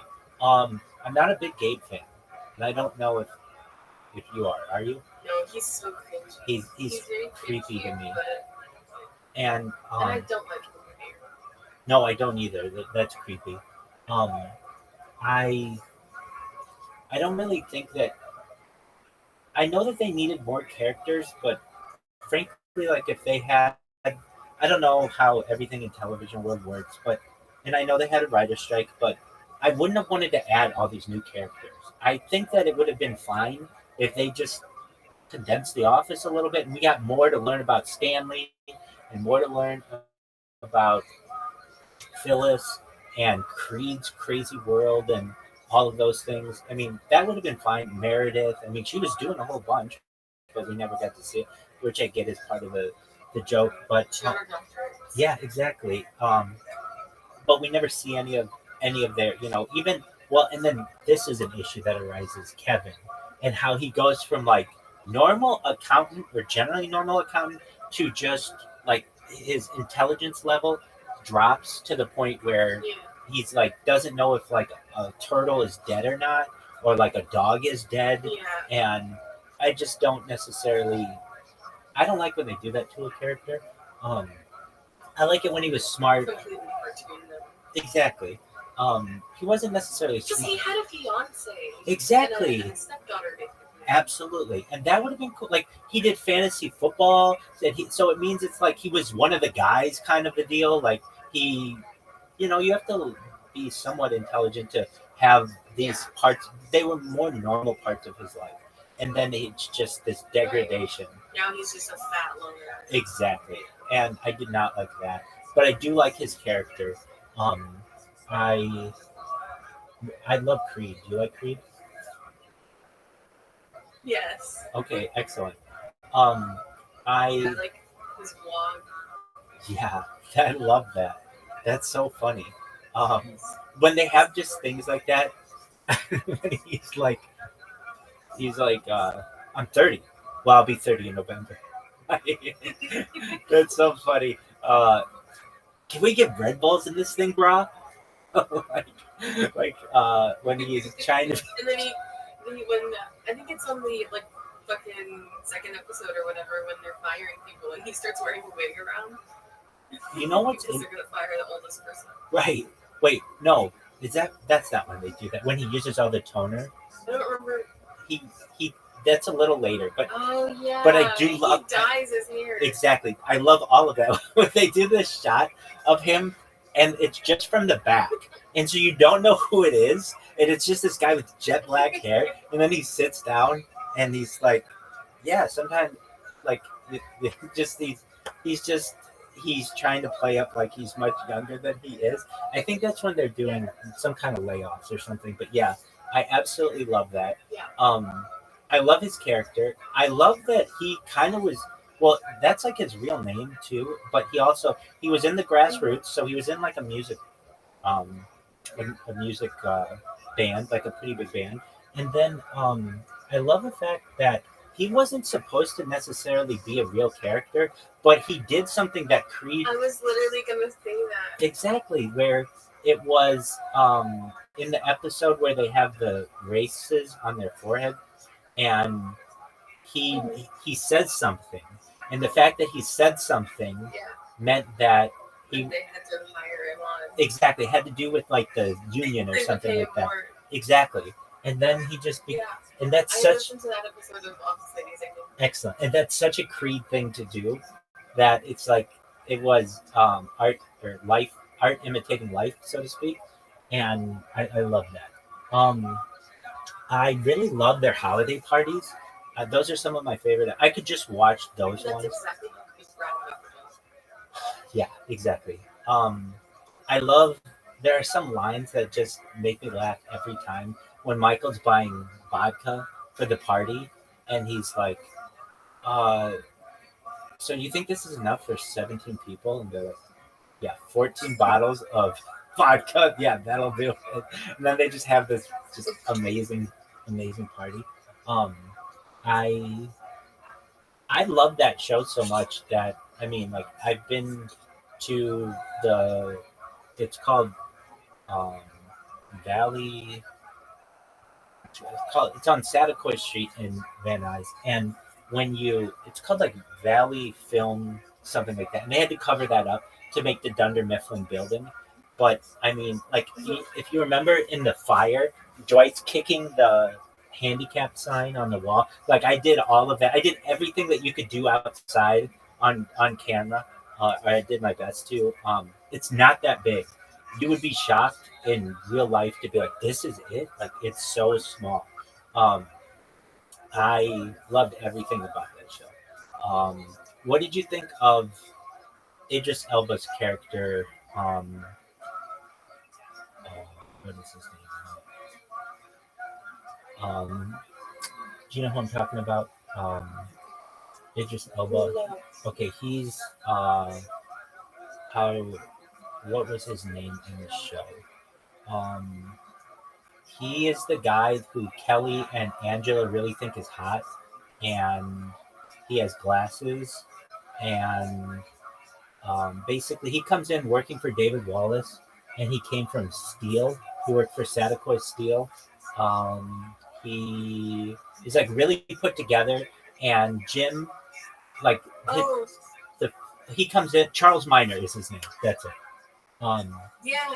Yeah, I think that I thought he did an excellent job. I would have never known he was British when I first saw it. I would have never known that I think he did a really good job of just playing like a really the straight man, but like a real business person who's trying to make this branch do better, and all of those things. I thought his character was really good.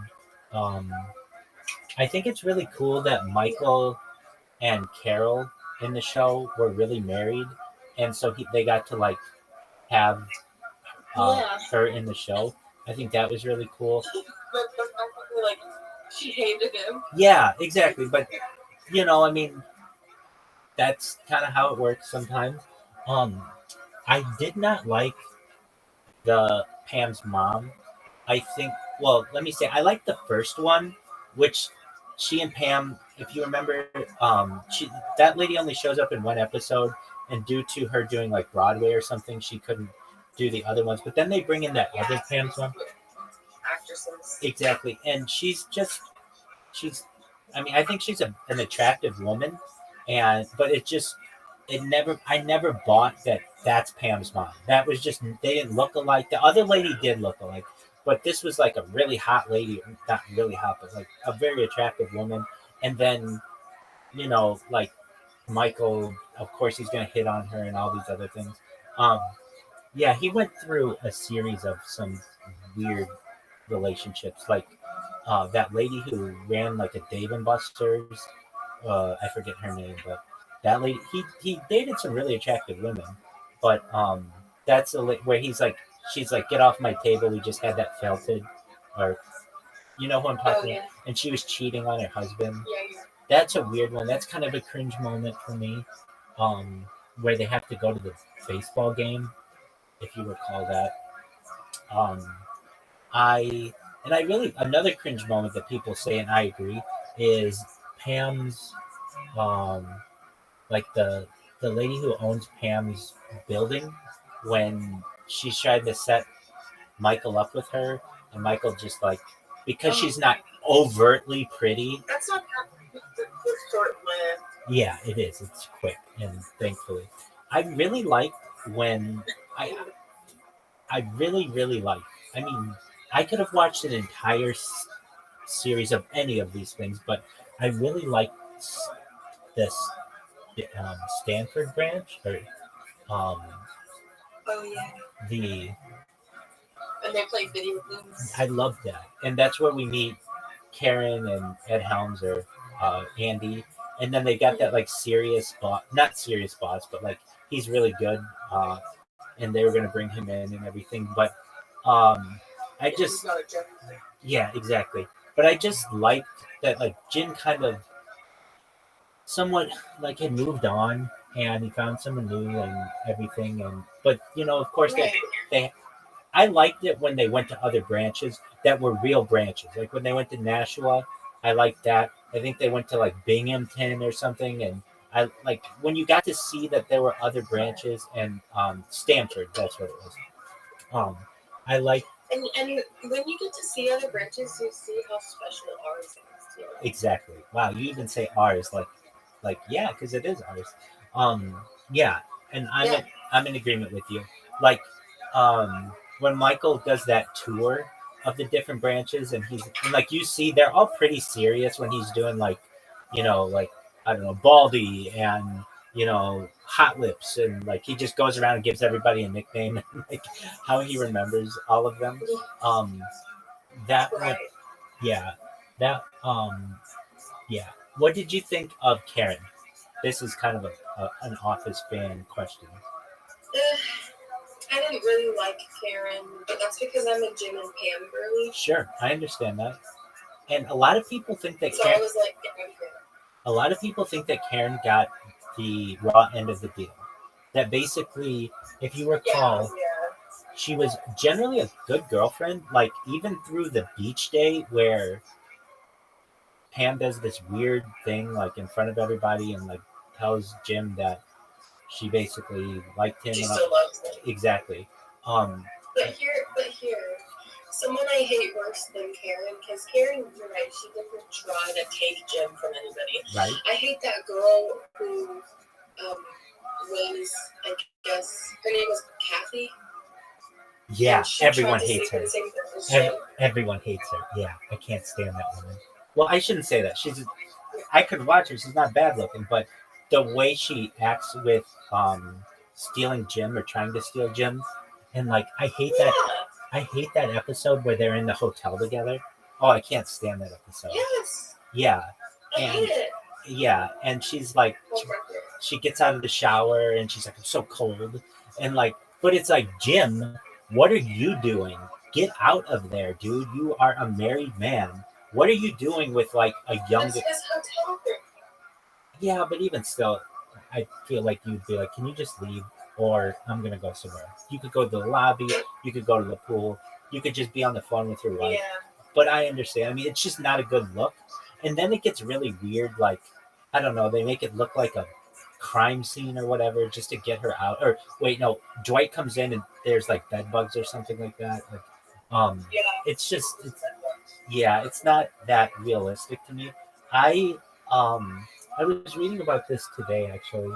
Um, how Amy Adams. I thought Amy Adams's character, if you recall, she's like Purse Girl. I think that she does that they were going to keep her in the show. Well, I should say she wanted to be a movie star. Television wasn't necessarily her thing, but they had something where they thought that she looked too much like Jenna Fisher, and it would be confusing to people. She did. And there is that they've both like pretty redheaded people, but I really liked her character. I mean, she's again a very beautiful woman, and so not too bad on the eyes. But I thought that they did her in pretty badly, and then also Karen Filippelli.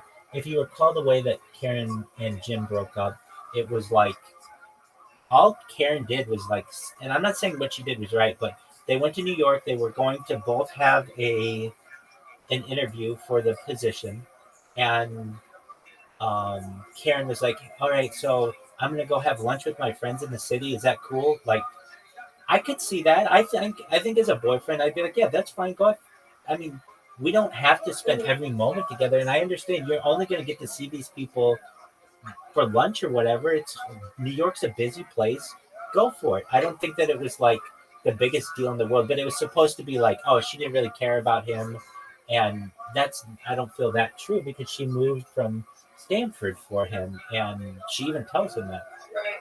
And it's so funny that um when she comes when Jim's like, yeah, so basically she told me that she was just gonna live her life normally, yada yada yada. And then they look and like all her stuff is packed up and she's gone. And she went and did Parks and Recreation and everything. I was absolutely, Right. I was, I was absolutely shocked when they chose Ryan for the job of Jan. I did not see that one coming. I don't think a lot of people did because he wasn't even like a full time employee, or he was barely a full time employee in the office. So like, how did he jump Jim and Dwight and Michael just because he had an MBA that he got like at some random time? So I thought that Well, was and he smooths. He's really good at smoothing the table wallets. oh absolutely That's what I definitely got. oh yeah he's definitely good at that. And then they do all kinds of weird stuff with his character, and I'm not saying that I like what they did with him. I understand that they had to because they couldn't always show him in the show, but like um I liked him in the beginning when he was normal. Then he takes that job and grows the beard. I love when Jan's like, "Oh, I love the beard. Keep it forever." It's just very funny to me. Then he gets like really into drugs and like and his like short friend or whatever, and who like Dwight thinks is a hobbit, and then Yeah. he gets into like after all of that he then like where he what does he do? He gets into like frosting the tips of his hair and like having his mom drive him all Yeah. kinds of places. So I'm not saying I like what they did with his character. And then it gets into like this nerdy like film kind of guy and like wearing bow ties and stuff. They do all kinds of weird stuff with his character, which I can't say I necessarily like. I I have known people who really like Stanley. Like they have Stanley mugs. They are just huge Stanley fans. What are your thoughts on Stanley? I like him. I like his vibes. I like that he doesn't like to work. I But like wouldn't, that. like buy his merch. No. I completely understand that. What I don't like about him is his infidelity. I did not like that. Yeah, part of him. that's true. He had a wife, and then I think her name was Carrie or something like that. And we actually see her in the Dundies, and then Yeah, we do. And she's white. yeah, and then all of a sudden, hey, welcome. How are you, Aframasha? Hello. Hello. Today have a great day, and you? Oh, I'm having a wonderful day as well. Aframasha, this is my friend Sophia. Sophia, this is Aframasha. Hey, Hello, how are you? I'm good. How are you? I think that's good, thank you. Excellent. Well, Sophia, I could probably talk your ear off on this, but I know you've got bread to make. You've got milk and honey bread, aka Jerusalem bread, which I think is a beautiful thing. So I'll let you get to that. I could, but come back because I could talk to you about other shows as well. But I could still talk to you about The Office and Parks and Recreation all day long. As you can tell, I'm a diehard fan as well. So, but I don't want to take up any more time if it's unnecessary. All right. Okay, well then we'll continue to talk. Okay, I what else do I really love about the show? So Aframasha, we are talking about a television show from the United States called The Office. Aframasha, have you ever heard of The Office? The Office, it's a series? Yes, it is 100%. Yep. So we're both big fans of this show, and we're just talking about the show, but we can talk about other things too. But yeah, have you ever seen The Office? My brother loves the series. I watch the parts. Oh, excellent. Your brother likes it? Your brother has good taste. Excellent. Oh, maybe so. Absolutely. Absolutely. Wonderful. We were just talking about parts of the show that we like, and I can tell Sophia's a really big fan, as am I.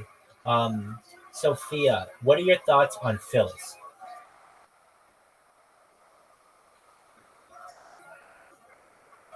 Did you hear me, Sophia? Sophia, can you hear me? Maybe she cut out for a second. I don't know. Sophia, can you hear me? That's okay. Afirmatia, I know you streamed for 9 hours yesterday. How did it go? I think I have a question for you. Go ahead. Let's translate this question. Sure. It's that question. I am doing something important like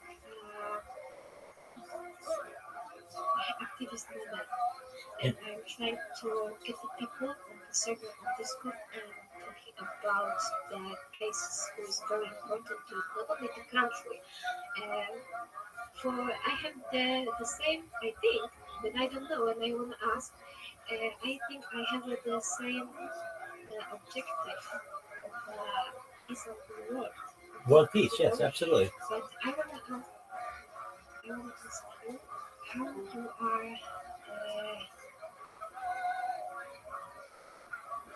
in behavior. Endeavor? Endeavor? Endeavor, yes. Endeavor to have that statement on the internet and how to talk with somebody who is just negative and he doesn't care about this what is going on, for example, in the country, and have an ignorance or something like that. Sure. Because I'm very emotional. Yes. Yes. I deal with this every day. Negative people. People who, especially when it comes to world peace, they don't believe or they don't even want it. They like war. I deal with that all the time. And one of the first things that I do, and let me know if you need me to translate this, but I'll speak as easily as I can. I say to them, have you ever been impacted by war? Have you ever had someone knock your house down? Have you ever had someone steal your things? Have you ever had somebody hurt you? And normally they haven't. And so I say to them, then you don't even know what you're talking about. You don't even have an idea of what the pain of war can be. You haven't lost a loved one in it. And usually if you talk to soldiers, they don't want war either. One of the reasons why they became soldiers is because they wanted to stop war forever. And those people who like war or those people who like the negativity, many times I feel they are just trying to get a reaction out of you. So they're bored. They have nothing to do on the internet. And so, hey, I'm going to bother you and I'm going to try to make your life a little worse so that my life is a little better. Do you find that people are doing that? Yeah, it's happening all the time, especially in Poland. I don't know how it is in other countries. I think similar, but in Poland is a popular. It's a popular their statement, approach, plan, you know. Statement about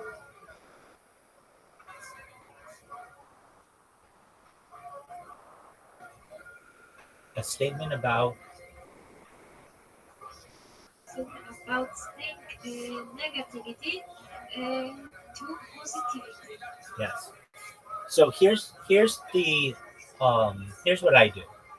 I get this all the time where I will just say on the internet, "Hi everyone, how are you?" and they will say, kill yourself. We don't like you. Just immediately. I haven't even had a chance to say anything aside from, I hope you have a good day. They'll be very mean to me. I lean into that and I'm even nicer to them. And they hate it. And I love it because it's more positivity. So I'll say, well, I hope you have a wonderful day. Or I hope many blessings are bestowed upon you. Or I hope that your day improves. Or if you ever need anything, come to me. I'm here to help you. If you, there's a saying in English, kill them with kindness. I don't know if it's going to translate that well. I'm going to translate this just so it translates correctly. You understand? Okay. Kindness. It's yeah, yeah, So yeah. so the strategy is kill them with kindness.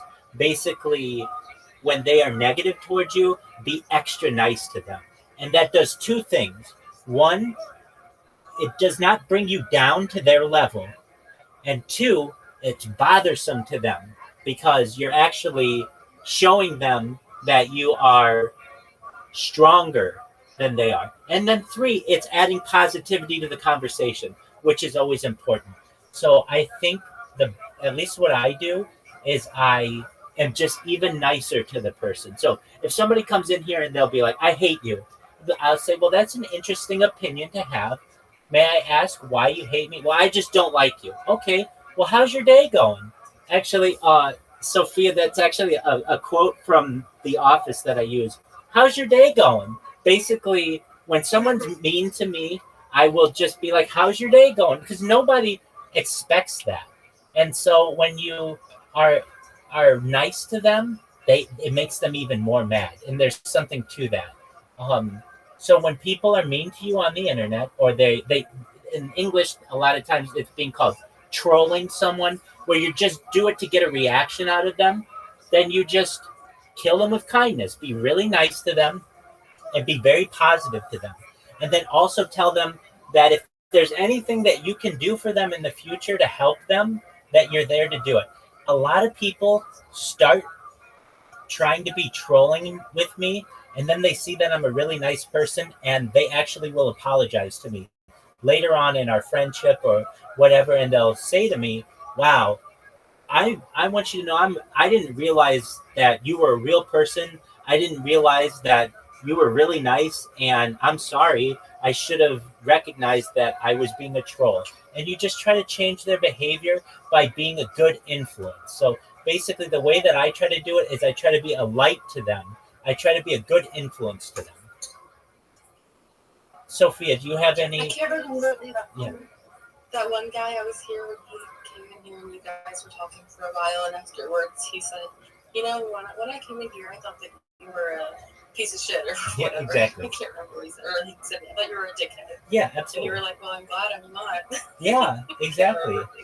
But I get those kinds of people. Somebody said that to me within 48 hours. They came in here. A lot of people try to bring in really negative things into my life, and I do my best to not allow that to get to me, and to be positive back to them. And when they see that, it shows that you're too big for them. You're not gonna let them get to you. So, in your case, Afirmatia, uh, what does someone say to you that brings you down? What do they say? I wanted to say one thing after I will respond you. Sure. I noticed that the most this person who is trolling us by negativity, as you said, they are trying to get a fun, and they pretend of person to just have a fun, check somebody's his mad, but in reality they are they are they are other person. As you said, when I meet a person who has negativity and he doesn't want to talk, he's only hate me. I should be stronger than him. Thank you for that advice. nice and show him, ask him about his pet, about his Exactly. feeling, why Exactly. he's feeling, or even don't ask why, just wish him good feelings. Wish him well. Exactly. And that is the best defense you can ever have, because he'll realize that he can't get to you. And not only that, you're trying to be even more, you're trying to spread kindness. And that's something that's really special. Not many people want to do that, especially on the internet. Um, I would say that another thing you can do, I think you probably are doing this, but I wouldn't interact with anyone under age 18, because children don't understand what they're saying is very hurtful. So if you only interact with adults, that's another big thing. So basically, you don't have to deal with kids, and then you just are only a positive light as much as possible to adults. And then adults know what you're doing, and a lot of times you're able to change their minds, just like Sophia gave an example. And I think that that's the best thing that you can do, is just be a light to the nations, a light in the darkness, and just be very, very positive. And even if you don't want to be positive, don't let them get to you. So if they're in a chat and they're being mean, let's say somebody says, I hate you. So sometimes, so I have a couple things that I say to people when they're being really mean to me. I There's a saying in, I don't know if it's going to translate, but in English, it's kind of a newer saying, but it's cool story, bro. So somebody will be like, "Oh, I don't like you. I think that you're XYZ. I think that you're this and that and that, and I don't like this and I don't like this and I don't like this and I don't like this." So it's like all this negativity, and I just sometimes will just be like, "Cool story, bro." And what does that mean? It means like, I don't have enough time to read through all of your stuff. Thank you for the information. Thank you for your story. We're moving on. There was a previous generation, like grandmas, would say something like, um, "That's okay, honey," or something like that. There's like, there are ways to just basically dismiss people. These are dismissive statements, but they work very well if somebody's going above and beyond to be really mean to you, and you don't want to deal with them in that way. So you just say, "Cool story, bro." And then I also use a lot of positive emojis. I just do that in my life generally. I didn't always. I for many years never ever used emojis or emoticons or anything like that. But because so many people use them in on online conversations, I do my best to use them. So I might say, and you can use these too. When somebody says, "I hate you," you can say, "I appreciate your opinion. Thank you so much." And then give them a thumbs up or like a smiley face or something like that, which shows that you're being very positive to their negativity as well. And if anything, it shows that you didn't let them get to you. So you can use emojis to your advantage and also get across positive messages as well. Does that make sense? Yes, that makes sense a lot. I thought it's on the paper. Okay, I excellent. need that. I need that. Oh, Being the light in the darkness is the first statement I wanted to go and learn how to be a lightless person. So thank you. absolutely. And when you, Even for them, even for them, yeah. Sophia, do you have any advice? I don't know if you can hear us, perhaps. And yeah, you can, oh, go ahead. I see you can. Go ahead, Sophia. No, I was gonna say I don't think so. Okay, that's okay. People are gonna be mean. The best Yeah. thing you can do is ignore people that are mean, especially on the internet. Folks use the anonymous nature of the internet to say whatever they want, and best you can do is just ignore them. Yeah. That's what works on bullies. Yeah, it does. I I sometimes get people who will give me long paragraphs. It's just too much to read, or it's just very hateful, and so I'll use a phrase that grandmas would use years ago. That's nice, dear. Just like that's nice, dear. Like okay, fine, whatever you want to say. It's I just like to say, I'm happy for you or sorry that happened. there you go. Like it's way too long for me to read. Yeah, exactly. Yeah. There are You're happy to hear? Can you repeat that? You are happy because? Oh, just respond. And like if somebody says something that's way too long for me to read, I'll say, damn, that's a lot of words, but I'm happy for you or sorry that happened. Period. Like cover all my bases. That's a very good advice to ignore them, to have, I think, to ignore something like that. It's hard to ignore than react. React always was easier, but I never know how to react. How I know, I am admiration that you can be stable to ignore that comments. That's more stable than me.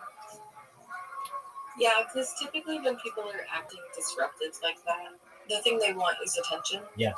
And so whether you're giving them positive or negative attention, they're still getting a conversation out of it. That's right. I get people who will, many times they will come at me with many different questions, and I'll answer sometimes 20, 30 questions from people, sometimes 60 questions from people.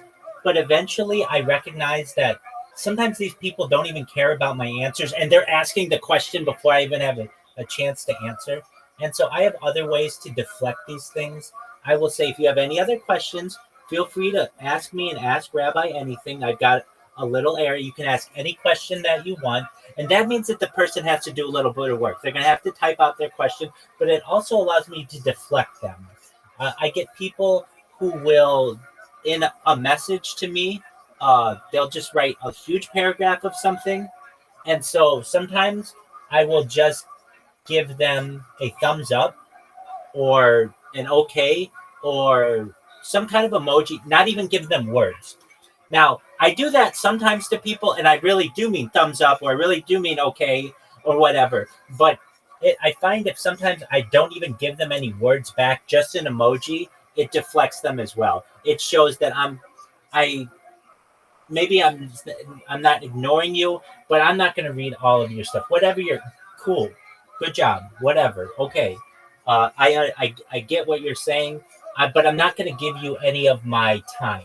You have to recognize affirmatia, especially as you're becoming more of a streamer and more of a public figure. Your time is very valuable, and if you take time for all of these individuals, it's going to take away from you.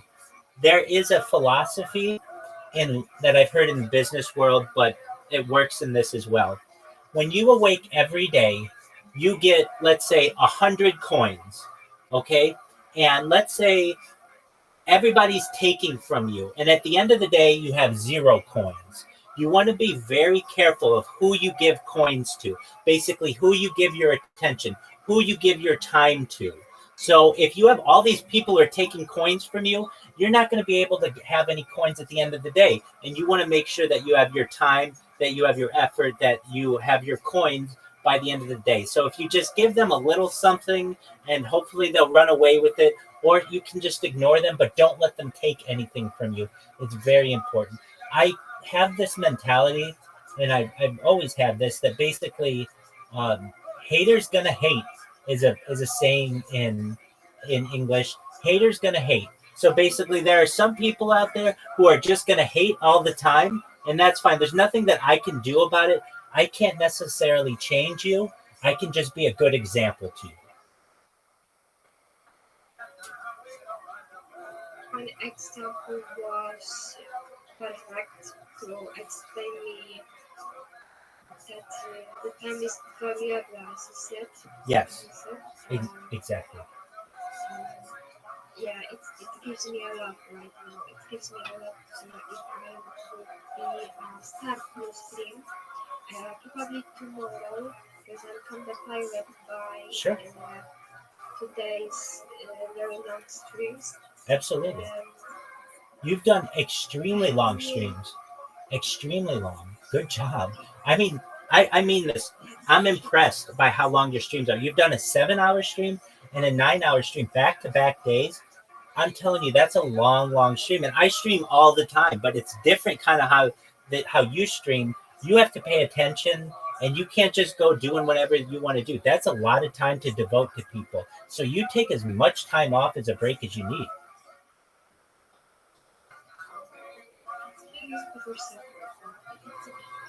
Thank you for support. Oh, absolutely. Of course. I'm very impressed by, well, you in many ways, but especially with you streaming. Most people don't stream that long. And for you to be able to already be comfortable doing that, that's phenomenal. And when you stream that long, you're going to have people who come in and are grabbing at your attention and trying to steal your positivity. And if you don't let them do that, if you kill them with kindness, you smile, you make sure that they're aware that it doesn't get to you, it's just, you win in so many different ways. They don't get anything from you, you don't show any weakness, and you add positivity to the world. I think it's a great strategy. Yeah, that's advice helped me a lot. Excellent. Well, very well. Do you have any other questions? We have Sophia here, so we have other people who can perhaps help, and she has a lot of experience just in life. So, what other issues do you run into?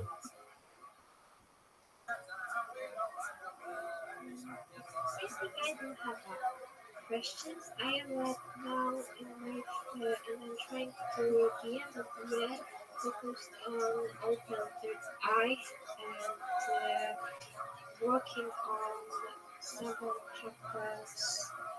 Little bit. 7 chakras left. 7 chakras, like meditation. I have to go make my bread. Sophia, you take care. It was very fun talking to you guys. Absolutely, Sophia. Nice I could to talk meet to you you. forever. You come back whenever you have time. Okay. Of course. Excellent. I'll see you later. Take care. Bye. Bye bye. I hope I will meet her again. Oh, she's wonderful. Yeah, she's a really nice person. I think you will. Yeah. Yeah. And I was gonna say she likes to listen to me sing karaoke. So maybe one of these nights I'll do that and I'll make sure she's here for it. But yeah, she's a wonderful person. She has a very good heart. She's very smart. She's just a good friend.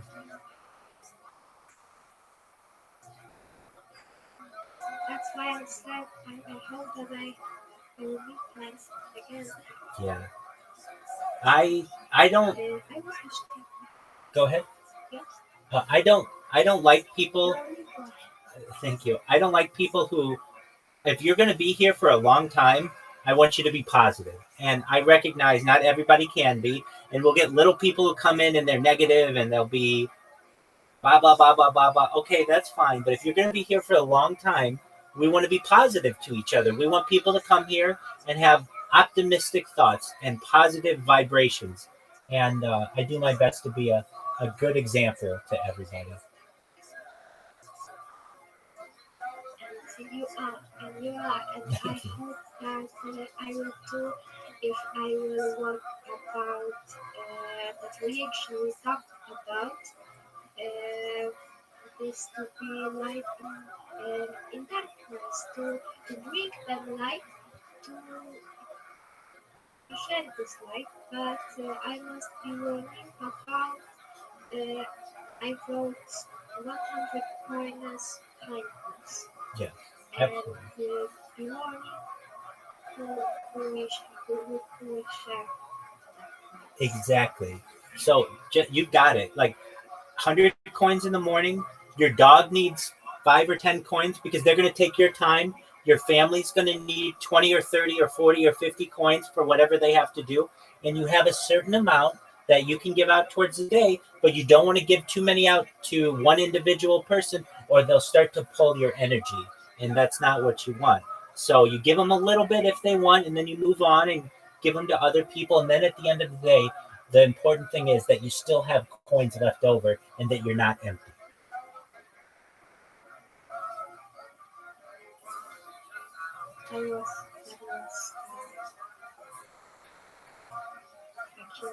Excellent.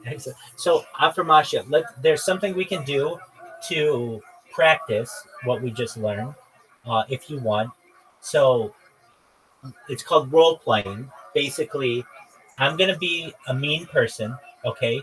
And you just will test you, okay, to see how you would react. I'm not going to be really mean, but I'll be like this. Aframasha, I'm on your stream right now, and I think it's really boring. What are you going to do to make me more excited?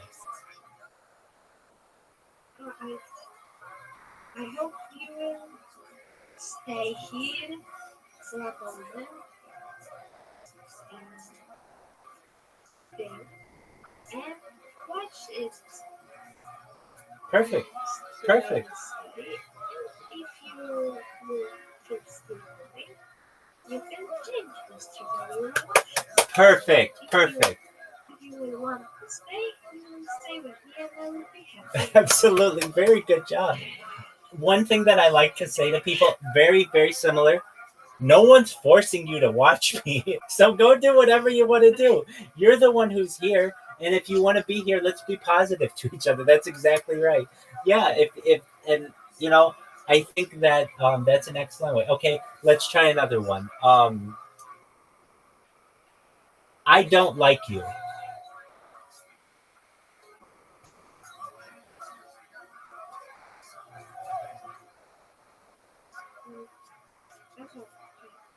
I can help you with this one. Yeah. I understand. I understand because I am person. Somebody's like this, somebody's done. But don't worry, bro. I hope that you will find a right language with me, and maybe someday we will like each other. Hey, there you go. I'm glad you said this. There's something else that I say, or I'm glad you said that. So I like to say sometimes, thank you for the information. Why? Whether it's negative, good, or bad, it's still showing that I'm positive. Thank you for the information.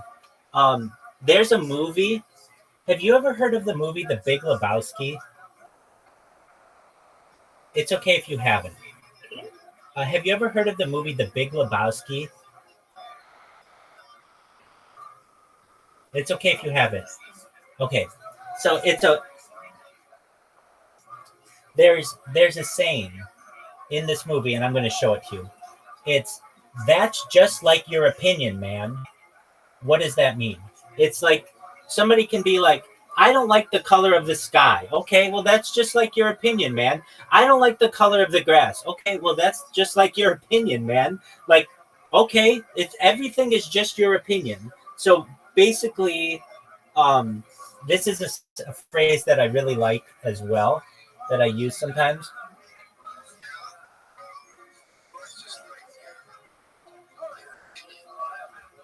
So when somebody would be like to you, like, I don't like you. Okay, well, that's just like your opinion, man. Like, okay, you're entitled to it, but that doesn't necessarily have anything to do with me. Everybody's entitled to their opinion. So that's just like your opinion. And you did it exactly right. Like, hey, you're allowed to think whatever you want. So I'm not going to get in the way of that. But yeah, okay, you know what to do. You've got it.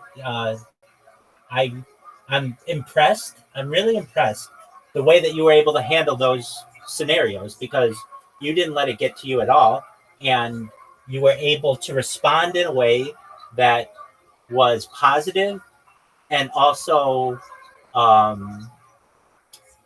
you embraced them. So basically, you or you confronted them in a positive way, which is a good. It's hard to do. It's very easy to do this. Well, I hate you too, and I don't like you, and you stink, and you're the worst, and blah blah blah blah blah. It's very easy to want to do that and get into a big fight with them. You don't want to do that. You can just be, well, thank you for your opinion. That's a perfect one. Thank you for your opinion, because it's positive. It recognizes that they gave their opinion, and you just move on. You just thank you for your opinion, and it's They said go ahead. that was mainly true. Everything is not good. And Yes, uh, you remembered. Yes, exactly. Yes, exactly. I was going to say it goes back to our previous discussion of that everything is just subjective. Everything is just someone's opinion. You're exactly right. Oh, I'm proud of you. Oh, that's wonderful. thank you. You're Thank you welcome. so much. I sent you map of consciousness, Okay. and I will send you in language, and in Polish and the same, uh, and the same author who was sent before. I sent you before, but it's I think that's a very value information. Okay? And I want to ask you something about that. Yes,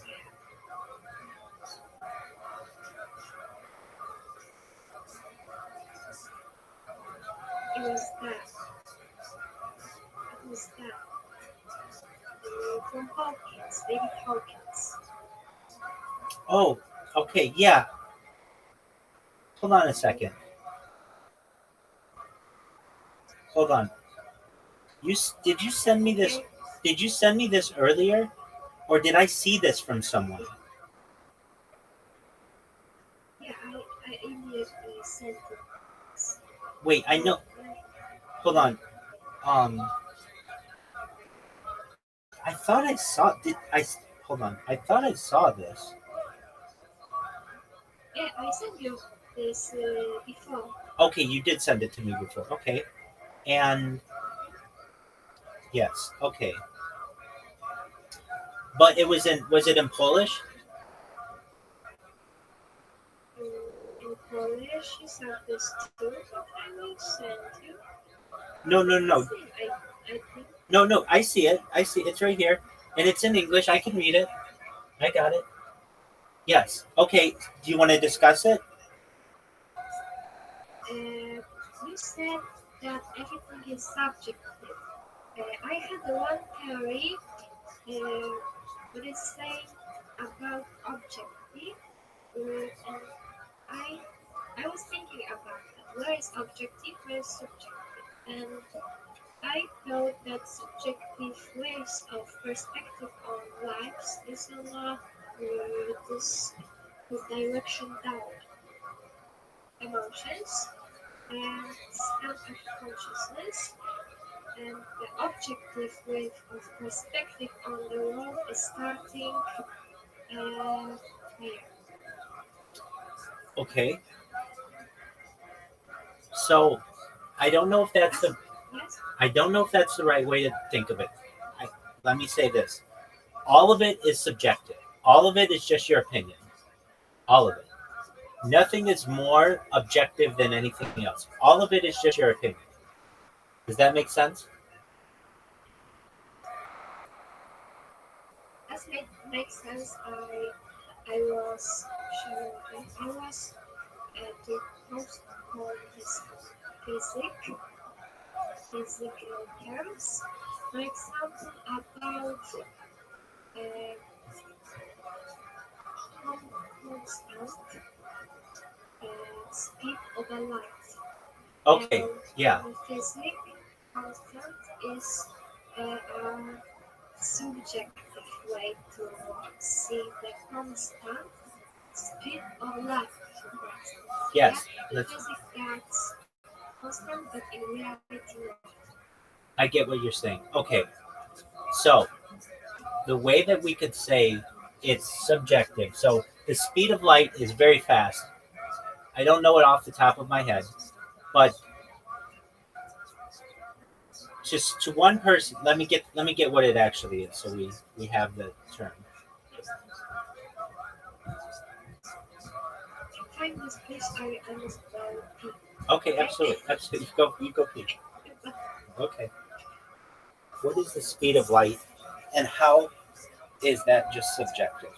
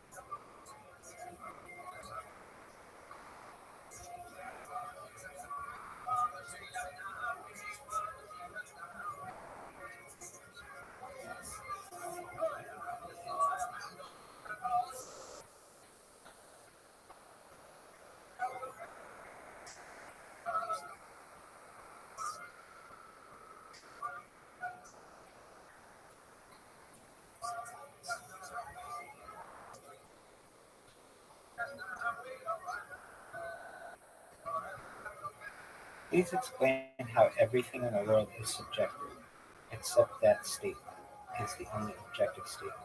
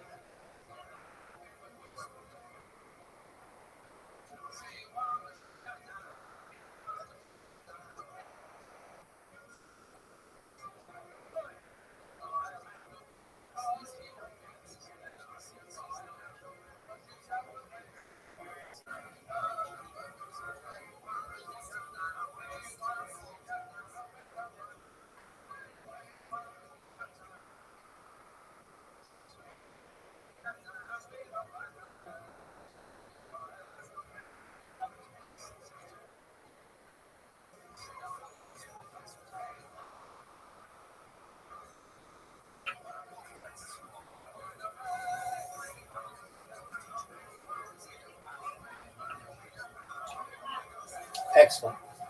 Okay. So,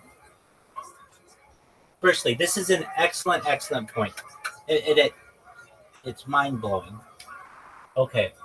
So when I say the speed of light is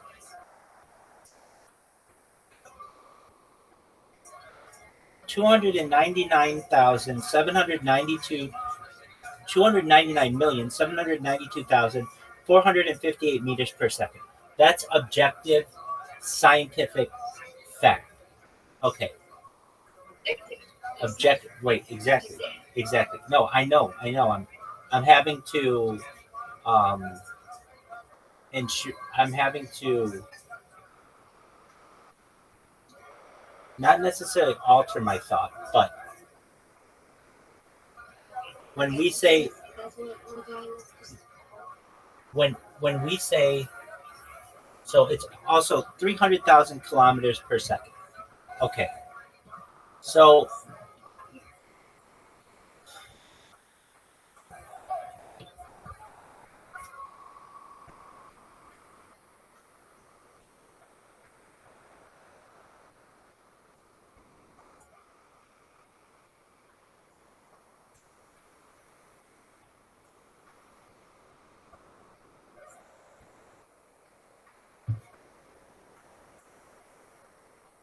some aspects of science are seen in objective ways.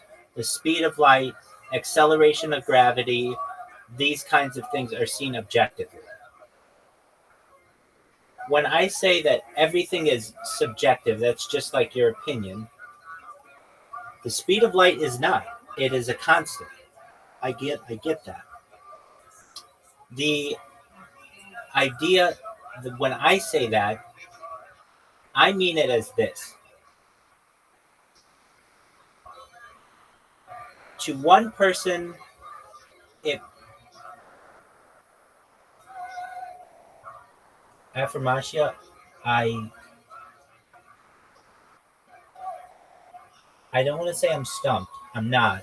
I need to work through this because you created you created an excellent problem for me, and I have to think through it. So just give me a second to think through it.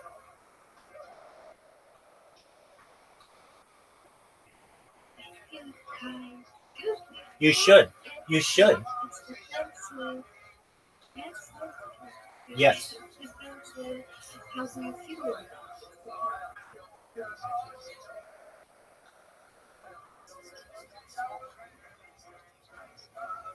I have the same problem too, you know?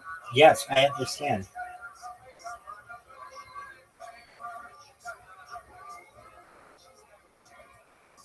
Time in attention So and respond. so even objective truths like the speed of light, acceleration of gravity, even those are subject to revision as our scientific understanding deepens, showing that what we consider objective may have subjective elements depending on our level of understanding. Okay, so now I understand a little bit more. Okay, so like firstly, I cannot say how much I appreciate you bringing up this point. You should feel very good about yourself because I go around saying everything's subjective. It's even in when you join the server, I say everything in the world is subjective except that statement. Now, when we say that the speed of light is, when I say that the speed of light is subjective, or I, you're saying it's objective, which it is, but it's objective to how you view physics. We can learn physics in a deeper way to learn more about the speed of light. So right now, we just see the speed of light as 300,000 kilometers per second. That is objective to some extent to us, but there may be other layers of that we don't currently understand. Like what? Like quantum mechanics, like relativity. There are other elements of the speed of light. Well, actually, okay, now I understand it a little bit better. Um, we don't know everything we don't know everything about the speed of light. We current according to current physics think that it's a constant of 300,000 kilometers per second. But that doesn't necessarily mean that it is. It means that's how we interpret it. Now, I want to find an example of something that we thought was a constant and then turned out not to be. So just one moment. Can you please give me an example of something from science that we thought was a constant that ended up not being a constant?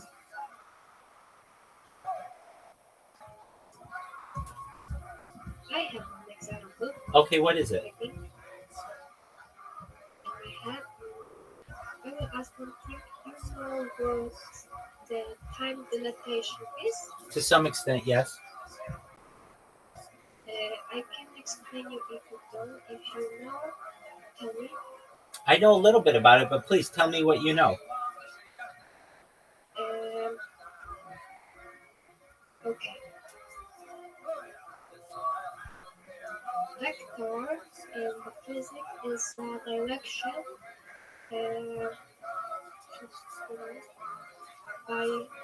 by which we are moved in a space. Right. And if we have this vector with the speed of light going through the space, we have a dilatation time. I mean, if we have one point, for example, the light of the sun and the light taking a grip with the earth, Okay. that will, this is the light. This Oh. is the light. Here is the sun. Okay. Here is the earth. Okay. And this light will be going to the earth for some time. I don't know what time it will be, but it will be odległość. It will be distance. It will be distance who is between the sun and the earth. But for the light, the time will be always have a 0 seconds, and the time has the speed of light have no time. That's a denotation of time. That's the light doesn't feel the time in which one has two objective fields. I hope you understand. Very complicated, but okay. I have one example too, easier. Okay.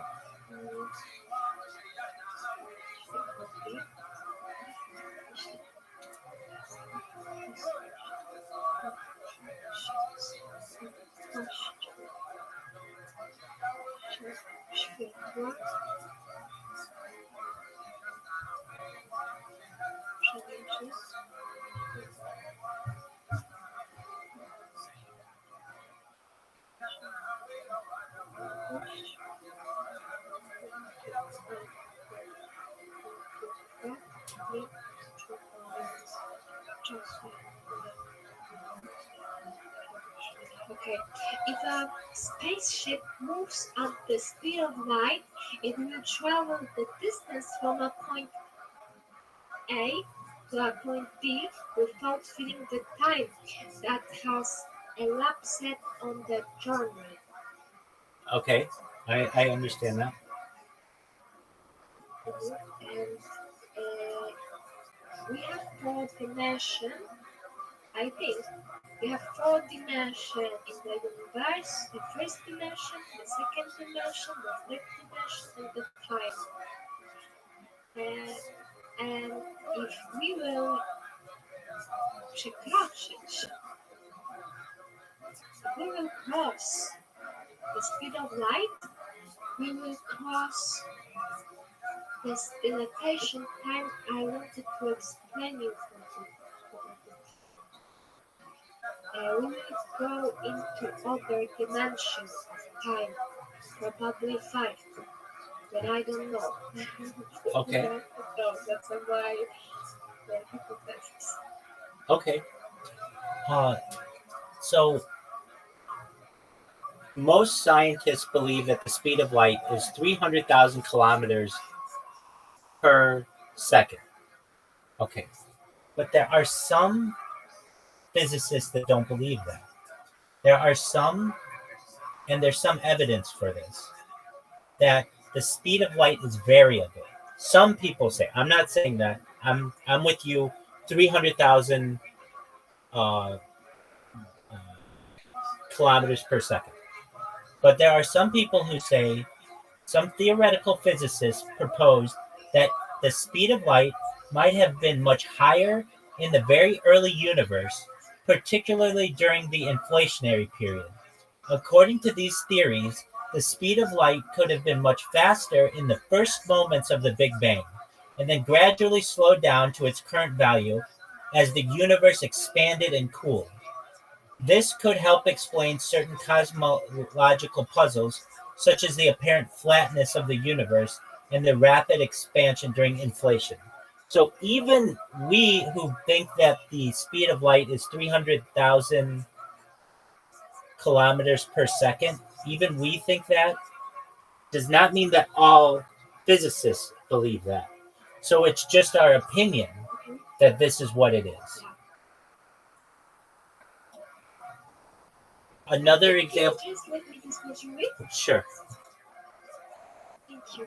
But I think too that's the open about that because Einstein said everything is related. Everything is relative. Exactly.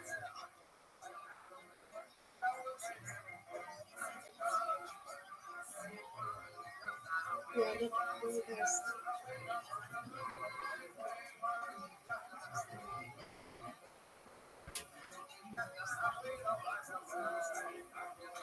Can you check your messages? Okay, thank you. You're welcome.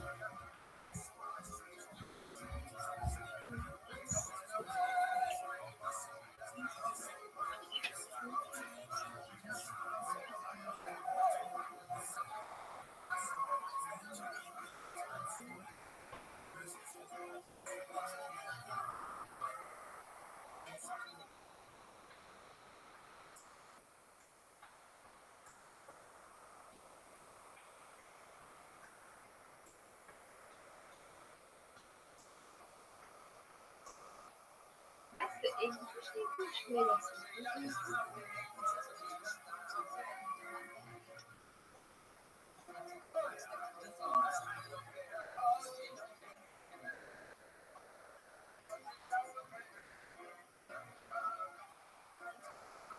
I made a mistake.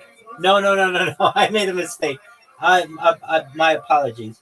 Oh no. It's not English. It's Filipino. Sorry. Just one moment. Okay. Apologies.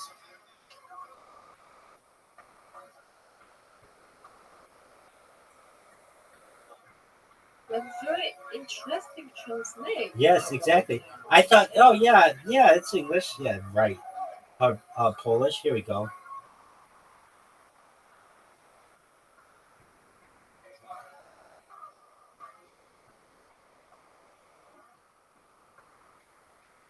Okay, please try now.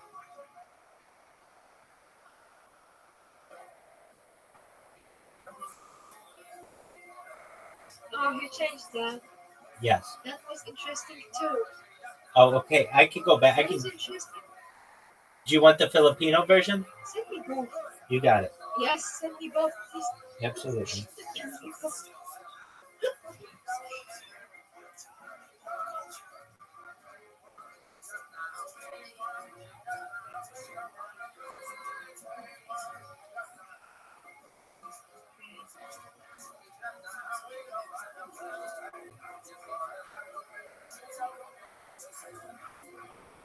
What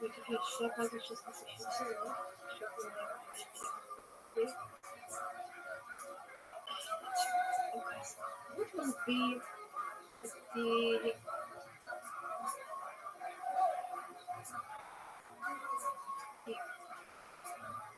period of inflation?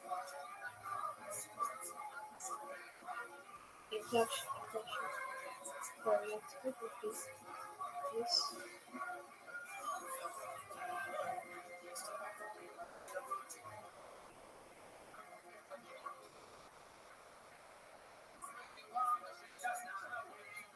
So here's a simpler way to think of it. If we ask 100 scientists, what's the speed of light?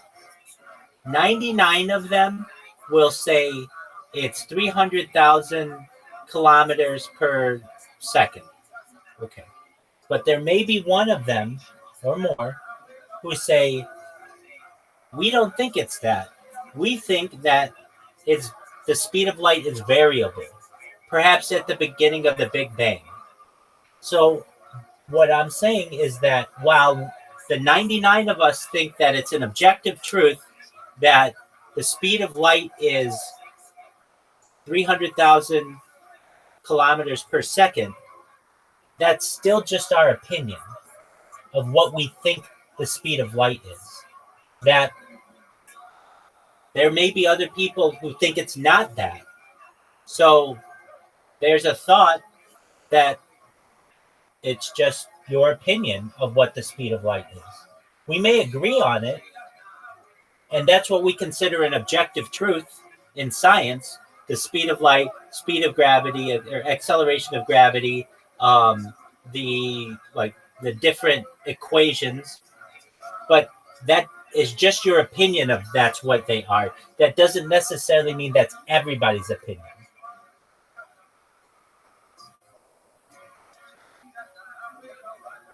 I will agree with that because I think that too. But everything is an opinion, and I have one opinion about that.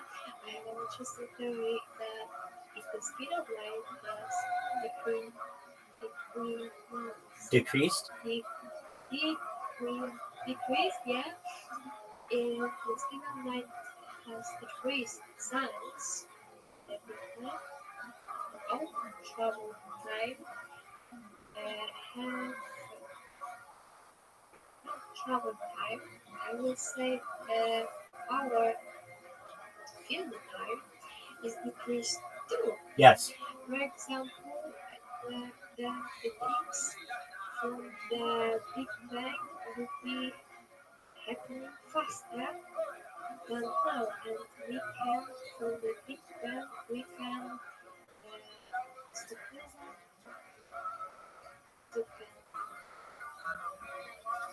we can gradually slow to slower, and the time it's slower to slower. That's the feel of it. I like imagination of many topics. That's absolutely true. And on top of that, there's the thought that, okay, so we have the Big Bang goes and then slows, and then eventually it may reverse and the big crunch. So the Big Bang happened approximately like 12 billion years ago, and in another 48 billion years, we may have the big crunch, if that makes sense. So The chaos. The chaos, exactly. From And the beginning to the end. exactly. From the end to the beginning. Perhaps we don't know. That's the big question. That's the big question. No one knows. You know something about the higher ground right now?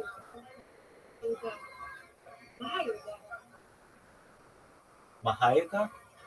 But Mahayuga, it's four heroics of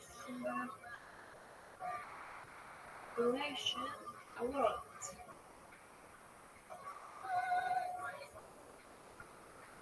Mahayuga. Wait, I must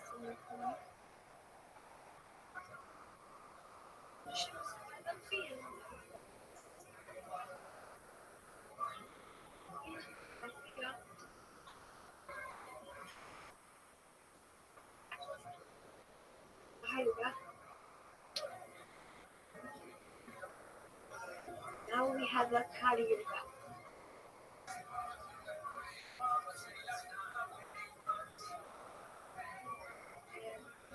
This is the end of what will be continued with us back. We are lucky with them. We have all Mahayugas, we are on the last Kaliuga, and we back from the Kaliuga to Bakara Yuga, which means Bakara Yuga. Yeah, that's I think the same. What do you think? I don't understand. You understand? I don't understand. Okay, that's nothing bad. Nothing bad. I will show you more examples. If you want, of course, Sure, go ahead. you got cycle. That's from Yes. Okay. So I'm on that. Yes. Okay.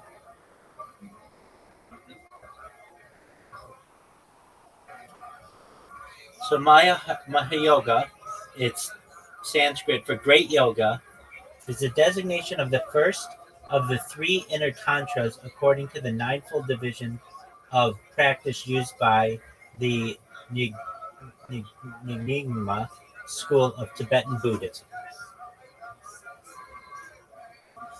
So it's the start, as I understand, right? The great yoga.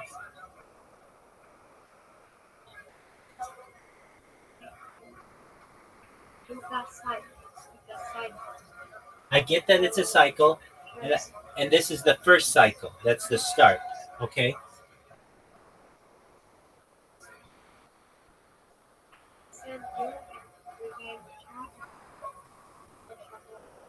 Sure thing. Something like that.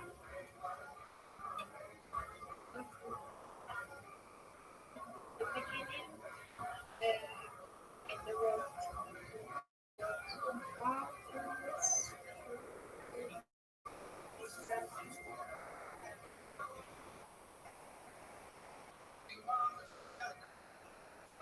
I have idea. I must go to my friends now.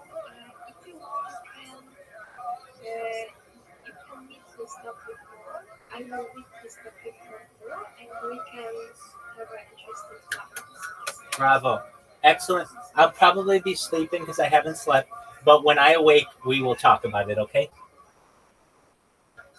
Okay, you can tonight in what hour? No, it's 9:42 in the morning. It's early in the morning, but I've been up all night. I could ask about something complex, like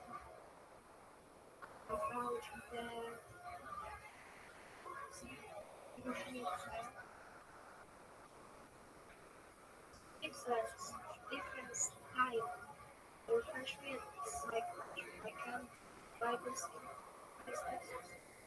I'll find it. I'll find it out right now.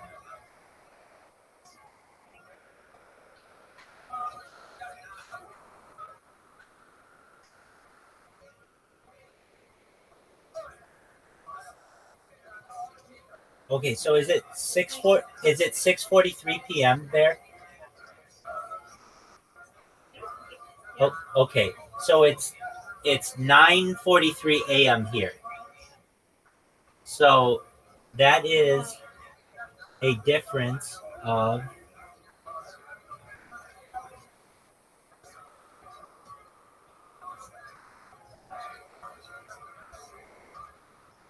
8. It's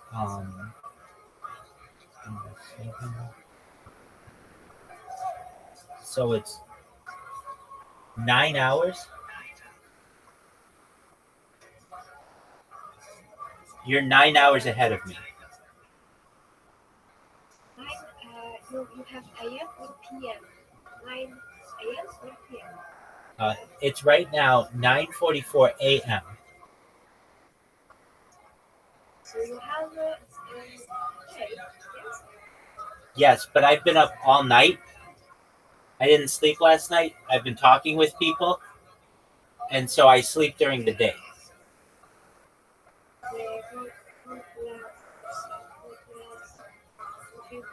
I will do so. I will do so. You take care. Enjoy your friend, and when you're back, if I'm awake, we'll talk about this more. I want to tell you this, and I mean this, for Masha. I don't think I will ever forget this conversation that we had about objectivity and subjectivity because it really, really made me work. Good job. Good job. Thank you. Excellent. Excellent. Enjoy. Take care. Bye. Involved. What's the rhetoric? Wow, we got somebody to challenge us on that, and that was very, very helpful. Very happy about that. Can you understand, make the case for each side of this conflict? That was very good. You're opening a new can of worms that takes another 3 hours of, of conversation. Just 3 hours? At least. What I can tell you is this. Watch me. Let's see how many. 3. Iran, prior to 48 1979, viewed itself under the Shah as a kind of a, if not supporter of Israel, was in very good terms with Israel. They had an embassy in Iran, or unofficial embassy in Iran. They had certain projects that helping with the agriculture and so forth in Iran. But since 1979, that completely reversed. Yeah. Part of it is that the issue of the Palestinian plight remained very much at the heart of So do you maintain the your revolutionary idea that everything Iranians. in We the, would see in the that universe is subjective? part of the United Is that that States sentence? is to support, part of the United States guilt, sin, is to support Israel vis-a-vis its very suppressive, very oppressive treatment of the Maybe you Palestinians, should change it completely to every illegal opinion. taking over of the territories which is not theirs I since think that should. 1967. Every opinion. And in the therefore world. it is upon the Iranian regime, Iranian Except Islamic that's Republic, to support the cause of the Want to change it Palestinians. now. This came about at the time when the rest of the support for the Palestinians, including Arab nationalism, basically reached a stage of bankruptcy. I mean, much of the regimes of the Arab world either are now coming to terms with Israel, or in one way or another, because of their own contingencies, because of their own concerns and interests, are willy-nilly accepting Israel in the region. Now, that old task of rhetorically supporting the Palestinians falls upon the Islamic Republic, that sees itself as the champion of the Palestinians now, without, as a matter of fact, having either the support of the Iranian people behind him. If you ask, if tomorrow there would be a poll or a referendum, I would doubt that 80% of the Iranian people would approve of the policies of the Islamic Republic vis-a-vis the issue of Palestine. Nor the Palestinians themselves, because the Islamic Republic is only supporting those factions within the Palestinian movement which are Islamic, quote unquote. And even within that, there is problems with Hamas, for instance. But nevertheless, it's for the Islamic Republic some kind of a propaganda tool to be able to use it for its own sake and claim that we are the champions of the Palestinian people. Whether they have a solution, if you look at the rhetoric, if you listen to the rhetoric, it's the destruction of the state of Israel. And that, it seems to me, creates a certain anxiety in the minds of the Israelis, Israeli population, and Israeli government, particularly those who are now in power, Netanyahu, the Likud, and more kind of a right-wing politics of polity of today's Israel. That being said, I think also the Israelis try to get an extra mileage out of threat of Iran, quote unquote, in order to present themselves rightful to, for terms of security and whatever else, the way that they're treating the Palestinians, which I think is extremely unjust. I think it's extremely unwise for Israel to carry on with these policies as they did since 67 at least, and not to try to come to terms with it. Of course, there are a huge amount of, I'm not denying that at all, the huge amount of uh, failures, mistakes, and stupidity on the side of the Palestinian leadership in various stages, not to try to make a deal or try to come to terms in some fashion. But it's a very complex picture, and it's rather unfair to the Palestinians to accuse them for not coming to terms with Israel under a very uneven circumstances when they are not in a position to try to make a fair deal in terms of the territories or in terms of their security in future vis-a-vis Israel. So I think there's, as you probably know, quite a lot of people that would have a different perspective than you just stated in terms of, taking the perspective of Israel and characterizing the situation. Can you steelman their side?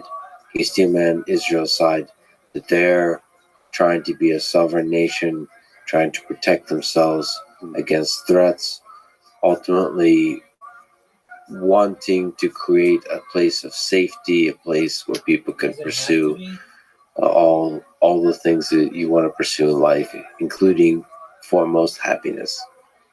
I tend to agree with you, and I have all the respect for the fact that Israel would like to create security and happiness for its own people. But there are two arguments. One is a moral argument. To my mind, as a historian, Jews around the world, for all through their history, suffered. And this is a history of suffering. It's a history of memory of suffering.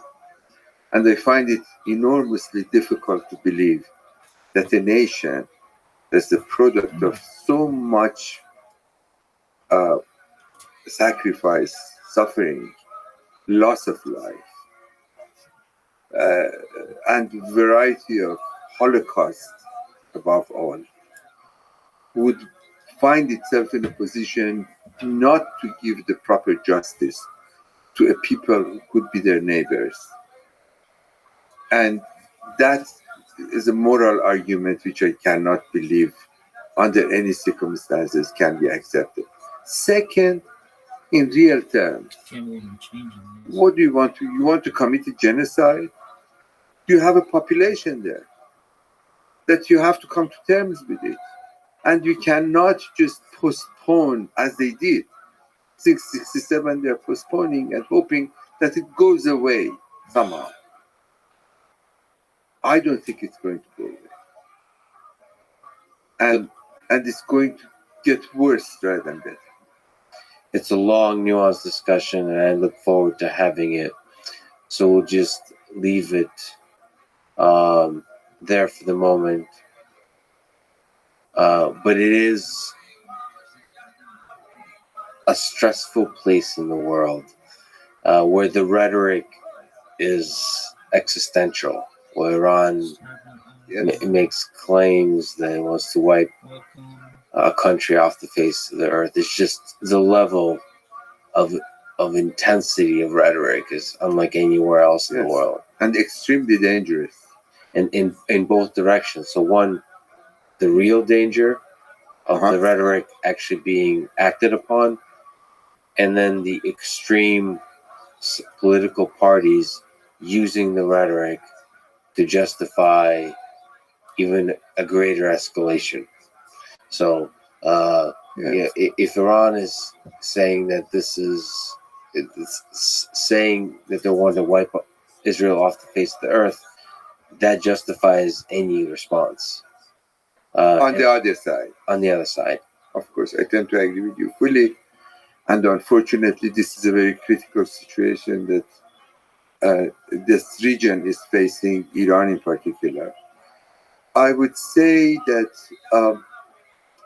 I hope that in the minds of the people of Israel, there is enough or common sense to realize that probably escalation on the Israeli side is not in the favor of anybody. And try to let the Iranians to go on with their empty rhetoric as they do so far. But at the same time, I cannot deny the fact that, there is a danger on the side of this regime and what it says. It cannot be denied. Nobody can justify that. Particularly because the Iranian population is not behind this regime. Certainly in the case of the Palestinians. Or for that matter, it's not Palestine. It's the Islamic Republic's involvement in Lebanon with Hezbollah. It's the Islamic Republic's involvement in Syria with Bashar Assad. Its involvement in other parts of the world, perhaps even Yemen, that all of them creates extraterritorial responsibilities or interventions, unnecessary interventions that ultimately is not in favor of best interests of the Iranian people or Iran as a country. Iran has never been involved in this kind of politics before of the Islamic Republic. So in a sense, the Iranian regime, it seems to me, by going to the extreme, try to create for itself a space that it did not have or did not deserve to have within the politics of the region. So in other words, that has become part of the tool, a kind of an instrument for, if you like to call it, some kind of an expansionism of the regime. In parts of the world where it can see there is a possibility for its presence, for its expansion. Of course, historically speaking, Iran, ever since 15th century, I think that's the earliest example I can see, in early modern times, has always a tendency of moving in the direction of not only what is today the state of Iraq, but further into the eastern coast of Mediterranean. So that's a long-term ambition that has been in the cards as far as Iran as a strategic unit is concerned. But by no means justified, and by no means could be a reasonable, could be a sane policy of a nation state as today's Iran.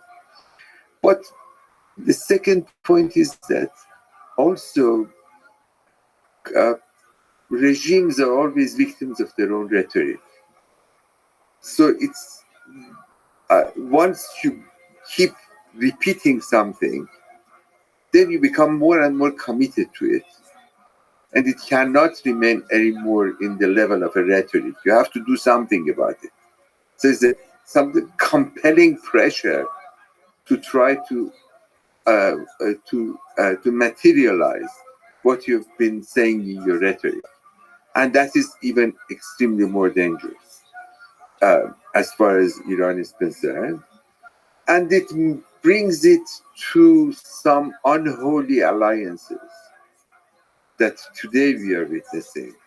Iran is getting involved. Even more dangerous than this rhetoric in terms of the vis-a-vis Israel is its involvement with Russia and to some extent with China, which we can talk about. What do you think about the meeting between Khamenei and Vladimir Putin in July? What's that alliance? What's that partnership? Is it surface level geopolitics, or is there a deep growing connection? I cannot see the difference between geopolitics and these deep connections. I see this one and the same. Why? Because I think the experience of 40 years of distancing from the West in terms of the Islamic Republic, and the fact that there is a shelf life to imperial presence for any empire anywhere in the world. So after the terrible experience of the United States in Iraq and in Afghanistan, pretty much like the British Empire, that after the Suez experience in '56, decided to withdraw from east of Suez. Maybe there is a moment here that we are witnessing, or it may come, that a great power like the United States sees in its benefit not to get too much involved into nitty-gritty things in other parts of the world, that it's not its immediate concern. And I think that is part of the reason, not the entire reason, part of the reason why we see the emergence of a new geopolitical environment in this part of the world, of which China, Russia, possibly Iran, possibly Turkey, possibly both of them, are going to be part. Perhaps Saudis also, but I doubt that the Saudis, under the present circumstances, although we've witnessed some remarkable issue in the course of the past few weeks, where the Saudis giving assurances to American administration and then shifting and getting along with Putin. In terms of the oil production, I think it's more than that even. And it's not only them, but also the Emirates are doing the same thing. So what does that tell us? And that's another many-hour conversation about the oil industry in Iran and the whole region. In emerging this kind of a world, which was perhaps even 10 years ago unimaginable, that we see now a great power, China, that it's going to remain, from what we see around us, as a great power, and Russia, adventurous, foolish, but nevertheless would remain criminal, I would say, as far as its behavior in Ukraine. But actually, it's a rogue nation that it attracts another rogue nation. So Iran finds itself now in a greater place of security in alliance with Russia, in the hope that this would give Iran a greater security in this part of the world. Whether this is realistic or an illusion, I think remains to be seen. I think Iran-China relation makes more sense. Although